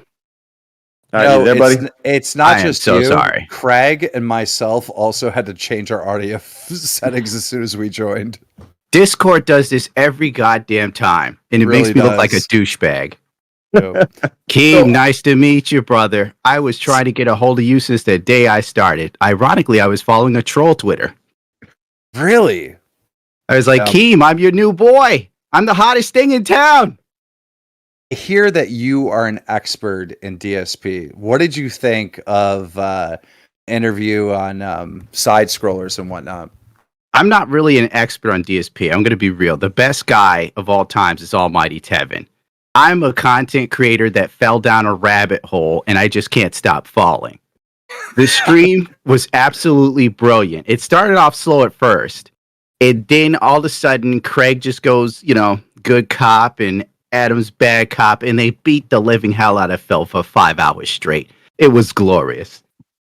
Well, you got to keep in mind that the last thing we wanted to do was like, you got to open up with some soft questions, right? And you tell us about yourself, tell us who you are, because you have to get your subject comfortable, right? And that was the whole idea. And that's one thing that I've heard from people is like, it was kind of started slow, but it picked up really quick, and that was the idea. So well, you did it masterfully. Well, I didn't see it that way, honestly, Craig. I didn't see it like a trap or a good cop or a bad cop. I just saw a good, fair interview. That's all I saw. Obviously, like people that hate DSP, they're going to be like, oh, you guys owned him. You beat him up. It's like, no, that was fair. That was fair on every level. That was a fair interview. Well, you guys weren't screaming over him. You guys weren't hitting him with false allegations and you guys were being fair. I thought it was so perfectly done, to be honest. Come on, Keem, it's 2023. Reality is a Debbie Downer, and being fair is bad. If you say anything like, oh, trans women, something kids, you're canceled in this world we live in. I still think it was fair. Well, it was fair, definitely, no doubt. But Phil was not ready for fair. He was looking for softball questions. I think that's what a lot of people expected. But Phil, I will give Phil 100% credit. He said nothing was off the table. He wanted this to be like the magnum opus of Phil. The idea that everybody can point to this interview and it'll be done. And after 5 hours, we legitimately, I had 3 pages of questions ready to go. I got through about a page and a half. We could legitimately have done another 3 5-hour parts with him because we barely scratched the surface. There's so much to go into. Unfortunately, it doesn't look like it's going to happen. Yeah, there won't be a number 2 for this Lord of the Rings. There will not be number 2. Gundam, I actually know who you are now. You're the one that got copy stricken by Pokimane. Pokimane, right? She loves me. We're best friends. Now I know who you are. That's crazy. But I am going right where you have been because now I'm hooked on this Phil stuff. I want to interview his whales. That's the next step. I want to make a whole documentary. If you want Derek, I will find him. Me and my assistant, we got bored like 2 nights ago, and I'm like, "How can we find Derek?" And she's like, "Well, it looks like Derek goes to. Can we say like Cam's sites he goes to or no?" Oh, no, please don't. Please don't. He goes to these campsites. And he goes in the room and he harasses these girls. It's absolutely insane. Like Mary-Kate and Ashley Olsen, please say my name while you stuff that overly sized. Can I say the D word? That's a phallic piece or no? We already know what it is. We know where you're going with. Derek is just going absolutely insane in there till the women have to ignore him. And he's like, I'm crying in chat. I'm crying because you can't say my name. If you want him, we'll just have to get any one of these e-girls online and Derek will show up. You can lure him. They're like bait. Interesting. Well, that'll be easy. I want to be there for that, please. It got so bad where he started harassing porn stars and they forced him to make apology videos. You can actually see some of them. It's oh my God. Can we watch an apology video on stream? Hey, Duty, did DSP react to the apology video, or was that fake? No, he did. Which apology video? I'm sorry. The Derek apology video, because I saw a thumbnail for it on YouTube. No, I'm convinced now that I cannot do a documentary this would have to be a docu-series. Oh yes, We're- you'll lose your we're- life. We're talking about like 20 hours of like on the edge of your seat. Like this is Tiger King. Yes. 2.0. Oh my god. How much do I have to invest to make money? I'm down. I'm so down. And I'll invest too. Okay. Yeah, All right. Craig's sitting on 20 grand. Yeah, right. After yesterday's stream, that's right. It was big money, as we all saw. DSP think I hates found you, one. dude. I heard. I made heard. money. That's it. The second you make money and you didn't offer Phil anything, it's over. You're dead to him. Yeah, that's what I heard. I didn't watch the stream, but apparently he ripped us new What's up? buttholes, and it is what it is. It's honestly it's disappointing to me, and it's sad, but at the same time, just once again, all the detractors, they said this was going to happen, and they were right. And it It's is what too it is. bad. When you gave me the email, you shot me the email. You want in on the next DSP thing? I'm like, this is not happening now if I'm in the mix. Yeah. Well, I mean, that was the idea. Was that the next opportunity was to bring in all the detractors who were in on the nitty gritty, and I think it would have been interesting for sure. But just judging based off of, I guess, the way he acted tonight or the way he responded to the initial interview, that certainly is he has no interest in coming back on. So Yeah, that you're sucks. number one on the shit list. And once again, like I don't really know why. I guess for being fair and asking questions and then decompressing the next day and realizing that it was very frustrating to be lied to for 5 hours. And Listen, that's I loved That's what everything it- about it, but the second you brought in Keem, it was over. well, I'll tell you what. That was a credit to our mods for making that happen. That was awesome. Oh, God bless him. I thought he was gonna call you a scumbag and just walk off and just shut off the stream. Seriously. Do you guys know how well behaved I was? Because there's Dan Keem and then there's Keemstar, right? Keemstar wanted to be Keemstar. Keemstar wanted to call of this broke loser e-bagger. Like I wanted to go off, and I'm just sitting there like a good little boy, like, no, this is what happened. Yeah, you bit your tongue and you did good. You did good. I was surprised. God, this is crazy. So, what did you, Gundam? You said you wanted to talk about something. Oh, I just came on to give Keem the idea how to lure out Derek. I'm all for that. I want to know how this dude operates because his whole life revolves around like crazy pornography, talking about men's penises, CP. wrestling. CP. Yes. Did you hear? I can't even say it. There's so much about Derek you just can't say. Ah, Christ. Have you heard about Rainbow Fellatio? I don't even know what the hell is happening right now. What the hell are we talking about? Derek, Talking about Derek. I was dumb enough to check what's up with Derek? Why is everyone on about this Derek guy? What is he doing? And I go on his Twitter timeline and it's the most degenerate stuff I've ever seen in my life. And then Phil calls me a perverted scumbag. And I'm like, this is your top guy. Oh. Well, if Phil is protecting Derek so much, is there some weird stuff between the two of them that they're protecting each other's secrets?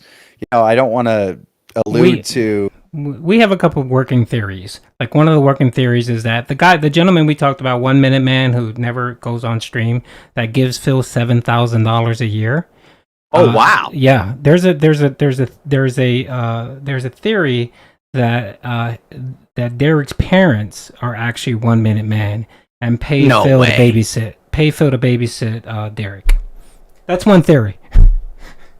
Okay, that is Dude. wild. It's like what happens with look, I've exposed so many pedos online, especially in the Minecraft community through my almost 10 years now on Drama Alert. What I always found out is that their closest friends a lot of time get busted too. These guys are in group chats, they figure out that they're both into kids or whatever, and they make a friend group and they hold each other's secrets and they stick up for each other and shit like that. I'm just putting this out there. I have no idea if this is true. I know very little about DSP and his audience, but is it possible that it's something like that? maybe it isn't even CP. Maybe it's like Phil has this weird kink or something, and Derek does too. And Derek is a porn dealer. And they hold each other's secrets, right? Like maybe it's not even anything criminally, but could it be something like that? Here's my honest to God theory. If I recall correctly, Derek was giving DSP money when he was underage using his parents' credit cards. And maybe, there's some humanity left in Phil. And he saw that it's sweet and endearing. And he's like, come, boy, I shall take you on as my squire. And we shall watch shitty Wulong playthroughs together or something. Why does the chat keep saying scat? Like, what? Scat? Is Derek into that? Dude, the chat is spamming it in side scrollers and in this one too. They keep talking about scat. I'm not looking that up. I've seen enough of Derek's timeline. I think we're okay with that. Yeah. I don't have any interest in exploring that. I don't have a whole lot of interest in exploring Derek, but I'll tell you, that seems like it's right up Keemstar's alley there. Yeah, and it's not just him. Like Keem, I mentioned earlier, a person called Pandali who used to be DSP's girlfriend. It is documented, and we have a lot of information out there that DSP groomed this person, where because I think she was about 18 when she moved in with Phil. So of course the assumption 17 in the chat. Well, she was 17 when he slid into her DMs and had that conversation. So we know that I believe she was 18 when they moved in together. So the assumption is, okay, how long were you guys talking? And was she a minor at the time? And I know you got that question, Craig, to ask him about the Pandali stuff. Right. Has Pandali ever done an interview or anything? No, she unplugged from the net once she got away from Phil. If there's a way to get a hold of her, I'll talk to her. I would love to know her story. We have her name and stuff. I don't want to say it here, but I can send you that information. Right. Yeah, I don't want to dox anybody at all. Right? Yeah. I was gonna say, call me crazy, but I don't think DSP has enough charisma to groom anyone. He can't even groom himself, for God's sakes. Well, I think maybe it kind of a little starstruck, thinking the person has a little bit of money, kind of that okay, DSP did have money for a minute. A little bit, but I mean, you watch somebody on the internet, you see, you just make assumptions, especially when you're 17 years old. I mean, you're a little bit more impressionable, so. Yeah. I don't know. I mean, that's something that I didn't necessarily want to touch. And I'll let you guys kind of dig into that, man, because a lot of people in the chat are like, hey, man, leave her alone, because apparently she was like a nice she was a victim of the circumstance, I guess. That's the vibe that I'm getting from the chat. So I'm just here for the lulz, nothing more. Yeah, she shouldn't be harassed, but dude, I'd love to reach out to her and be like, hey, are you down to tell your story of what happened with all this? A lot of times DSP's home. And we have tons of people. I mean, there's John and Howard. These were two of DSP's friends that were part of his content, and essentially they wrote him off because he was such a shit friend. And there's documentaries. I could provide you that information as well. Well, so let's talk about that real quick, right? Because we talked about Phil, kind of his lifestyle. I go back to that, the 6 hours a day, 6 days a week, 12 hours a day type of thing, and how that's not conducive to having any sort of life outside of producing content. It's not healthy. So I've heard these names. I heard these names a lot leading up to this. So they were his friends and they just abandoned him altogether, or what? So I figured Duty was going to handle this. Yeah, so he essentially lived in Connecticut previously, and then he decided he was going to move out to where he currently lives right now. But a little bit before that, they had they worked on a couple projects. There were some issues with money where they felt like DSP was making money, he wasn't paying them. It's a lot of stuff. I mean, we could talk about it for an hour. Howard was pissed. Oh yeah. And they what they essentially did was they did a video. I think there's only the audio portion out there. But essentially they just called Phil out for being a terrible human being, and they just said, "We want nothing to do with you anymore."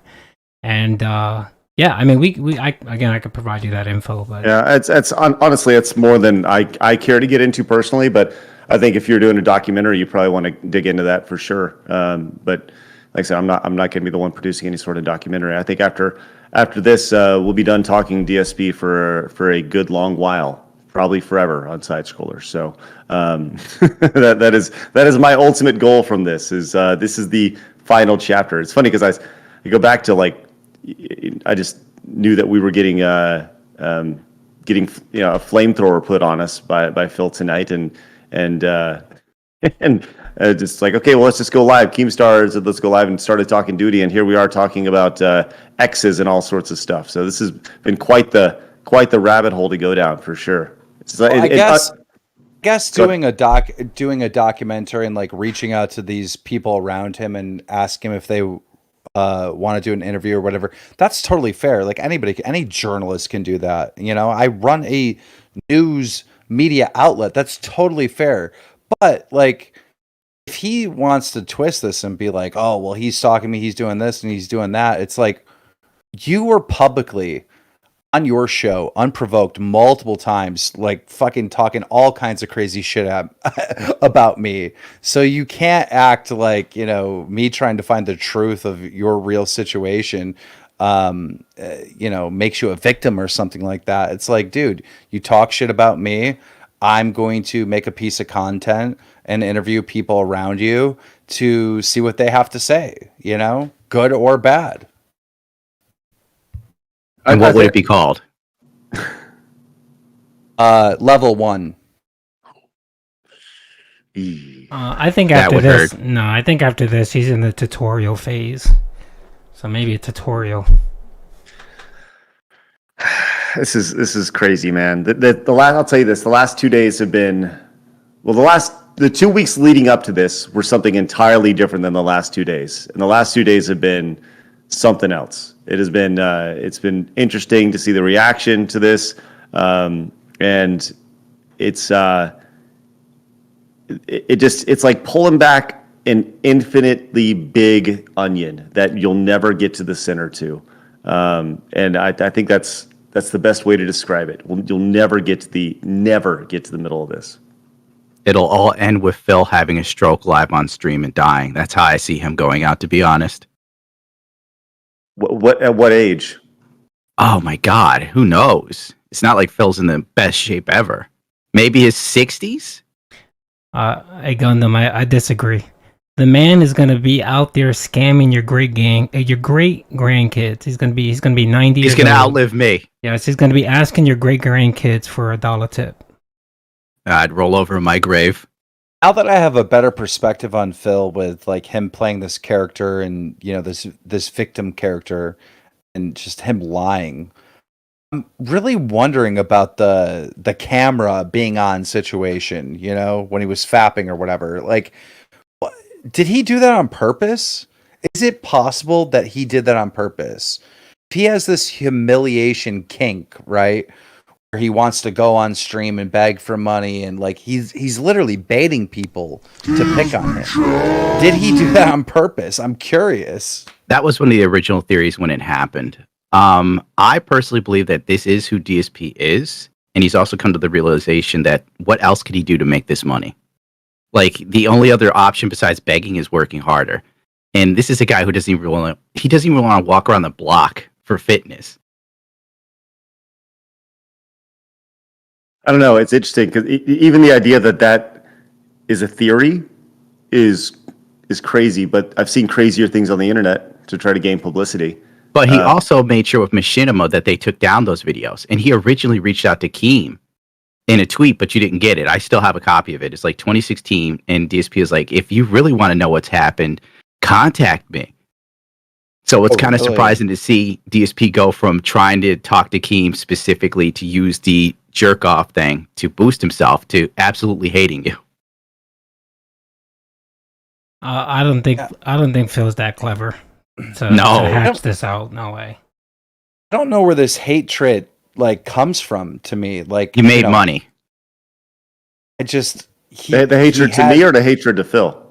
Oh no, No, the Phil Keem. hates me. Like, Oh, it's yeah. unprovoked hate towards me. Very unprovoked hate towards me. I'm like so curious. Like, why? Like, where does this come from? Let's be real. You're successful, and you roasted him on Twitter after he came for you. That's it. But he came. But that's the important thing. He came for me first. Like, It why? doesn't matter. Phil's the hero. You're the villain. Oh. Well, unfortunately, he's never going to be able to fight the final boss of the internet because he can't get past level 1. DSP is his own final boss.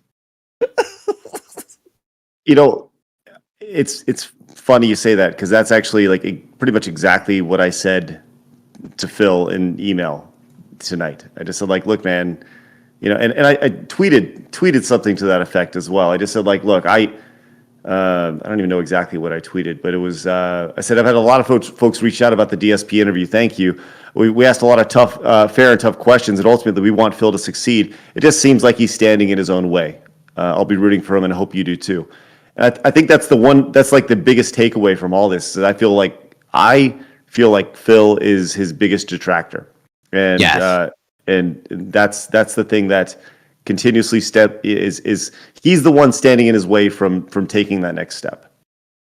So. Guys, I don't know if you guys really know the lore between me and Wings of Redemption, but Wings of Redemption is like one of the oldest people I've known on the internet. I've known Wings for like 15 years. We have always been enemies. We have never gotten along. We've never been on good terms. You know, there was a moment in 2011 where I did this Call of Duty days. Show with Elkie David, a billionaire. It was called Billionaires Challenge. It was the first Call of Duty event with 100,000 live concurrent viewers. It was like my little project that I did, and Wings was a part of it. And we were on somewhat good terms that year. But that's it. Like through our whole history, me and Wings have never got along. Wings doxed me on Machinima. Me and Wings were fighting, and Sark was like the head guy at Machinima, but back then, this is like 2010 maybe. He's interviewing me and Wings, and he's trying to make peace happen, like on Machinima. And in the interview, Wings goes, "Do you live at this address?" And he starts reading out my address. So like we've never got along. So when I brought the Lolcal podcast to Boogie, and then Boogie brought it to Wings, Wings didn't care about any beef between me and him. He was like, "I'm down." Like, you know what I mean? Get that money, pimp. For me and DSP to have no history, no beef back and forth really, and him to be like, "No, I hate that guy. He's a bad guy." It's like, you hit it nail on the head, Craig. Like, he is his own worst enemy. I hope that he eventually realizes that. Do I think that's going to happen? No. Like I said, this has been a script that apparently has been played out many times, and I think the saddest thing for me is he was a fan of what I did, a decade ago, 15 years ago when I had Screw Attack, and I ran this website called Screw Attack. It was pretty popular in the gaming space. We had a great community, and he was a community member there. And that's kind of how he got his start in content. And he's always like, he's always I guess admired my work, and over the various projects that I've done and those things like that, which is why he wanted to come on the show to begin with. And now it feels like I've done him dirty. And but I think that I honestly feel, and I could be totally off, but I honestly feel that if you just look at the 5 hours we spent together objectively, I don't see how anybody can potentially look at it that way. And even if you were to watch the post show we did today, I don't see how anybody can see that. Yes, we were frustrated about the situation, and the same things that we said on stream, I said to him in email. These are things that I would say to him in person, but we just had time to digest a little bit more. But now, once again, we are the bad guys. Who is the victim? It's Phil. Phil's the victim. So, and like I said, I was told this was going to happen. I was told this was going to happen by dozens of people. Look, he's going to turn on you. He's going to make you the bad guy. He's gonna rat you out. He's gonna make you seem really like an asshole. Guess what? Here we are, and it sucks. Well, Boogie and Wings of Redemption are gonna box each other in London All right, all paid for trip, and they're getting a check. All right, and they're gonna box each other. It's going to be viewed free, absolutely free. You don't even have to spend money to watch this fight, all right? On YouTube, on the Misfits channel. It's going to be on the prelims, the undercard of KSI's next fight. This is the real deal. This is a big deal. There's going to be 20,000, 40,000 people in that arena packed to watch this fight.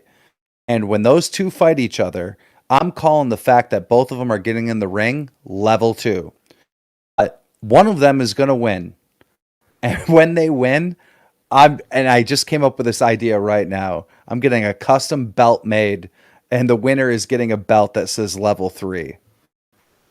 To the next level, right? Will you deliver? If you ever get a chance to do your interview with Phil, will you bring him a belt as well, a custom belt? He'd love it. He'd have to do something. I mean, doing an interview it's not going to change his life. It's not going to help him. You know, he did an interview with you. You know, if he did that interview with you and he was honest, he was a real person, and he just let it all go, let the act go, and was like, look, I have a gambling problem. You know, sure, he deserves a belt. He deserves level 2. He deserves something. He just blew that opportunity. Imagine sitting there for 5 hours being asked over and over again, getting that second chance offered to you over and over. Craig, I saw you. You're Right. like, come on, man. Just send the screenshot. Like, dude, you were giving him a chance for redemption over and over and over again.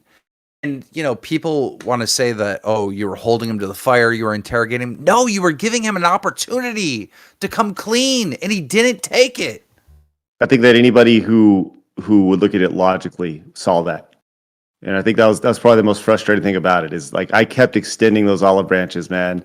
Like that's the thing I just can't get past. I can't get past the idea that like, dude, just take a screenshot on your phone, send it to me now, do it so everybody can see it. Because he'd incriminate himself. No, Craig, you told him send it to me and I'll just look at it. Yes, just I will me. just look at it. Just me. He said no, and he said I got to talk to my wife. That is Why does he have to talk to his wife? He lied. That is a lie. Hands down lie. It's a lie, bro. Like it's sad. And that's why this whole community exists of people hating on Phil. That's why there are this army of 1 million detractors, is because of these lies, because of this scam. Dude, you probably know better than anybody. I mean, you have a legion of detractors. Which, once again, I've never seen anybody like literally ever like Dark Side Phil. And you know, I've been doing this for a really long time, and I've seen detractors come. You know, whatever you want to call people who are extremely polarizing, but I've never seen people seen communities built around just people. For lack of a better word, just kind of despising somebody, you know, and it's so one-sided as well. It's not like there's little fringe groups of people who are like, yes, we love Phil. It's like he has his one group, but there's so many other groups of people who are detractors, and I think that's the most fascinating thing about it is, you know, I went through it. Due to your stream, had like 10,000 views of the restream of Side Scrollers yesterday. I was like, what? That's insane. It's crazy, man. It's crazy to see. And did you guys, like, you remember the moment that we were talking about Buggy and Wings boxing, how he tried to attack that? And he was like, well, oh yeah, they're not healthy and they're not this, and, you know, someone's going to get hurt and blah, blah, blah. It's like, what, you're even hating on that? Like, look, I know these guys have a lot of haters, but at every level of combat sports, people respect the fighter for getting in the ring. They respect the fighter they're going to get respect for doing this. And it is a risk. It's a risk. Anytime you step in a boxing ring, even if you're a professional boxer, you could die that night. You can die. Like, and most people know that. And if you don't know that, you should. All right. It's a real risk. one of them could actually die. But that's where the respect comes in. You're willing to lay it all on the line, you know, for money, for an opportunity, for entertainment. Yeah, this is something that is going to be a great opportunity for them. I mean, it's really going to help them out. That 50K will help Boogie and will help Wings. Real quick, I added 2 individuals to the call. I just wanted to let you know it's Agent Proper and Shinko. These guys are expert detractors. They can answer pretty much anything, any question you may have. So I just brought them on, so whenever you guys have questions about the Phil lore, they can definitely answer it better than I can. Hey, how you doing? Hey. Evening, How are guys. I got about 5 minutes left. I'm going to say this.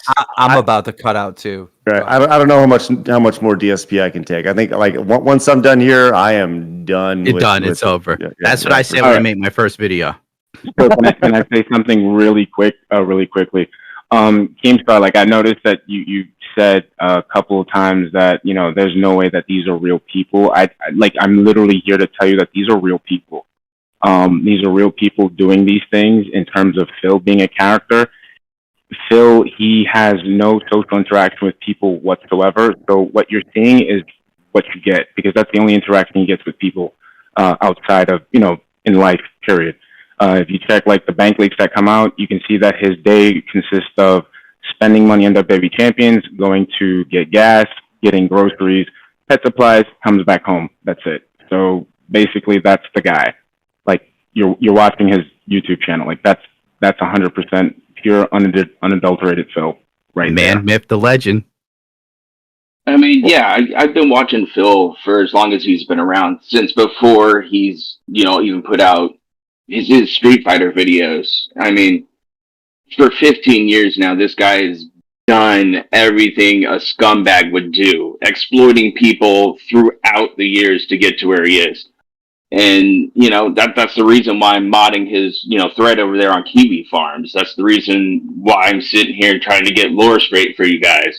That's why I was DMing with Craig, reaching out to different people. You know, I just want people to understand the kind of guy Phil is and who they're getting in bed with. Why do you guys feel, in your words, he's a scumbag? Why do you feel like DSP is like? Provide me with examples. This is something that. You know, like I can give you one right off the bat. Like I can give you one that like can resonate with anybody. Sure, he has a cat. He has a cat that he neglects. Again, because he's a social, you know, since he's a social pariah, he doesn't interact with people. He probably got this cat to like offset that or whatever. But you know, since he talks so much on screen, he gives off little details about how he neglects his cat. So my biggest one that I've shown before is when Phil likes to go to bed, right? Phil likes to take the cat with him inside the bedroom and lock the door because he doesn't want the cat to get out. But at the same time, he doesn't want the cat's litter box to stink up the bedroom. So he leaves the litter box outside and leaves the cat without a means to relieve itself for several hours. Oh, that so sucks. you can hear DSP say like, yeah, you know, I try to get a good night's sleep because Phil likes to wake up at 10 o'clock, not 9, as he told you. And basically the cat is waking him up because the cat has to pee. Another thing is it's on my Twitter. It's on my Twitter. It's pinned on my Twitter. Because of his negligence of his house, he had gotten ants and he had gotten ant poison, and he admitted on stream that the ant poison leaked out onto the floor, and he did not clean it up specifically because he knew that the cat wouldn't eat it because the cat doesn't like sweet for some reason. So that's a personal beef with me. And the other thing is just like him preying on these mentally malleable people. And if you watch what he says, the devil's in the details, because he uses, like you said, he uses a lot of doublespeak. He uses a lot of gaslighting, and these people can't, like, you know, they're also socially awkward, so they can't tell whether he's lying or not. And some people do, and some they just don't care. So those are the 2 main examples of like why I do what I do. Because number one, he like. The cat, that really bothers me. And number 2 is like him preying on people. All right. Well, that wasn't good. That wasn't good. Like, you know, Craig set you up like, dude, prove that he's an evil person, right? It's like he left the poison. He's locking the cat in the room. It's like, Guys, there has to be something better than this. Oh, there is. So there is. Like that's what I'm saying. Like that's my personal thing. Like I'm saying that's my personal thing. You can nail me to the cross. I don't care. That's my personal thing. But like there's really like he really does go out of his way to set up cabal. Like basically it's this. He doesn't want to get a job. He wants to live life like it's mommy and daddy's house. And he creates these lies and these scenarios for people to believe him. Okay? So like that's not the worst thing. The worst thing is that he creates these vortexes, these web of lies, which basically he would use to obfuscate what he's doing. So, for example, like the WWE champion thing, he's literally out there telling people that I am going ahead and using this for my shower that my wife broke. And then people give him the money, and then people go, hey, where's the money for the shower? And then he literally goes and looks in the screen and goes, I don't know what you're talking about. That's none of your business. Like, why are you asking me about that? And then he'll go another way. He'll say, guys, I need, money because I need to go see my parents because my parents, they don't got a lot of time left, And next thing you know, he's flying over there and it's so he can have a wedding with his wife. These are things that like Proper can like really like give you documented evidence on. Like they have like documents of this stuff. This is so there's things stuff. like from like a normie perspective that might piss somebody off, but then there's like somebody that's actually looking and digging deeper. You would see like, not necessarily like you want to freaking nail, you want to, kill the guy. But the thing is, it's like you need a spotlight on him so he doesn't continue doing these things. So basically, you're just kind of backing up what we all been saying is like he's just dishonest and he's like potentially a scammer. He's a scammer. I mean, he's a this is all scammer and he's surface very level neglectful. stuff. He's very neglectful. That's another. Let me say this. Covering. This is about on the DSP cliff where I'm going to take a step back and be like, I'm good. I'm pretty good. And that's fair. That's fair. Yeah. A lot of these guys who you're talking to right now, they're newer detractors. They haven't been around as long as I have. The thing is that Phil for years his behavior towards people has just been abusive. He's used his parents as an excuse for things. He's used his girlfriend's own sickness as excuses for different reasons. I mean, this pattern of behavior goes back for as long as I can remember when it comes to Phil. He's a professional victim. He's a professional victim. He is, and he's even gone as far as scamming his mom for tax money. Whoa! And What? Using it that way. Yes, the 10-year plan. And with that, I was just about to leave, but just explain the tax money with the Keem, real quick before you explain that. Keem, thank you very much. Gundam, it's a pleasure to talk to you. You're fascinating, and I can't wait to have you on the show sometime. Keem, I'd love to have you on as well if you have the opportunity leading up to the big boxing match. Duty, thank you so much for allowing me the opportunity. Agent Proper and Shinko, thank you guys very much. I'm going to say good night, but thank you guys very much for your time and allowing me to be a part of this. I really appreciate it. Thank you very much. Thanks, nice Craig. to be here. Have a good one, Craig. See you guys. Bye-bye. Tell me about the mother taxes thing because I am curious, but then I'm going to go. I think Proper has to this is Proper. So Phil, when he left to Connecticut to go get married, he was in financial distress. Leading up to it, he was telling us how he didn't have the money to go and propose to Kat, to go ahead and marry the girl. How he couldn't set up certain things along the way to even go see his, quote, sick and dying parents. Now, Phil used this as an excuse to get out there and marry Kat behind everybody's back. After he told us all that he didn't have money to do it 3 times over. Yeah, so he tried to get it as a kind of a flex on trolls. And his wedding night, he argued with trolls on Twitter. Oh, that was funny as fuck. Yep. Being with his wife. He went after another YouTuber, remember? And then everyone was like, Phil, you're married. Calm the fuck down. And he had this whole story when he came back during his stream about how he had to have a sit-down talk with his good mom and tell him, I need some help with some stuff. I'm going through some problems, His mom tried to give him the money to go take his wife on a honeymoon. And he decided instead to use it for tax money. And she gave it to him under the premise that he had a 10-year plan to get off YouTube. Yeah. Which, well, it's not working out. I've heard enough. All right. Ripcord. This backs up my theory. All right. This guy is addicted to being a professional victim and begging for money. This is who he wants to be. this is what he wants to do. If he were to win $1 million in the lottery, he would not tell anyone. He would go on stream and he would say, guys, I need money to pay for my rent. I need money to pay for this. I need money to pay for that. He would not tell anyone. If he had $1 million in the bank right now, you wouldn't see any change in Phil. What I've said from the very beginning and what I figured out in my little experience here with DSP is that this is a character. This is not legit. This is not fucking real. This guy is playing a fucking professional e-bagger online.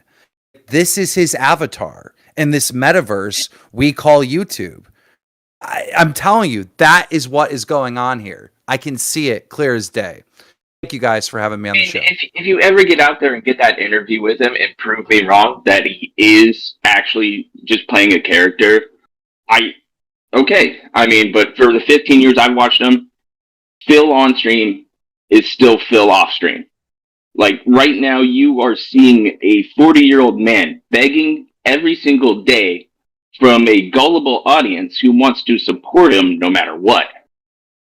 Let me ask you a question. Okay. If I'm so wrong, all right, let me ask you a question. If he had $1 million in his bank account, would he tell his audience, or would he still act like he needs money to pay rent?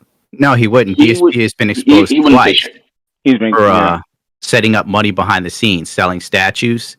Tevin did a video on it, and then there was another detractor that got him for $9K or faked him out of $9K. So he talks to his whales behind the scenes through email. And he tries to set up donations, tries to talk to them to support certain events. He tries to really kind of squeeze them out of any cash they can. He wants to peel that Velcro wallet wide open. I gotta go. Thank you for having me on, Dodie. Good time. No problem, man. Thank you for stopping by, man. I appreciate it. And I may as well get to editing. I got 12 hours to go. All right, thanks for jumping on, Gundam, man. I appreciate it. It's good to meet you, dude. Agent Proper. Your name is legendary in the scene. Oh, hey, man, if you ever want to talk, we'll talk. I mean, yeah, that's my fine. DMs are open. I don't know if I want to talk about Phil for long periods of time. Oh, no, I get it. We'll talk about whatever, man. I watch a lot of locales and stuff like that. No, I'm happy to be here. Thanks for having me, guys. Thanks, guys. All right, no problem. Peace out. Later. All right. All right.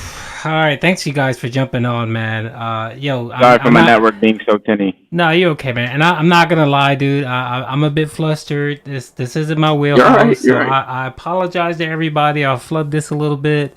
But he was in the big dogs. He had the tell big me dogs about in his day. it, dude. I was like, who the fuck? Why is drama alert on my chat? And I'm looking. I'm like, that's not drama alert. That's not. And then he's fucking. He's. All right, boys. messaging I'm going to bed. All right, Later. brother. Have a good night. Yeah, how about that? You got Thank you. to. Bye. All right, peace out. Peace out. Peace. Woo! Alrighty, folks. Well, that took an interesting turn for the night. So I'm still a little flustered, man. Seriously, I wasn't expecting it, so I wasn't prepared. So I apologize. So I know I flubbed some of the lore. My apologies for that. I should have got proper and shit going a little bit earlier, but it is what it is. So I need a decompression stream now, folks. All right. Well, dude, man, I know people are gonna jump off. They came on to watch Keemstar and listen to Keemstar and Craig. Hope you guys enjoyed it. I mean, I don't know what else to add. If I sit here and just talk, I'm just gonna be sitting and talking. So, I mean, I hope you guys enjoyed the content. Thank you, Keemstar, for popping in. Thank you, Gundam, for popping in. Thank you, Craig, for popping in. Shinko, Proper, everyone. Thank you, man. I appreciate you guys coming out and holding my hand in chat. And I do appreciate it. So yeah, thank you, man. I really appreciate it. So, and I know I ended up getting a bunch of super chats that I couldn't read, so my apologies for that. I do appreciate everyone, your support and stuff like that. The video is going to be posted, so I may break it down a little bit, may try to edit a little bit, just to have it out there. And yeah, anybody can watch it or do whatever. If you want to clip it, if you need it for yourself to clip, go ahead. You guys have my permission. It's not a problem. Yeah, and that's it, man. Please stop spurging. Okay, pick up studio. Nice to lame. Okay, all right. All right, fellas, man. I appreciate you guys. Anything before we leave? Anything? Q&A? Bubbles?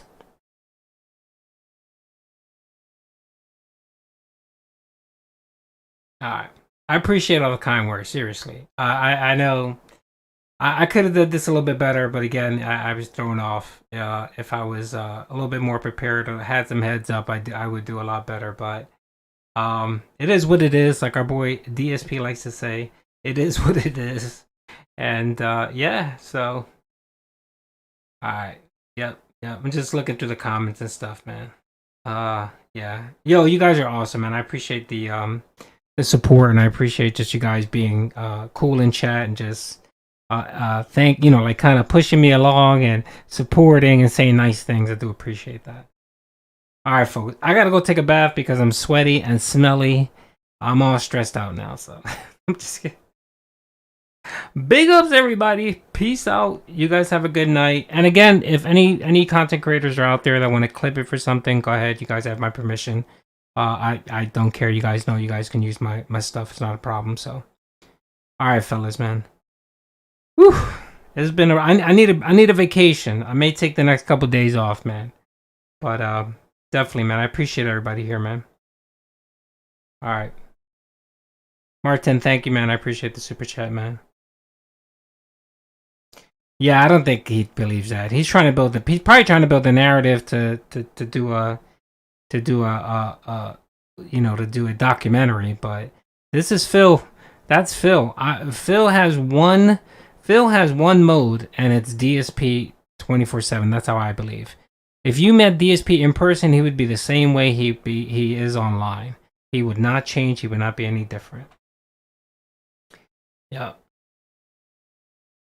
You guys want bubbles? I can get you bubbles. Hold on a second. Let's get some bubbles, man. We need some funny bubbles. Bubble.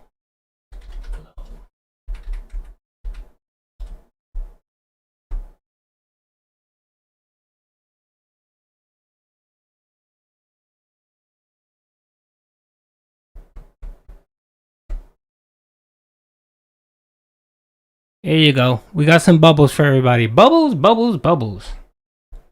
Come on, man. Show me the fucking bubbles. Hold on. I'll get you some bubbles. There you go. There you go. Big time bubbles for everybody. Bubbles in the chats. Oh, my Lord. All right, pimps. Thank you again, man. I appreciate it. Thank you for everyone being so kind and patient with me in this momentous day. I'm gonna go chill, man. I'm gonna go relax. All right, everybody. I love you guys. Peace out.